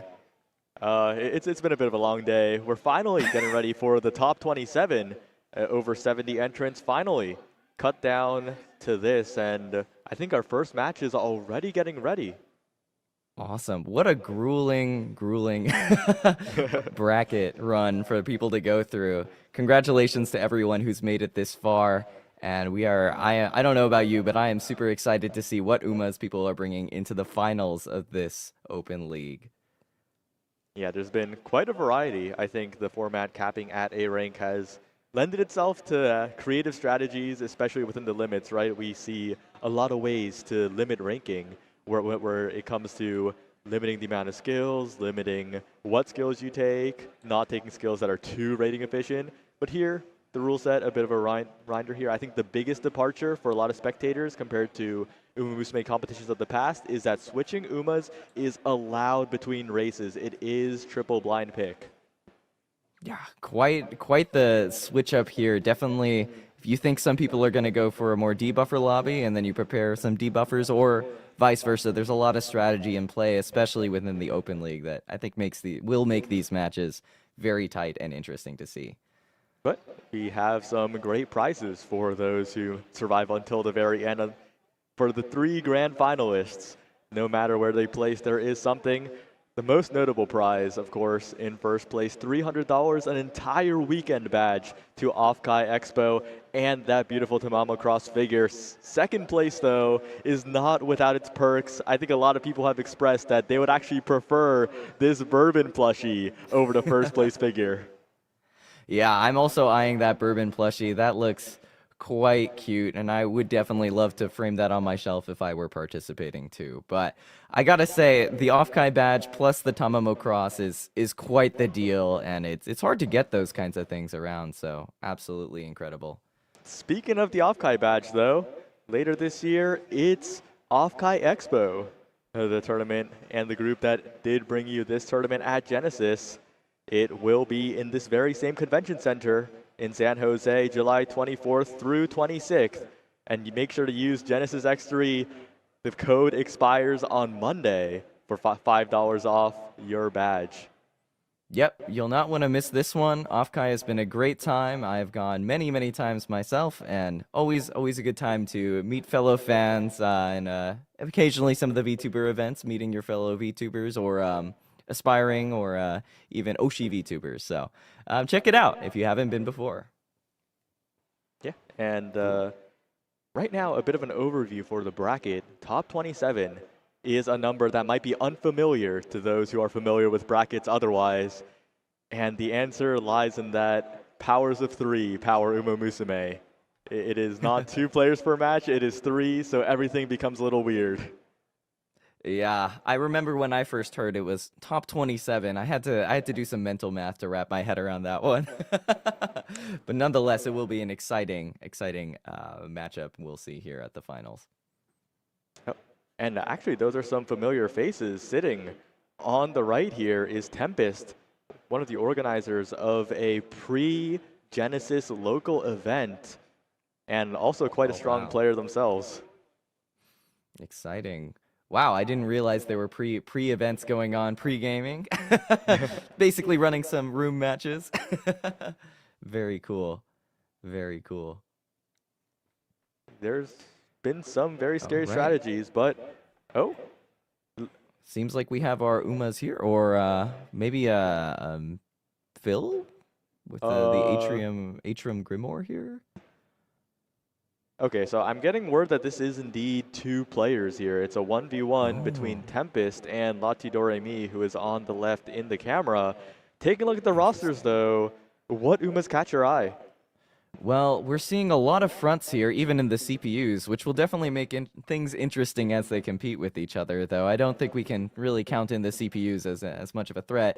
It's looking like mostly front and late combination here. Nice Nature. I'm a little bit curious if that that B plus Nice Nature there is indeed a debuffer, so that can be quite the risky matchup for anyone who's understamped and around or below that 600 range. Very interesting. Also seeing the groundwork maybe to get an early lead or to get a good spark. So lots of dangerous stuff built in here with that Nice Nature for sure. Yeah, and taking a look at the other Umas, if we scroll down a little bit, I think that Maruzensky, the summer Maruzensky from Tempest, that might be who I want to take a look at real quick before the race starts. Yeah, looking pretty strong. That double circle number 2 fave definitely could be a contender here in this race. Also seeing the Saiyan Sky, which is, ooh, wow, okay. We're going for lower speed, but more wit. Interesting there. Definitely with the mile S and also the long S. So very strong all around, very well built out. Yeah, and it looks like we're good to head into the race now, but we did talk about this a little before we went live, right? The theoretical lower speed, but mile S to try and make up for it, because as a lot of people might not know, rating exponentially gets higher the higher stat you are. Yeah. Also dropping the speed down, allowing you to put more wit in, high roll your mid-game wit, your mid-game speed off of your wit stat a little bit higher is always a good thing when you're trying to compete for that first place Saiyan Sky ultimate position. So quite the valid strategy here combined with that mile S. We'll see if any of these lights can catch up to whichever front is able to hit it in this case. And there is quite a notable Uma as well, right? Mejiro Dober. That acceleration could be deadly if procced at the right spot. Yeah, we were talking about this beforehand. Those Umas with the built-in accelerations, potentially, especially in the late surger position, very strong. For the front runners, Saiyan Sky also an interesting pick. And the gates are open, actually. We see taking the lead coming off on both the Saiyan Skies and positioning them very well in the front. Definitely where they want to be. Got There's that spot struggle going on as well. Watchful Eye coming out, but the recovery's also solid, so those Saiyan Skies are looking pretty okay right now. Also, the groundwork on the Nice Nature not doing too much there. Yeah, and this Summer Marzensky, I think I'm a little afraid for. Taiki Shuttle's the one pushing up instead. Summer Marzensky might be in a little bit of a pickle if this keeps up, as the Saiyan Skies are the ones in full control of that first place acceleration potentially. Yeah, we got that leader's pride into the fast-paced front runner straightaways and tail held high. Perfect combination of 3 mid-leg skills to push that Saiyan ahead. And if that Saiyan can hit that .4, it's going to be pretty tough. But catching up with the escape artist is the other Saiyan Sky. Very tricky. That'd be number 8, Tempests. Very tough competition between the Saiyans, but it looks like it is going to be Lati Doremi's Saiyan Sky hitting the angling and scheming as the all-seeing eyes comes out. Yeah, and that's going to be that Saiyan Sky making a lot of distance here. It's all up to the backliners to try and take control. Taiki Shuttle might be a little bit too far behind, but is still trying in second place right now, but the gap is not closing. It's first place in full control. Lati Doremi with such a massive lead. The excel from the backliners is not quite there. The NPCs might have made it too difficult, and this is such a massive sweep in the first round of bracket. She runs out of stamina, but it's not enough. Holy cow, talk about a clean finish on that Saiyan Sky. Uncontested .4 acceleration is just so strong in these kinds of matchups, and you really got to hand it to that triple skill proc early on, lending the perfect clean ending right there. Incredible. What a ridiculous chain of mid-game skills. We were talking about maybe dropping some mid-game, but we saw the value of skills right here. And again, another Uma who has not max speed. That is how you stay under that rating barrier. Oh yeah, and look at that. We have so much mid-leg packed in here. Fast pace, shifting gears, Professor Curvature, corners, straightaways, leader's pride, tail held high, all of them comboing well, but keeping right under that rating limit to secure a clean win. And it just looks so fun to build around the A-rank cap, right? If you're normally looking at Open League, that cap is so low. You're like, oh, I have to make my Uma so bad. I have to nerf them intentionally. I have to quit the career. I have to make them lose a career goal to try and create an Open League Uma. These A-rank Umas are looking kind of awesome. Yeah, quite the interesting build. I mean, part of me also wonders, I haven't been checking too closely on the builds, but whether people go Unity versus URA actually to fly under that radar is actually something I am very curious how most of the players have been building these, if we can take a look actually here. Yeah, can we check the career info tab and scroll down? Yeah. So this one looks like it is still in the Unity range. Interesting, just to maybe squeeze out some extra skills makes a lot of sense. Definitely throwing that in there. This one is also Unity, so it seems like Unity is the popular choice across most players. Let's see what we got here on the Taiki Shuttle. Yep, another Unity. Very interesting.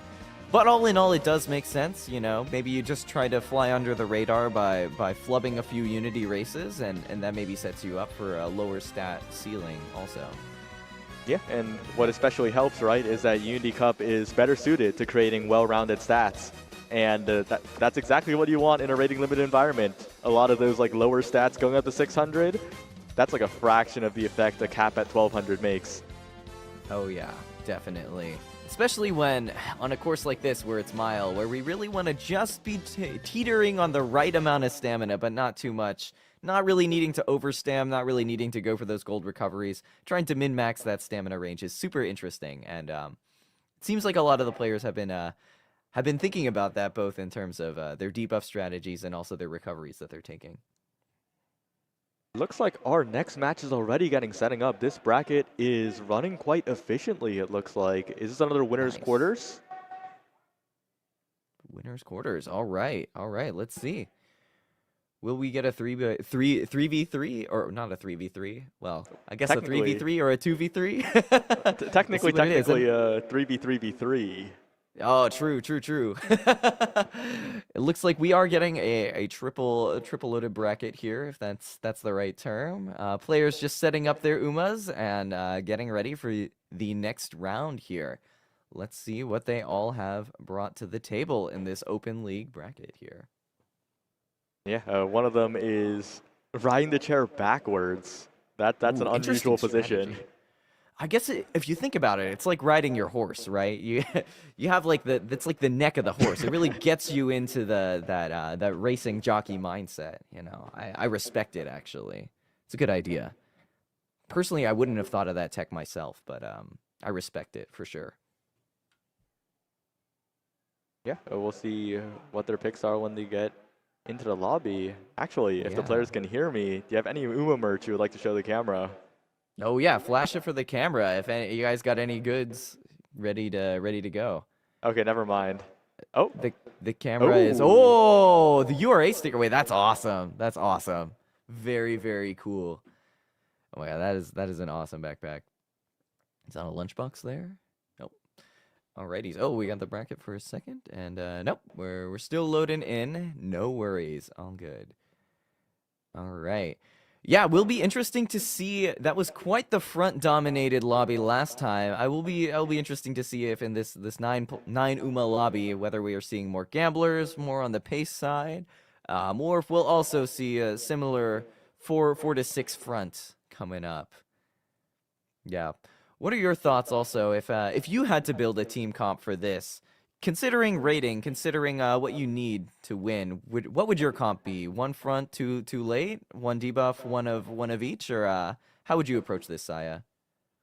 Oh, that is quite difficult. I have to really think about that. I think I really like the strategy that Koyu mentioned, one of the participants, of using Keen Eye, the Mile-specific debuff, to try and slow opponents down.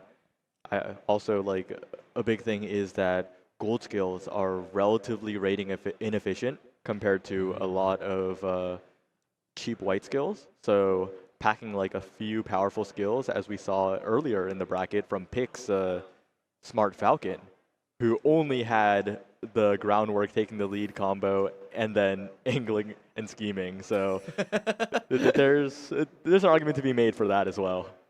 Yeah, the question of always stats versus skills seems to be quite the balance here, and will be interesting to see which one of those is truly the winner. Stats versus skills. I guess it also depends. In the case of your lates, you probably want to go for more of the speed packing just to make sure you can catch up. And it looks like also we are into the lobby here. Would you like to take over the commentary on the Uma lobby here? Seems quite interesting. Oh wow! I mean, Afro Dance Man. TM Opera O, Hishi Amazon, and a mysterious third Uma on the scroll bar in 8th or 9th. Agnes Tachyon, I mean, can we see the Hishi Amazon? That is not an Uma that sees enough play. Wow. Also, no front lobby, so this is going to be a lucky pacer angle. Very interesting here. Wow. Afro Dance Man has joined the battle between stats and skills on the side of the skills, not the stats. Look at those stats, and then look at that massive skill menu. Holy cow, what is that? 8 mid-leg plus 3? I guess filling in some skills with some stats with the greens. Very interesting strategy there. Definitely seems like it'll be good on the stamina profile, but very cool. Can we take a look? Was that a King Halo I saw? Oh, that is a King Halo at the very top. Wow, can we take a look at that really quick before we jump in? Definitely more on the stat side, but wow, look at that. Holy cow. Oh, Swinging Maestro, solid. Was this made? Sorry, go ahead. Was this made in URA? Can we check career info? Okay, it was Unity Cup. Okay, it had no stopping me. My bad. I should have known. You never know. Could be the Yukino Bijin wit card. That's true. That's true. You never know. I guess for some more hardcore players, if a coconut can opener is what you need to open coconuts, then Yukino Bijin is the best card when you need no stopping me and you're not playing Unity Cup. It's true.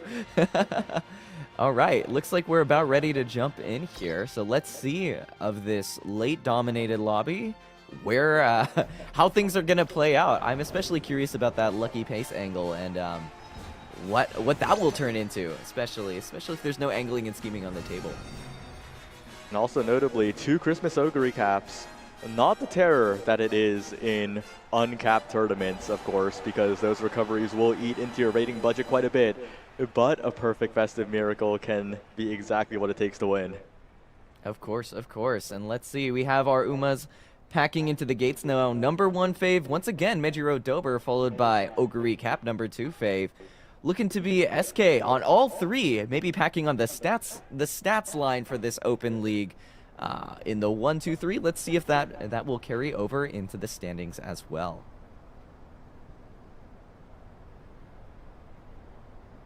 All right. Looks like the gates are open. Would you like to take over commentary for these early legs, Saya? Sure.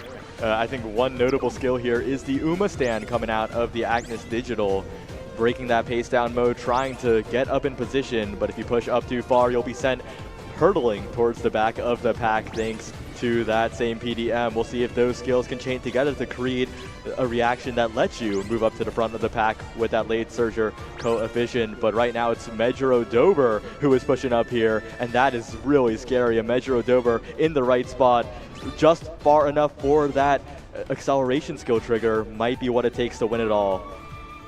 Look at her there. She's sitting around. I can't quite tell what that is. Is that 5th? Not quite in that, kind of in that perfect range. So maybe if she pushes up a little too far, could be a little bit dangerous. But let's keep an eye out for those festive miracles and see if that will help those Oguries turn the corner and catch that humongous lead on the Agnes Tachyon right there.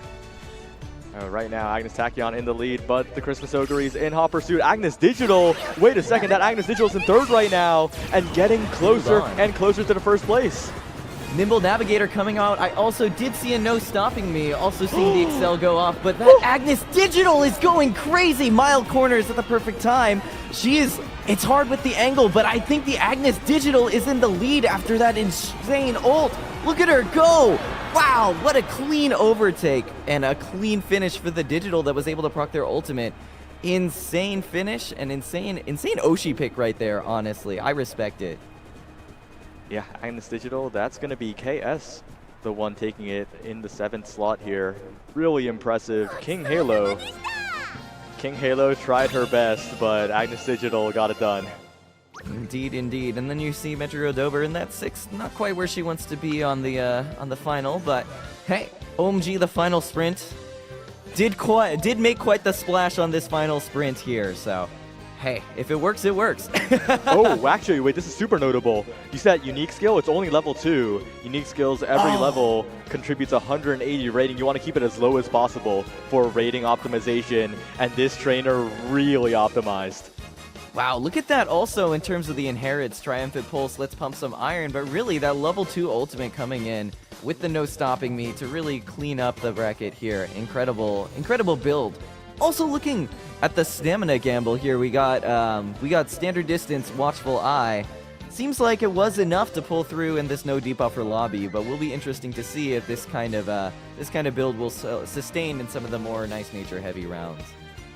Yeah, and of course, the 2 trainers who did not get first are not out. There's still a whole losers bracket to play and maybe make it all the way into the top 3, but it's a longer journey. Indeed it is. Look at that. King Halo 2nd, actually. Almost closing it out for Wako. Incredible. Wow, look at that power. Very much betting on that gambler play style with also a very decent spread of mid-leg skills. A little bit interesting to take the focus here. Saya, any thoughts on the focus over other skills? The focus? I'll be real, I don't think that focus is doing all that much. Like, I'll just be honest, that focus was probably just taken because it was there. Yeah, I could see that. Late's not especially known for needing that early skill proc and also that some of that early gate luck, but you know, sometimes you have to take it and hope you can get a good spark off of it in case you're building something later, or just take it because you have the skill points. Though interesting, maybe in open, it's a bit of a risk to let those extra skill points actually go into a real skill rather than just expire. That's true. Quite the gamble. You got to make every single point matter, and so far we've seen on stream 2 players who are making it into the winner semis. I think the rest of them are happening as we speak off stream, so nice. We'll have more updates for you shortly. All right. I guess while we're still on the screen, we can browse through some of the other. Oh, never mind. Oh, we're back. Oh, we're back. We're back. Yeah, let's take a look at that Agnes Tachyon that was holding it in the lucky pace position. Unfortunately, couldn't quite clutch it out. The no stopping me, not able to trigger from the first position. But poor Plancha never goof up. Also very strong if you're going for the overtake or some of that final straight speed. Head on also very solid, but unfortunately not able to hit it. I also believe this is a final corner acceleration zone, right? Yes, it definitely is, which explains a lot of angling and scheming we're seeing, right? The most reliable acceleration skill when there is a final corner. And I think another thing notable about this Uma is that it is a degenerate gambler. I mean, Russian Gale, no stopping me, like, I know who you are. That Russian Gale, correct me if I'm wrong, is that for like an early acceleration in the early zone if you're going for a lucky pace, or is that what's your thinking there, Saya? No, it's really hoping that it procs at the right moment to make sure that you win combined with other excels. Oh, that is the max gambling.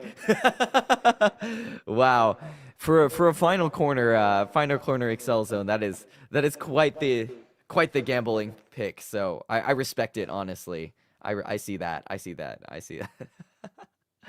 Well, you win some, you lose some. That's how Umamusume rolls. Excited to see what this next bracket will hold.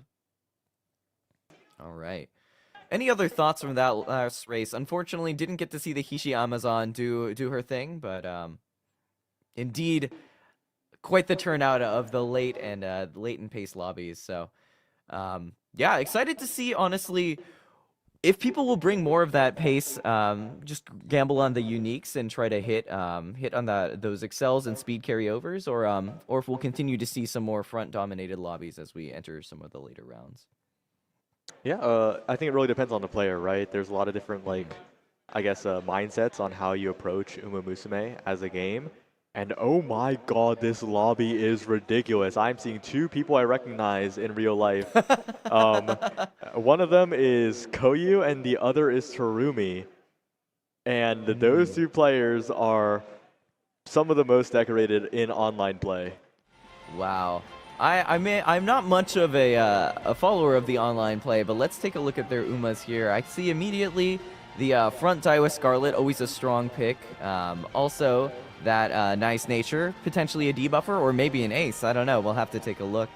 Yeah, double nature lobby. This one, ooh, interesting. It seems like a hybrid of sorts. Both keen eye, all-seeing eyes, and then boom, all in on the stats mile S and the competitive acceleration ults to really try to hit if you hit.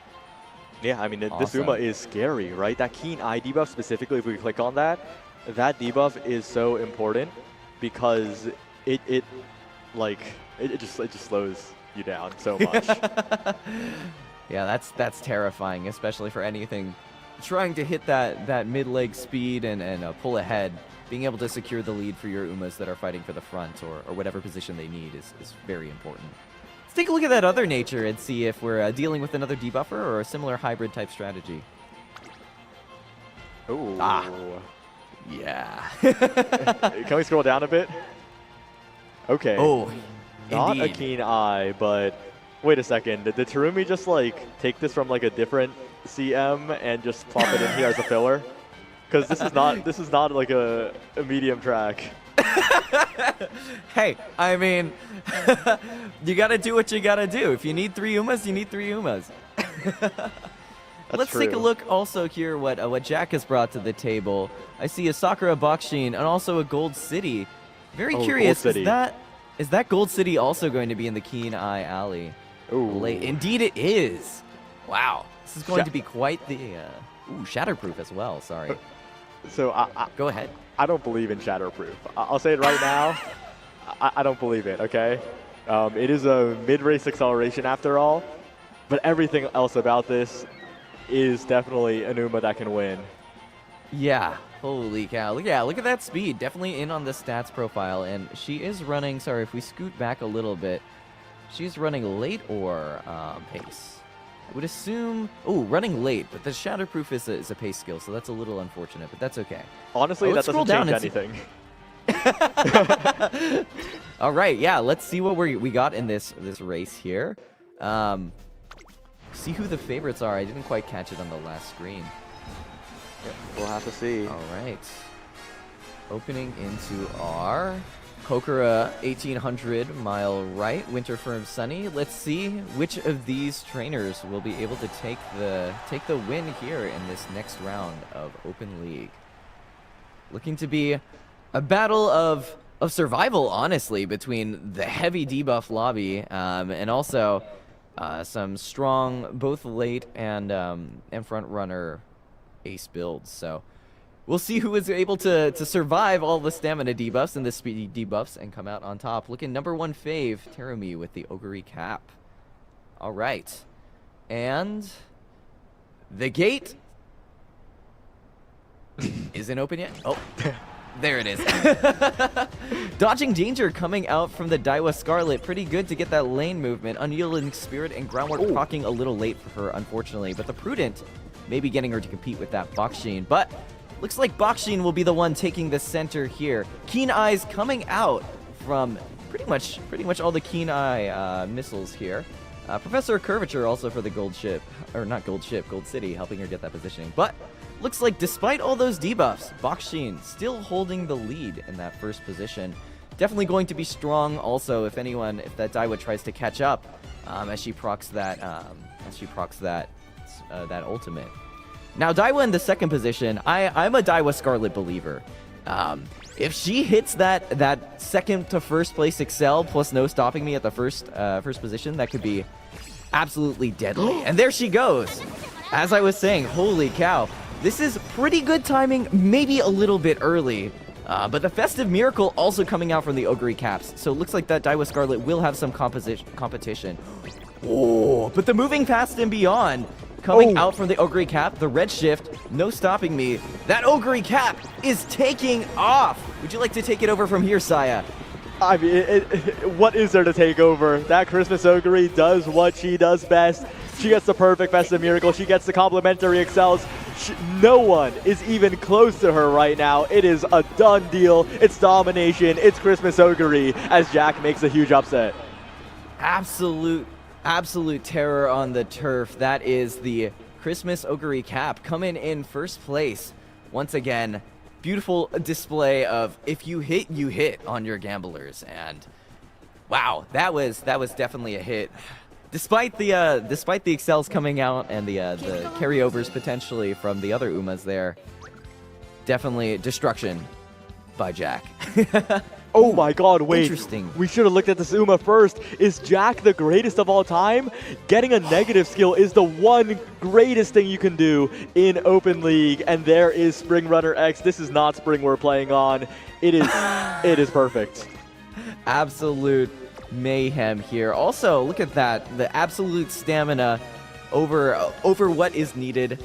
Easy enough to clean it up with this. For double circle firm conditions, full in on the stats. This is kind of the beautiful combination of the two things we talked about earlier of packing a decent amount of skills while also packing quite the stat profile. Also interesting to note the Turf S rather than the Mile S. Definitely coming in combination with that insane acceleration from Moving Past and Beyond. And this puts two sharks in the water in the lower bracket. It's Open League, but it is no less scary for these trainers, especially as, unfortunately, they have only one life left. Quite the upset here, definitely, as we send two monsters into the lower brackets. We'll see if it is another kill on each other in the next round, if they're in their loser brackets, or maybe we will see another upset coming out. Wow. But that is quite typically the Ogre cap Christmas Ogre play. If you hit, you hit. And when you hit, my God, do you hit. Holy cow. Yeah, and with that is a lot of the winner's quarters done, I believe. And wow, have the next players already sat down? This is moving. We are certainly moving past and beyond into this next round of the Umamusume Genesis Open League. let's see what these players have brought to the table. We have the Seiyun Sky, or not the Seiyun Sky, sorry. The Smart Falcon Oshikatsu going on here. I respect it. Holy cow. Yeah, Where can I get me one of those?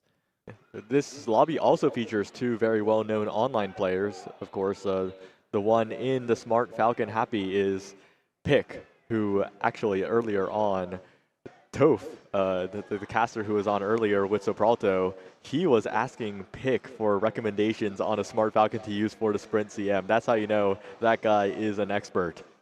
Wow. Yeah, I am excited to see. I'm assuming there is a Smart Falcon lying in the brackets or in the gates here. So excited to see how that will perform and also do against these other monsters in the open league. Yeah, and All right. on the far seat is H-Jax, who has been pretty active as well, so also a player to look out for. But in the middle, of course, do not underestimate the player that I do not recognize instantly, because they have a 100% win rate so far. Oh, holy moly. Lati Do Re Mi, once again, back in the bracket here. Holy cow. Yeah, 100% win rate is quite the insane run. Let's see what we got here in terms of the Uma. Not 100% win rate in the bracket. Like 100. Oh. I meant like if I didn't hype them up beforehand, so far they've won. You know, so. So Pick and H-Jax. Pick and H-Jax have the premium caster curse right now. I understand. Well, looking at this, we have another triple nice nature lobby. Quite terrifying for anyone riding in the low end of that stamina bracket. But look at that, keen eye, all-seeing eyes, and a lot of white skills. Definitely quite the threat for anyone who is trying to pull out and get in the lead with those hesitant skills there. Let's take a look at some of the aces. Smart Falcon. Yeah, let's take a look at that Smart Falcon. Oh, okay, wow. Look at that power, wit, and this is exactly what you were talking about with the bare minimum skills. We got the groundwork, the 3 triggers. We pray that taking the lead procs, and we go. It's really funny too. Wit. It's so funny oh my because gosh. if you just look at the stat line, you're like, oh wait, this is like not horrible for a graded Uma, right? Like without a cap. Right? And then you look at the skills and you're like, oh, that's where all the rating vanished. That's so funny. Yeah, look at that wit and power. That could wreck some havoc in the graded league, but Turf S as well.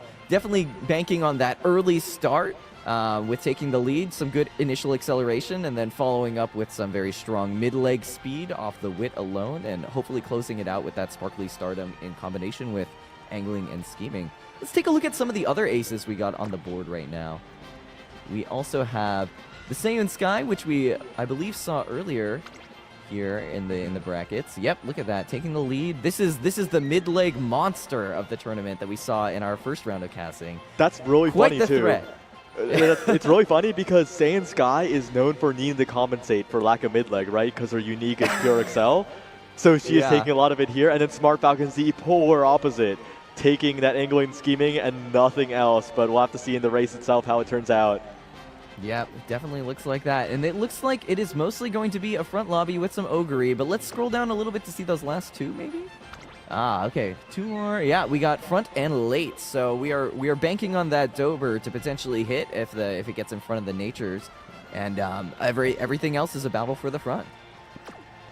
All right, we're heading right into the race here.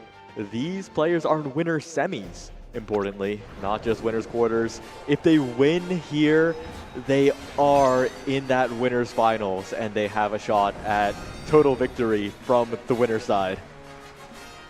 And that's what we want. That Mihono Bourbon plushie could be yours, or the Tamamo Cross. You think the winner's gonna opt for wanting the Bourbon plushie instead of the figure? Are you allowed to? Can you trade down? We'll see. We will see. All right. Medjiro Dober with the #1 fave. Seems to be a popular #1. And that Smart Falcon in the #2. Definitely a threat, especially from the stat perspective. All right. And we are into the gates. Uma's ready and set.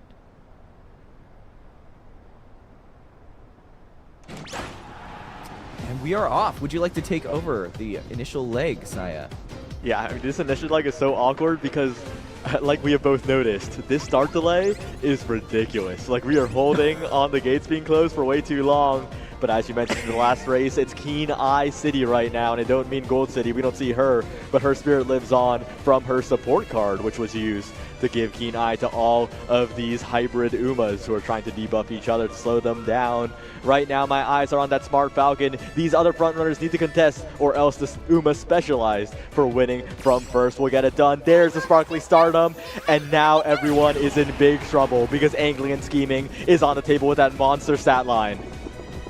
And look at that, the Maruzensky not quite able to catch up even after the summer ult proc. Smart Falcon very confidently holding that lead with that strong wit skill, high rolling potentially. Oh no, the Kiss for Courage actually coming out now. Interesting. Seems a little delayed, but will she be able to catch up to the Falcon? It doesn't look like it. Eyes on the back of the pack, moving past and beyond, coming out from the nice nature in number 6 here. But Smart Falcon still holding that lead. All-seeing eyes, potentially. Oh, the Wait, nature ult! Dude, these all-seeing eyes are big trouble. That Smart Falcon does not have an excess of surplus stamina. These debuffs could be the end of this Uma, but she has the lead for now. Summer Marzensky coming up on the side. She has more recoveries to speak of. Will the Smart Falcon slow down? Will the Smart Falcon slow down? But the nature also coming up, but The Smart Falcon still Falcon manages to hold it on. She ran out of HP at the end, but it was enough to hold off the Marzensky. That was such a close race. H-Jax almost had it, but it's Pick with the optimized Smart Falcon, who is advancing to the winner's final. And it seems like another round of stats versus skills, where this time, interestingly, the stats taking an incredible lead early on, and just being able to hold on to that, even with the lack of stamina at the very end. What a close one, though. That nature was really coming up with the moving past and beyond, and her own ultimate, but not quite able to close the distance there. Looks like Pick with a win here by 1 1/4 lengths. And not just the nature that was competitive, right? The all-seeing eyes we noticed on the corner, they almost did enough to do this Smart Falcon in. Yeah, wow. All of them triggering at the right timing to really knock down anyone in the front. But looks like it wasn't quite enough. Let's take one more peek at that Falcon stamina and see how she was able to hold on there. 670. 6'7". Quite a quite solid. Yeah, barely able to hold on. Also noting the right-handed and front-runner Stabby pumping up those 2 critical speed and wit stats even more, holding on to that lead. Incredible finish by the Smart Falcon Oshi player here. Turf S. Terrifying. Wouldn't want to see that in my lobbies.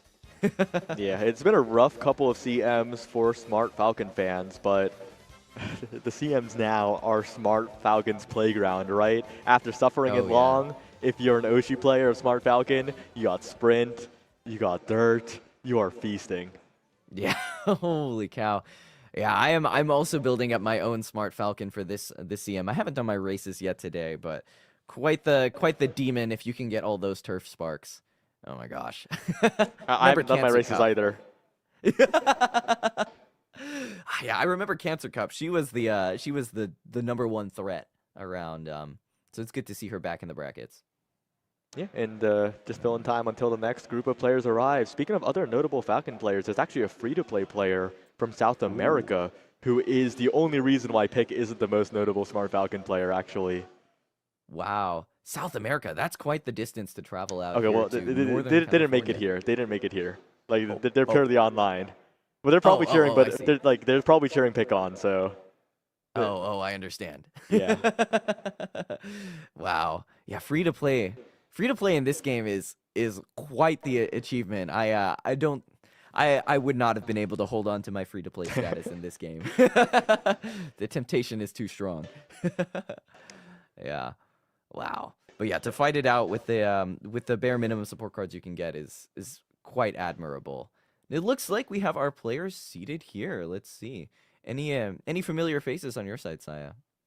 I've definitely talked to these players at least once. I do not recall their names right now, but the guy sitting in the far chair.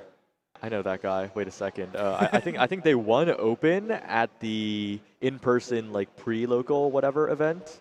Right? Ooh. Verify that. You're singing from the speaker. Can you thumbs up towards the camera if that's you? Oh yeah, my memory is not failing today. Nice, nice. All right, we got the merch here. That is... Dansu Flame! Oh, how cute. Oh my gosh. Dansu Flame, long from the global, but ooh, Manhattan Cafe, not so long from the global. Oh man, are we gonna see a cafe on this mile track? Could be quite the upset. That would be a little crazy, but I think Dansu Flame reminded me. So they took a screenshot of us before we went live, right? And I tweeted it out as like the live with Uzuki Tomiya for Umamusume Open Top 27 at Genesis, whatever, that tweet. Oh yeah. Have you seen the Dansu Flame like peace sign and then like flash and then emoji gif? No, I don't think I have. Well, you have. Wait, you gotta look it up right now. You gotta look up like Dansu Flame gif, and it should show up.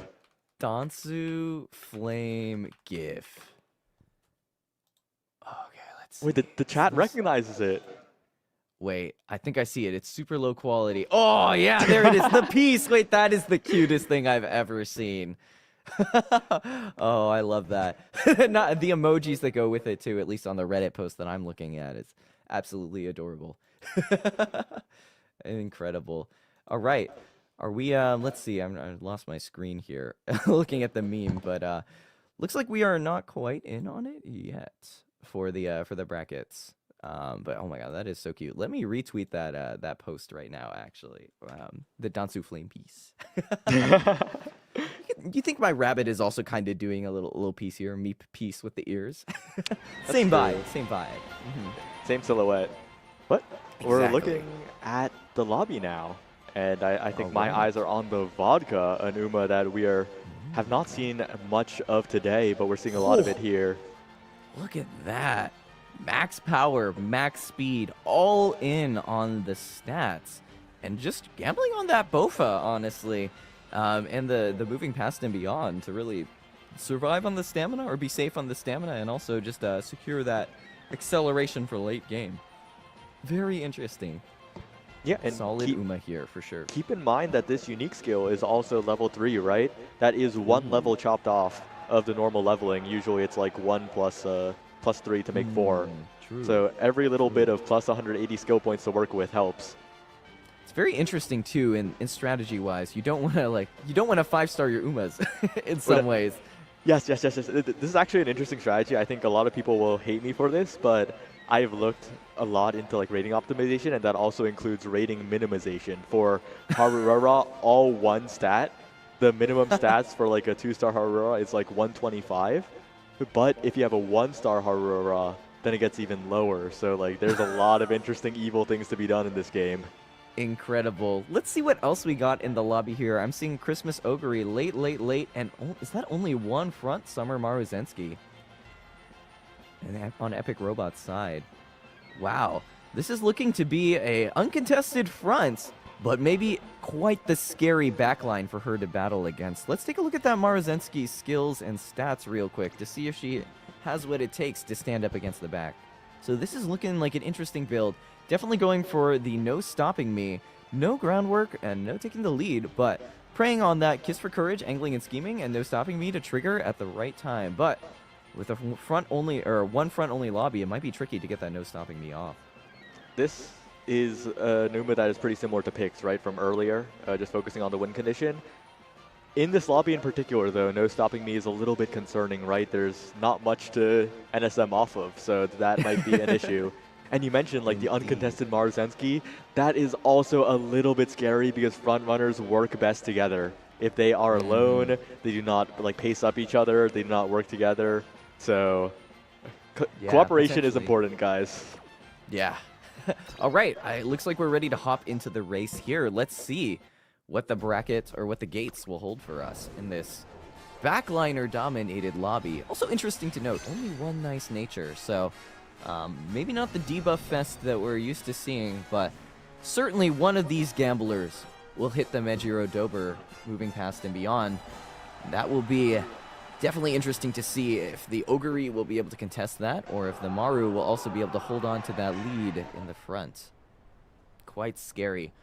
Another interesting thought that if Ogre is able to overtake, Maru could still proc NSM. could be quite the interesting turn up if we hit that line, so to speak. That is. But yeah, go ahead. Sorry. That's definitely a possibility here as we wait for the gates. I'm not going to be baited into waiting for these. I'm going to keep talking. I'm continuing talking here. That's the latest gate open that we've seen so far, and we're off. It is going to be the Summer Marzensky, despite the lack of groundwork and taking the lead indeed here. But for how long is the question, right? Those Christmas Ogres hot on her tail. Oh, yeah. The Bofa notably coming out quite early for Vodka. Unfortunately, not going to be the strongest recovery in this sense, but in a no-nature lobby, potentially enough to hold on. Maru still holding on to the front, but those two Ogres, Hydrate coming out, quite hot on her tail. We will see if she will be able to hold on. That Dilbert pushing up quite far ahead with the Professor of Curvature coming out. Maybe a little bit too much mid-leg. Maybe even putting her out of her own ultimate range there. We will see. Wow, she is really pushing up actually into that pace chaser zone. And we are out of the position keep, so potentially a little dangerous. Festive Miracle though coming out here for the Ogre, pushing her into quite the good zone, but maybe a little bit early for speed carryover. Hard to say. Summer Marzensky also notably holding onto that lead with her own Kiss for Courage. Uh-oh, but it's looking dangerous for the Summer Marzensky here. Angling and scheming proc, but it's actually the Christmas Ogre overtaking really early here. That's a lot of excels from the Vodka, who's rocketing forward as well. But that Christmas Ogre is in control of the lead for now. Summer Marzensky already fading away. And the other Christmas Ogre cap, the Vodka, they're all contesting for first place here. Cut and drive. Is this actually going to matter for the first time? A cutscene in the final moments, but no, that's the Vodka that's slightly behind, but she's overtaking. Vodka from last moments. Cut and drive. It's enough. Vodka defeats the Christmas Ogres. That's insane! That late surger speed modifier on the final leg actually coming in clutch on top of the cut and drive, allowing her to overtake those Ogres that procced so much excel right at the start of the final leg. Wow, incredible. Well done, Vodka. First place. Wow, that's scary. Congratulations to Brune here with the, look at that. Full gamble Vodka. We don't care about mid leg at all. We are going straight for the neck. If we hit, we hit. And I respect it. Yeah, might as well, right? The win conditions make or break. Umamusume is not a game about survival. It is a game about getting first place. And that is nowhere more evident than in a bracket where to move on in winners, to move on in losers, you have to get that first place spot. Indeed, indeed it is. And if you hit, you hit. That is Umamusume and how it goes. Crazy to see, and great to see, honestly, the late surger gambling coming in. Always a welcome sight. And wow, I'm still so shocked by that cut and drive. What a close finish. Look at that. Only by a neck, and then the next Ogre is only half a length behind. This might be the closest we've seen so far in the finishes that we've casted, at least, Saya. Yeah, and we're also seeing the benefit of not running Christmas Ogre, right? As amazing as that Uma is in a rating limited environment, you have to take so many recovery skills, spend so much of your budget that the full gambler just has more ceiling than you.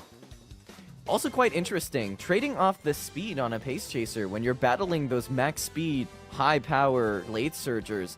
You're really taking, you're really giving them an extra leg up if they do hit those acceleration skills, and it looks like that's exactly what happened here, even with the strong lead length from that Christmas Miracle. Not quite enough to hold on as the Vodka comes tunneling in from behind. Yeah. And what made that even more special, right, is that we've seen a lot of cut and drive in the final leg, right? It's usually from a Vodka who is too far behind to do anything, and but this was the first time that I've ever seen cut and drive at the last moment lead to a win. So I think that was something special. Yeah. That's so funny. Honestly, I remember seeing so many Vodkas popping that cut and drive, and it's like they're in like 4th place. It's not happening. So great to see it actually close it out. Also notably, yeah, modifying that speed that is already higher with that skill is quite important to close the distance on Umas that are already running a little bit slower. So final leg speed skills not always considered the strongest ultimates on an Uma, but when it matters and when they come in when it matters sometimes, and that's all that matters. Yeah. Yep. All right, and it looks like the next group of players is filing in. I believe this is the final winner semis of the 3. There are 3 winner semis, of course. It's in powers of 3. Everything is a little weird. There's 2 losers finals, which is probably the weirdest thing for people who are familiar with traditional brackets. Yeah, this will definitely be interesting. So we have our players seated now. Looks like they're doing some quick discussion right before the match. Will be interesting to see what these players will bring to the table in this final round of semis here. Man, we'll see if this is going to be another one of those front-dominated or late, or maybe a mixture of both. One thing I haven't seen much of is no gold ship, at least on my side for casting. No gold ship, not much on the end closer scene. Makes sense. Not so much for straightaway spurt needed, but still interesting. End closers with that speed modifier can potentially be dangerous to help make up for the lack of stats some might have. That is pretty much like the entire reason, right? Like there's a reason why in the upcoming Mile Dirt CM, end closers are preferred over late surgers, and that's because straightaway spurt is good there, and then you'd prefer being an end closer. But on this track, like you mentioned, the lack of final straight being viable does mean that end closers are a little bit disadvantaged. Indeed. And now with so many options for late surgers, we're really seeing them take the center stage with that prime gambler position. Gold ship finally gets a break. Gold ship and Mile. Yeah, I don't know about that one. Oh man. But yeah, I'm excited to see what we have up ahead. All right. Looking like maybe we're still waiting on things on this side. I don't have a good view of the venue, Saya, but maybe you can take a peek and see. I'm looking at them, and it looks like the data entry is happening, so we should be getting ready to go any second now. Yeah, quite exciting. Yeah, any picks for like an Uma you want to see win the finals? If you had to choose either an Oshi pick or from what you've seen, what would you like to see on this Kokura 1800? From what I've seen, I think that I would like Vodka to get a win here, because Vodka, although she has been picked a lot in a mile tracks, a lot in the late surger position, like I do not recall her getting any big wins at all. I think she's overshadowed a lot, ironically, by Daiwa Scarlet in that sense, in terms of like actual like competitions that people run. Oh yeah, I understand. As a Daiwa Scarlet main, maybe I'll bet on the opposite side of the gamut. I would like to see a Daiwa Scarlet take it, but looks like this is going to be no Daiwa, but a Vodka in the lobby on the side of Jack. Let's take a look at some of these Umas. Anything catch your eye immediately? Oh, that Machikane Fukutaru catches my eye instantly. Shout out Jesu. Shout out all the Fuku fans out there. Shout out that one person who runs like a Fuku account that like posts like their Fuku. Like it's like roleplay, but they're like pondering the. And anyway, but this Uma is awesome. That's crazy. I didn't catch what position it is, but that is, I mean, it's partially debuff, partially going for it. So hey, if that moving past and beyond hits, it hits. What can you say? I don't know if we'll see victory in this Uma's future, but it's definitely a possibility out of the many. But what are some other contenders we'd be taking a look at? I'm also seeing that TM Opera O, maybe if we scroll down a little bit. Yeah, there we are on the side of Kaidu. Wow, very interesting. We got the red shift. This seems like it's going for a more of a late kind of build, and I respect it. Holy cow, Swinging Maestro. Yeah, it's solid all around in terms of both the stamina and skills and stats, really. So we'll see if this is going to take the lead. Also notably, right-handed and winter runner, so quite the high speed on this TM Opera O. Yep. Maybe she will be able to barricade her blessings. I don't know if that's how you say that word. Combined with the Mile X, yeah, it's definitely a huge contender. I actually want to check one of Enki's Umas. The #1 favorite, Mejiro Dober, and Enki, actually a player that I mentioned earlier on before the stream started for this block.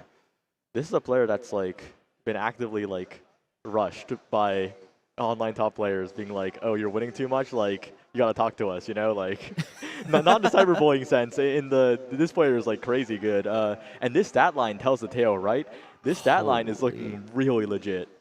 That is insane. Look at that power. Look at that stamina. All in and high wit. Still in the 600 range with Mile S, right-handed, and Winter Runner. Alongside the Nimble Navigator and Umastan. Two very key skills. Going to be potentially very deadly if she can hit that moving past and beyond. But as we start the race, don't forget Jack. We didn't talk about Jack too much, but that is a player who has actually sent said players that I've talked about into the losers bracket already so far. So definitely a contender. That Christmas Ogre could do it if she hits the gamble.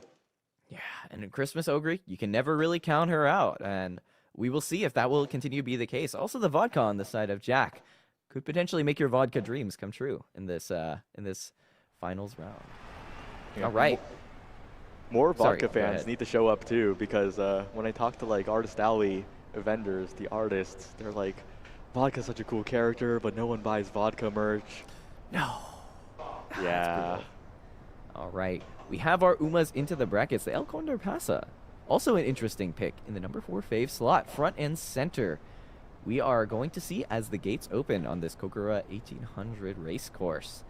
And runners are set. And looks like we have a double XL coming out from the Maruzensky. Pretty solid. Though it looks like this is once again going to be a single front lobby. So let's see if the Maruzensky will be able to hold on to that lead or if she will get overtaken earlier on than she normally would as she's alone in the front.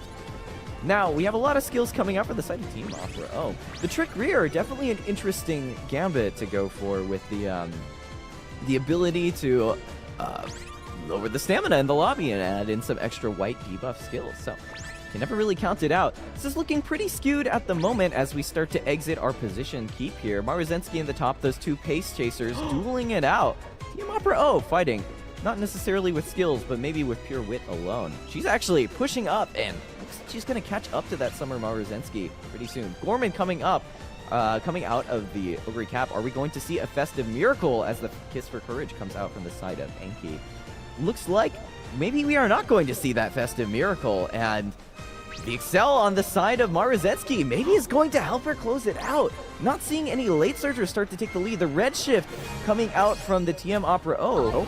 Alongside her ult, it's cut off on my side, but the Bar Carol of Blessings coming in. Maybe she will be able to catch that Maruzensky, but Maruzensky holding the lead there. Wow, look at that. Keep it real. Okay. Sorry, Saya. Maybe the race is already closed out, but it's looking pretty close.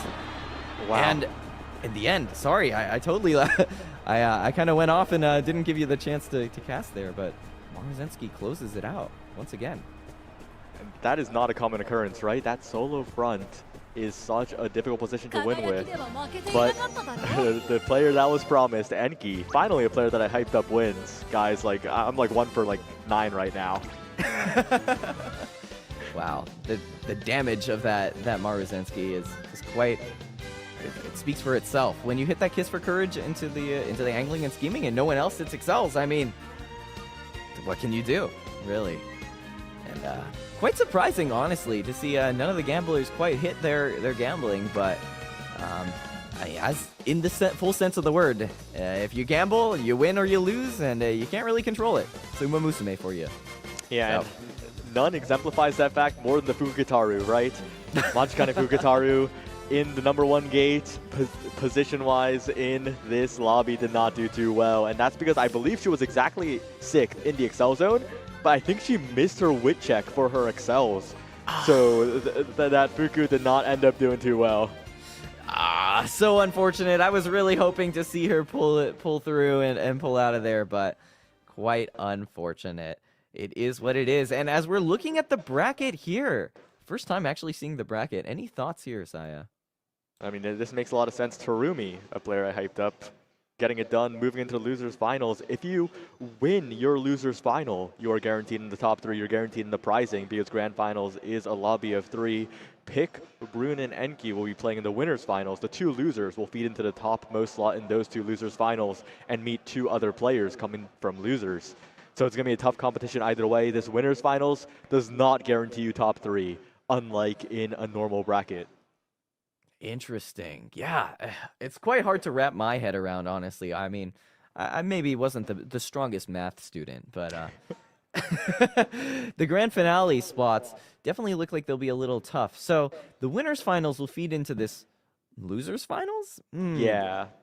Yeah, okay, interesting. And then that will feed into the grand finals. And we will see who there will take the crown, or maybe take home the Mihono bourbon, so to speak. Oh, and Very interesting. It looks like Enki, who just won, is back, fighting against Pick and Brune for that grand final spot. Wow, back to back. No rest for the wicked, I guess. See if that Summer Maruzensky will be doing some damage once again. Yeah, and All right. these three We players have our players. Yeah, they're so notable too, right? Like a Pick I've been hyping up for a long time now, but Enki has showed up in the bracket itself and really impressed. And Brune, of course, battling through the winner side is a difficult task. Definitely. It's unlike a normal tournament where maybe in your Swiss rounds, your opponents are more controlled by how many wins they have in the sense of skill and maybe building. I come from more TCG, so it's a little interesting to see. As you travel up the winners bracket, maybe it's more of a battle of luck than. Well, there's definitely some skill on the player side as well. We can't discount that, but it's quite amazing to see how much luck does come into these races. Yeah, even though the skill helps build up to the luck with the skills you take and the way you build your Umas. So, Yeah, looks like we're here. It's kind of similar to if you built a deck in a card game and then it played itself, like instead of you piling it. So the deck building is important here. Let's take a look at Brune's Umas. I think I want to look at that Ogre Cap. Yeah, looking strong. Once again, Redshift Festive Miracle. Preying on that late at Redshift activation, always solid. And very heavy on the recoveries and solid on the wit. So looking like very much a contender. Also with the head on for that Pace Chaser coveted Festive Miracle Speed Carryover Excel hybrid win con. Yeah, this is definitely a contender, but we can't forget about the vodkas, the mini narrative that I'm trying to push, guys. Like, vodka can do it. She might be against Umas that are stronger in kit than her, but she can do it. You can always believe, and believing sometimes is half the battle. It's what we all hope for when we send our Oshis into combat. I mean, into races. Also looking like a very low on the nice nature side, so maybe not too much of a scare on the stamina side for all these Umas in. And we can never discount that Smart Falcon in this lobby. Fighting against the Maruzensky might be tough, but we will see if which of these two fronts will take that coveted angling and scheming point position. That's actually really notable because there are two fronts that are going to pace each other up, but it's a massive battle there for that first slot. Like, whoever gets it will be in prime position to win the entire thing. Exactly, and it will be very interesting to see. Those ults pretty much identical. Maybe Maru a little bit more scary, but if Maru is able to shut off Smart Falcon early, she won't get the chance. But vice versa, if Falcon's in first, Maru still has the chance to proc her ult. So maybe Maru favored in this matchup a little bit, but again, we can't discount those insane stats on that Smart Falcon. If she high rolls that wit, mid-leg speed could be quite dangerous for her. We're seeing the Dobers load in right now. Okay, I was scared. If it was three Dobers, that would be really funny.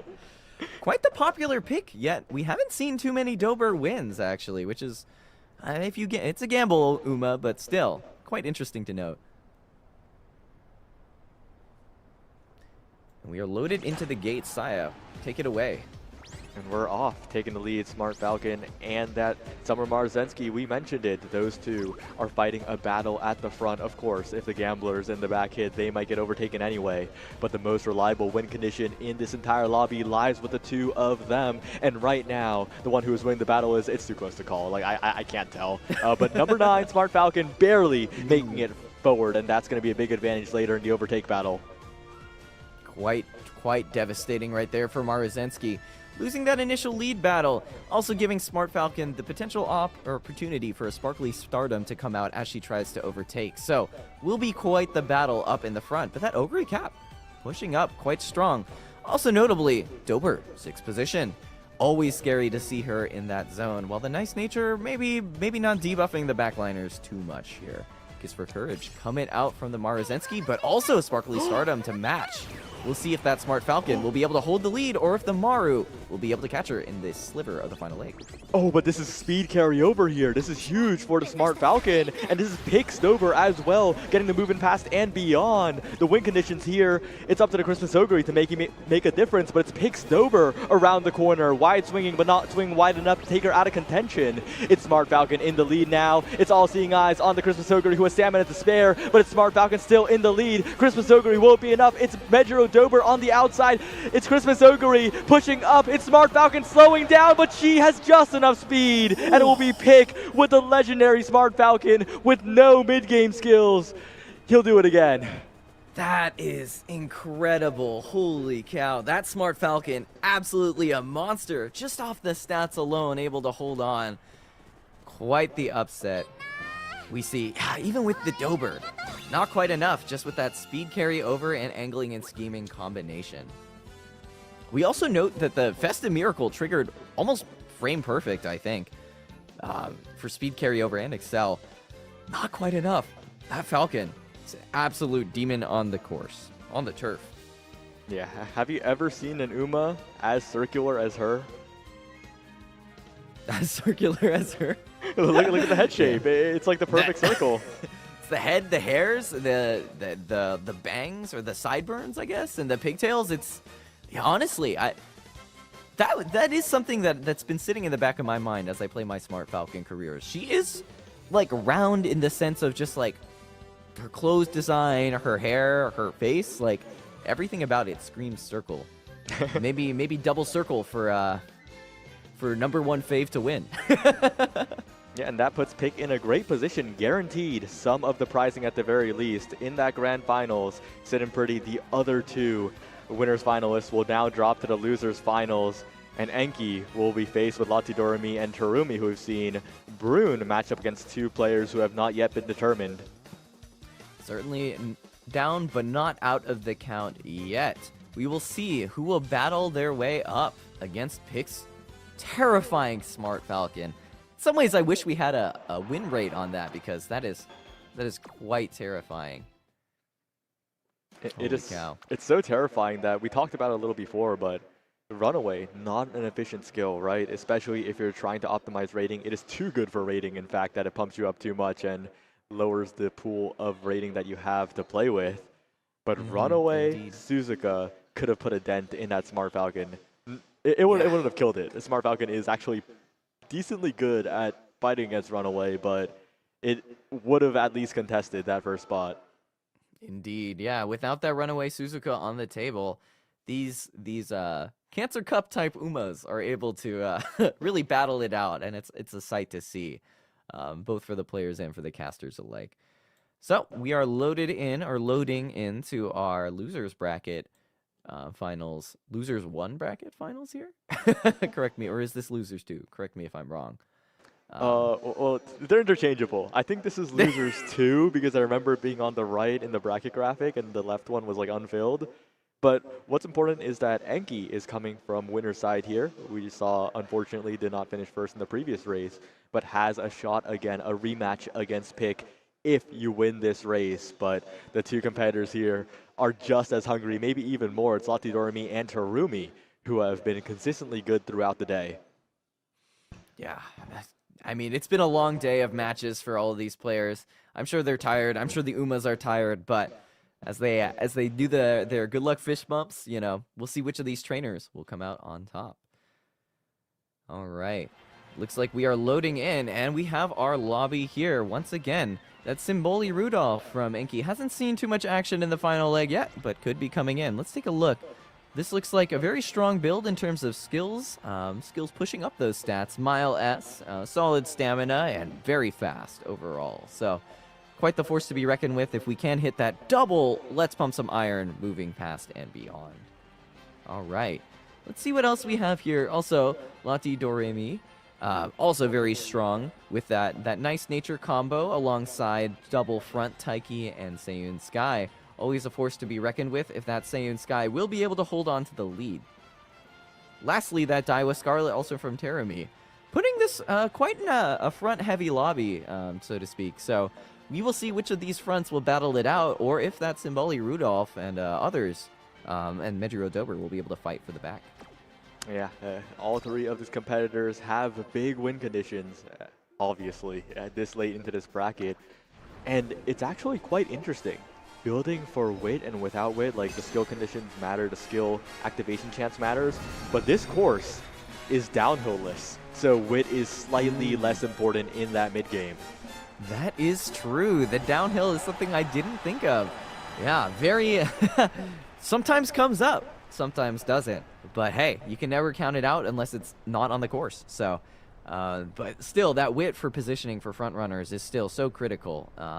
And will be interesting to see if it will be the wit warriors or the skill survivors that will battle it out for first place here. All right, loading into the gates, we have our shot on Mejiro Dober from Anki's side in gate number 6 as the runners take their marks. The gates are open, taking the lead coming out, and all those green skills triggering. Lead Surger straightaways also maybe coming in with double Uma stand. Maybe a little disastrous for Mejiro Dober if she has to get paced down, but it looks like she's safe for now as these front runners pace up the lobby. Spot Struggle also coming out, pushing Summer Marozensky quite far ahead. Looks like this is going to be a tough one for Seiyun Sky to close the gap on. Maybe with some luck from her mid leg, she'll be able to push ahead. Maybe the triple skill proc, as we saw in our first match. And look at that! The Professor of Courage are coming out, pushing her ahead of the Summer Maru. And this could actually be quite terrifying if she manages to hold on to that lead for long enough. Yeah, the two contenders I have my eyes on are that Seiyun Sky who just got first place, and also the Mejiro Dober, who is currently well positioned here, barely in 5th place. There's the Kiss for Courage. Can KFC retake first place is the question, and the answer is looking like a very hesitant maybe. It's very little distance until the final spurt, and right now it's angling and scheming for that Seiyun Sky. Oh, but the Mejiro Dober moving past and beyond also comes out at the same time. This is going to be a 0.4 Excel, battling it out. She is hot on the heels of Maru. Is she blocked? She might be a little bit blocked by the Maru. Leaving Seiyun Sky uncontested. Nope. She's completely blocked. She slowed to a crawl, like she arrived right behind the Maru. She completely stopped, but it's still gonna be enough. She was so blocked. fast. She was blocked, but she still won.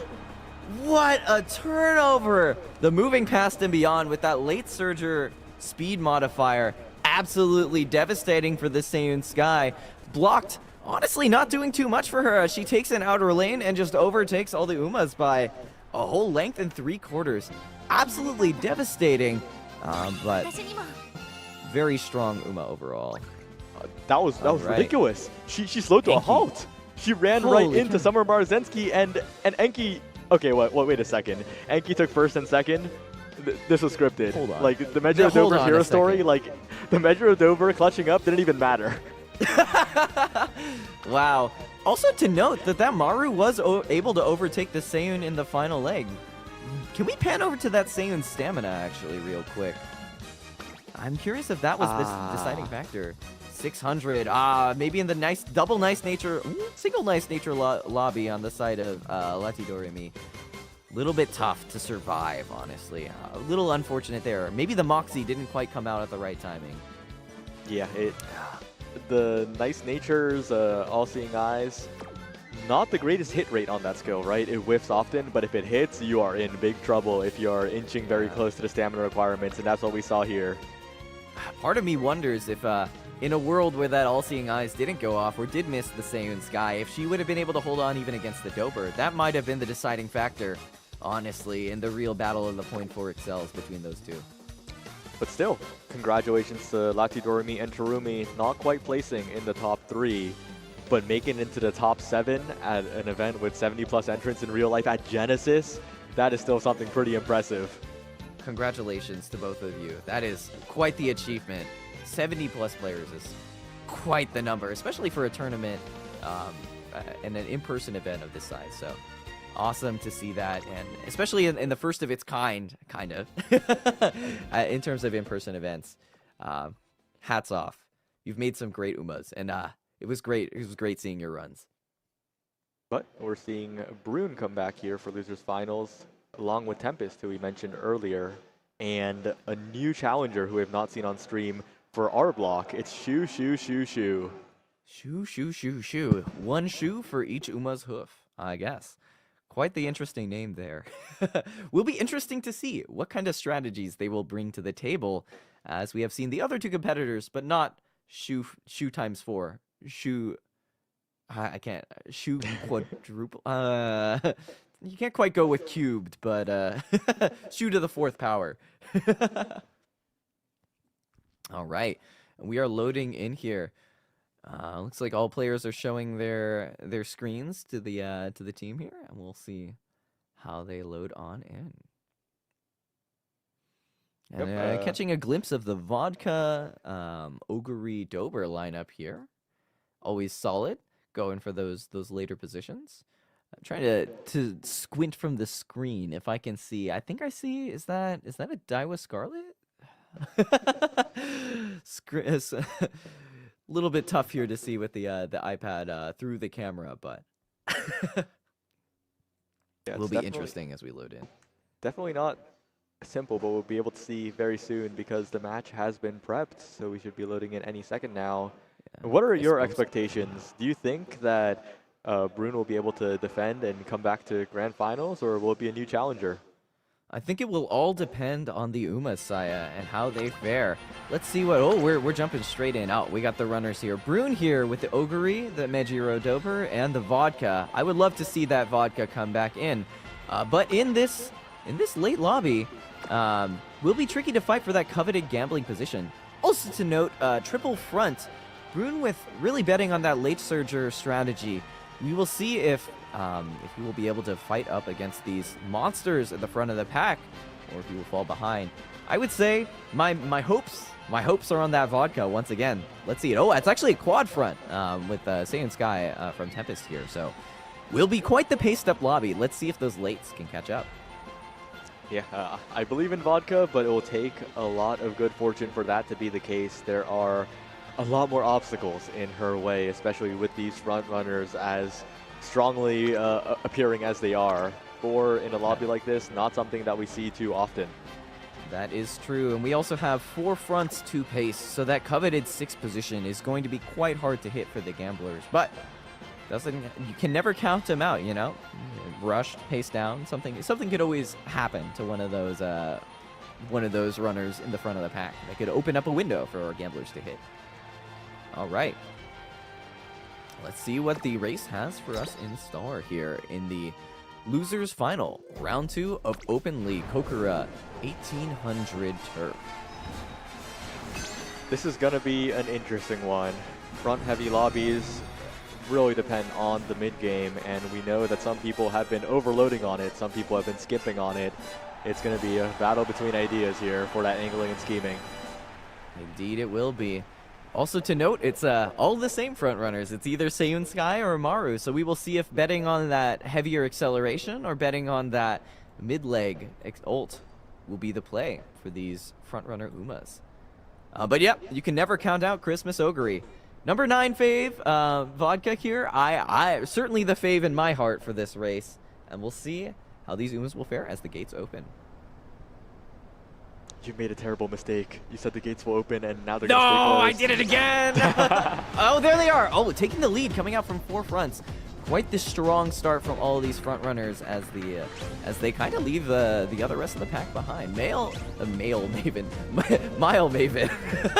coming out from both of the Marus alongside Restless, positioning them quite well, and it looks like it will be Maru Zensky positioning towards the front in this race. Very strong. Swing Maestro also coming out. Looks like in this natureless lobby, we won't have to worry too much about stamina, but we'll see if that comes in handy at all, as Rushed is always around. Saiyan Sky positioning in second place with that Escape Artist, but maybe not enough to catch up as we enter the Kiss for Courage territory for these two Summer Marzensky's.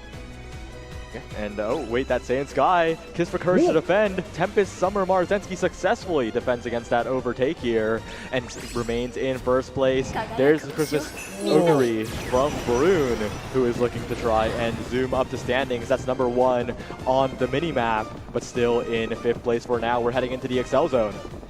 That is dangerous timing on that Festive Miracle for that speed carry over. We'll see if she is able to hold on. On your left actually coming out, but also Redshift and Head On for the Christmas Ogre. Let's see if they will be able to close the gap on that Summer Maru, who just has such an insane lead at this stage. Oh, that Christmas Ogre. She's not going to make it. Marzenski's running fast and further towards the finish line. Marzenski. She closes it out. It's Summer Marzenski. Her swimsuit straps holding on strong as she clears in the first place position. Wow. Once again, the angling and scheming and the position of that front runner is just too strong. And Tempest, is it? Closes it out again. That first place Summer Marzenski finish. Very, very well played. Yeah, well played indeed. And also congratulations as well for Brune and Shu, making it this far in such a packed tournament, honestly. Loaded with some of these terrifying Umas running around on the turf. So hats off to all of y'all. It's been a great run. That really does show the strength of front runners, though. They do have the most reliable win condition, right? All of these late surgers throwing the dice, hoping to hit a nat 20. You know, but front runners, if you're first, you're first. Yeah, if you're first, you're first. We even saw that on your left coming out with really solid timing. Wasn't quite enough to catch up with that combination of the length lead from being a front runner and the angling and scheming coming out from Maru. It's in a lobby where we don't have to worry so much about stamina. It's definitely scary. Yeah, absolute clean finish. And also to note, this is a 4-front lobby, making it even harder as those front runners compete against each other for those late surgers to catch up. Maybe underspoken is the length, not only the positioning, but the length lead that that initial mid-leg competition builds for the front runners. But that does determine our top 3 here. It's going to be Tempest, Pick, and Enki. 3 players we have followed throughout this entire bracket here. Familiar faces to some. And it's going to come down to this one final race to determine who gets which prize. If we could have the prizing graphic back up, the prizing is quite significant. Yeah, all of these players gunning for one of the 3 of these, or maybe one each of these. Going to be quite interesting who the Mihono Bourbon will go to. Also, maybe we haven't talked about it enough, but that 3rd place, Meisho Doto, is that a fan? I can't quite tell from my angle, but I think it's a keychain. Oh, a keychain. Very, very cute as well. She's goofing up a little bit, even though she never goofs up. Speaking of the first place prize, though, OffKai Expo Weekend Pass. That is a lot of money you're saving if you're already planning to attend OffKai Expo. And if you're not already planning, might as well plan. It's the VTuber convention coming up later this year by the same people that made this tournament happen. Get your badge now with the discount code Genesis X3. That code expires very soon, so now's the time. Indeed, indeed. If you like VTubers, OffKai Expo is the place to go. Known for its wide range of talents that they invite every year, along with some insane concert lineups that I'm sure will not disappoint this year as they never have in the past. So excited to see some of you guys at OffKai if you are going. Oh, it looks like a bunch of people have stood up in support of the players here. If they could like inch to the left a little to show up on camera, that would be awesome. Oh, guys? Yeah, I can't see it from my side so much, but we are loaded in. If you're cheering, move to the left so you show up on camera. No? Okay, my bad. Sorry for asking. Or over more towards where the chairs are, you know. That'll be great. Oh, right. I said left, but it's, oh my God. Oh, it's right. Here. It's right. On your right. On your right. It's not on your left. Not on your left of skill. On your right. The forbidden skill. Minus 0.2 acceleration in the late leg. But this, the late leg. This is the grand finals here. And this is the race for all the marbles. This is going to be the Umamusume of all time here. Open League Kokura 1800 Winter Firm Sunny Right Mile. We'll see which of these 3 trainers who have battled it out tooth and nail for this final Grand Finals Open League competition will take home the crown of the Genesis Open League Umamusume #1 trainer. Yeah, can we actually take a short peek at every single Uma from top down? These are the grand finalists after all, so we better say a few words from Smart Falcon all the way to whoever is in that 9th gate. I believe that is, yeah, the same Sky in that 9th gate. Let's see what we have. This is the decorated Smart Falcon, all in on stats and the bare minimum skills to give her the lead. We will see. We have seen it many, many times already, if she will be able to close it out, or if that lack of mid-leg will be the nail in her coffin for this grand final run. All right, next up is the Metro Dober, also one of Pixuma's, and this one is even more bare bones. If you've not seen this already, what are we doing? Well, the answer is winning, because Pick has made it through the winner side of the bracket to Grands, but this is crazy. That's absolutely hilarious. All-seeing eyes, keen eye. It's the all eyes on you, Metro Dober. She's looking respectfully with the double S, quite the threat.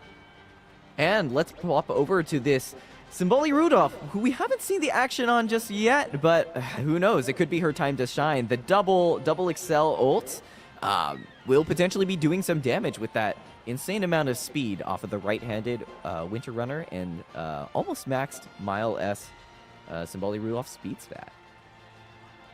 Right, and the next up is the Metro Dober from Enki this time. Not as minimalist as Pix, of course, and does have a lot of those important skills. Yeah, the Uma stand notably, giving her that good early positioning could be what makes the difference between this Metro Dober and the other, or could not. We will see. Let's take a look at the next Uma here. We have the hybrid Nice Nature coming out with the all-seeing eyes, the keen eye, all eyes on her. Looking to do some damage with that moving past and beyond and just a little further. Trying to close that gap as she chases Umas down in the final leg. We'll see if this will be enough to catch up to some of these dangerous fronts that we're coming up on. Right, and Metro Dober, but this time Tempest, the speed not maxed, but importantly, plenty of Excel to get to that top speed as fast as possible to steal that first place away in the final leg. And look at that mid leg, fast and furious, Professor Curvature, straightaway depth, and mile corners. Quite the opposite take, also higher wit on the builds we've seen earlier. But if she hits, she hits. Let's pump some iron and moving past and beyond, not to be underestimated. Right, and there's the Marzensky from Tempest. That is a very, very scary Uma, right? If you get that first place slot, and we'll be battling against Pick to try and do so. Yeah, look at that, 900 wit, very important with the front runner Savvy coming in. Going to be quite the threat. Also, Speed Eater notably works on this track, so can help her secure that first place position once she grabs it if we get a lucky timing on that. Right. And right. Second to last. Another Summer Marzensky, a little lower on the wit, but similar kind of theory also with taking the lead is what I'm noticing and picking up on here. Yeah, it really depends on getting that first place through the unique. Here's Tempest, Saiyan Sky, a very, very different Uma. This is all in on that mid leg to try and steal first place, but might even get outrun by the gambling backliner. So this is a scary Uma to have to depend on. Definitely, quite scary. But notably, that tail held high and those mid-leg combination skills will potentially be able to push her very far ahead if she can secure that first place position. Notably, can we check on the Smart Falcon's wit one last time to see, of these front runners, which has the highest wit in this battle, and what will really come down to in the finals? Right at the very top, it's Smart Falcon, 812. A good amount, but not the highest. Not highest. Very interesting. All right. Looks like we have our runners quite understood here. It looks like it will be very much that battle for the front and maybe that battle for 6th place in the back. Which Dober will take it? Or the Rudolph? Or which front will hold the lead? Will anyone be a match for this terrifying Smart Falcon Oshi pick? Or will it be the Summer Marus, the legendary meta pick before the global server? Who will take the lead? Yeah, Final round of the Open Cup. All right, we have our Umas playing on the field. Summer Maru's career was derailed quite a bit, right, by that balance patch. Like, she's showing up here, she's trying to take revenge, but she was not the dominant Uma that was promised by those trying to look into the future. The global timeline has diverged. Smart Falcon is looking good. Will Pick be able to do it, or will it be Tempest, or will it be Enki? And we will find out as the runners set on their marks. Let's see, the gates open, taking the lead coming out from all of our fronts that have taken it. Quite the interesting initial excel here. We have Maruzensky actually taking that first position, potentially shutting down Smart Falcon as she struggles to fight back with that lower wit. We will see if she is able to touch that first position. She will be able to take the lead away temporarily. But looks like that Maruzensky is holding on to it quite strong. Will be tough for Falcon to regain in this position as both the Marus are well positioned for their Kiss for Courage to go off. The Smart Let's Falcon. take a look at the backside. Saya, any commentary on the back of the pack? Yeah, but wait a second. Forget about the back of the pack. That Sparkly Stardom activated barely was in that second place spot, but it's not looking like it's enough. It's a Summer Maru who's keeping in first place. There's the witch check. There's the overtake check. The focus is all on the front, but the Kiss for Courage, Smart Falcon neutralized here, and it's going to be the backliners now who have to be Pick's last line of defense because that Smart Falcon is out of contention. She is not the hero for Pick. She was a hero for the entire bracket up until this point, but there's moving past and beyond. There's Enki. Enki's moving up. Shooting forward. Holy cow, look at that acceleration on the Medjugorje Dober. She looks like she's a little bit stuck behind the Maruzensky. This is a familiar story, but as they round the corner, she takes the lead. Is that what I'm seeing? The Medjugorje Dober overtaking both of them. I don't know whose Medjugorje Dober that is, but she is coming in hot, and she is taking a clean finish on the Kokura 1800 here. It's Enki. Wow. Enki number 4, that's the Medjugorje Dober that does it, and it was the Summer Maruzensky's that let her defuse the Smart Falcon. What an incredible performance, what an incredible composition from all of these players. Wow, what a spectacular acceleration there. You could see as we hit that start of the final leg, the moving past and beyond shooting her forward, gaining that huge lead as the other fronts fall to the back. What an absolutely dominant win for Medjugorje Dober here from Enki. Well done, and congratulations to all 3 players in the final round of this Open League at Genesis. It is really, really difficult to get this far in an Umamusume tournament, and these 3 players, the final step taken by Enki here, and just a solid game plan all around, right? Noticed by all of the players for a reason on their journey to the top. And first place, the entire prize, very, very well done, and congratulations. Yes, congratulations on your OffKai Expo ticket, and as well as your Tamamo Cross figure. That thing's a monster. Also notably, Tempest, the second place here. Soon to be a proud owner of the Mihono Bourbon Plush. And lastly, Pick also with a 3rd place finish, but certainly quite the achievement here. That Smart Falcon will be remembered. Oh, I'm gonna see that in my dreams and my nightmares as I do my sprint runs. Congratulations as well. That is quite the take home on that. What is it? The Meisho Doto keychain. So yeah, congratulations to all of our players, and thank you so much for joining us as well as what is this? The casting booth? Oh, it'll be the award ceremony in just a second here. I think they're setting up the camera for it over there. Perfect. We'll have to see how exactly it gets situated, but it should be just in a little bit. Wow, exciting, exciting. We'll see.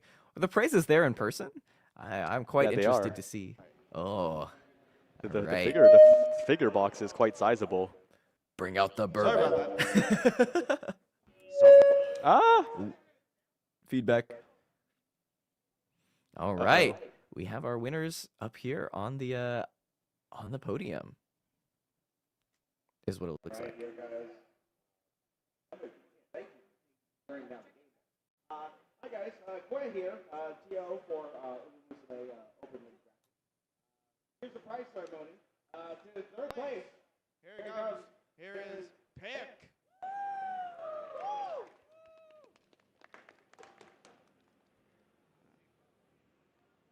Alrighty, again, a little medal there too. Some gold to take home. Alrighty. Say hi to the camera. Yeah, show the Falcon. Show that Falcon. All right, and to 2nd place, I say hello to Tempest.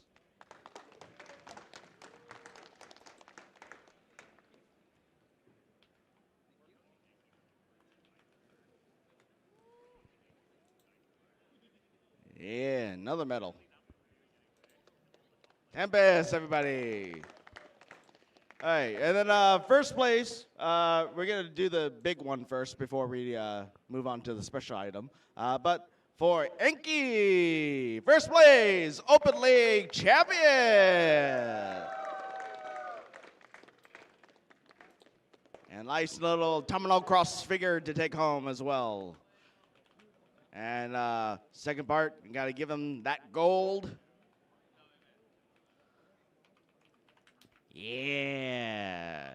And from Looseless himself. And designed by yours truly. Our first very own Umamusume Open League 3D printed trophy. Open League champion to Enki. Yeah. And that's all for it, folks. To all of us here, day one, Friday, Genesis. Here it is again, Enki, your first place winner, Tempest and Pick, second and third, in a field of 77 players. Yeah, that's going to be all it from us. Tomorrow is going to be Graded League. Please tune in here at 10 a.m. It's going to be a big one. It's going to be at least double the size. Double the players, double the fun. We'll have also weather announcements around 9 a.m., so please stay tuned to our social media. And with that, with myself here and the whole entire team, we will see you guys tomorrow, day 2.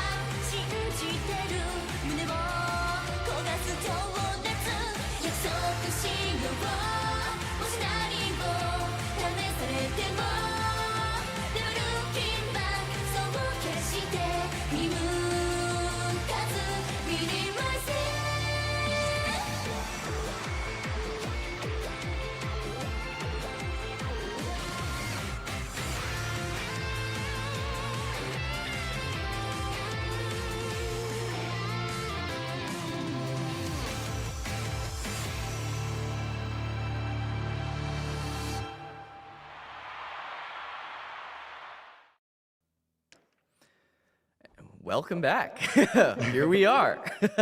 What did you think of that live concert, or winning live concert? Quite funny to see the nice nature in that third place position right there. Yeah, Yeah. she didn't win, but she was an important contributor to the overall victory. But that is going to be it for the Open League broadcast today on OffKai. So, any last words before we disappear? Yeah, thank you so much again for joining us. It's been a great run. Seeing our Umas compete and seeing our trainers also compete. I've been Uzuki Tomoya, your resident bunny rabbit VTuber here. Play Umamusume sometimes. And great time being here. Thank you so much for having me. And also thank you so much, Saya, for co-casting alongside me. Yeah, and with that, thanks everyone for watching, and we're going to sign off. See you tomorrow for Graded. Yep. See you all tomorrow. Thank you so much. Have a good one. Good night.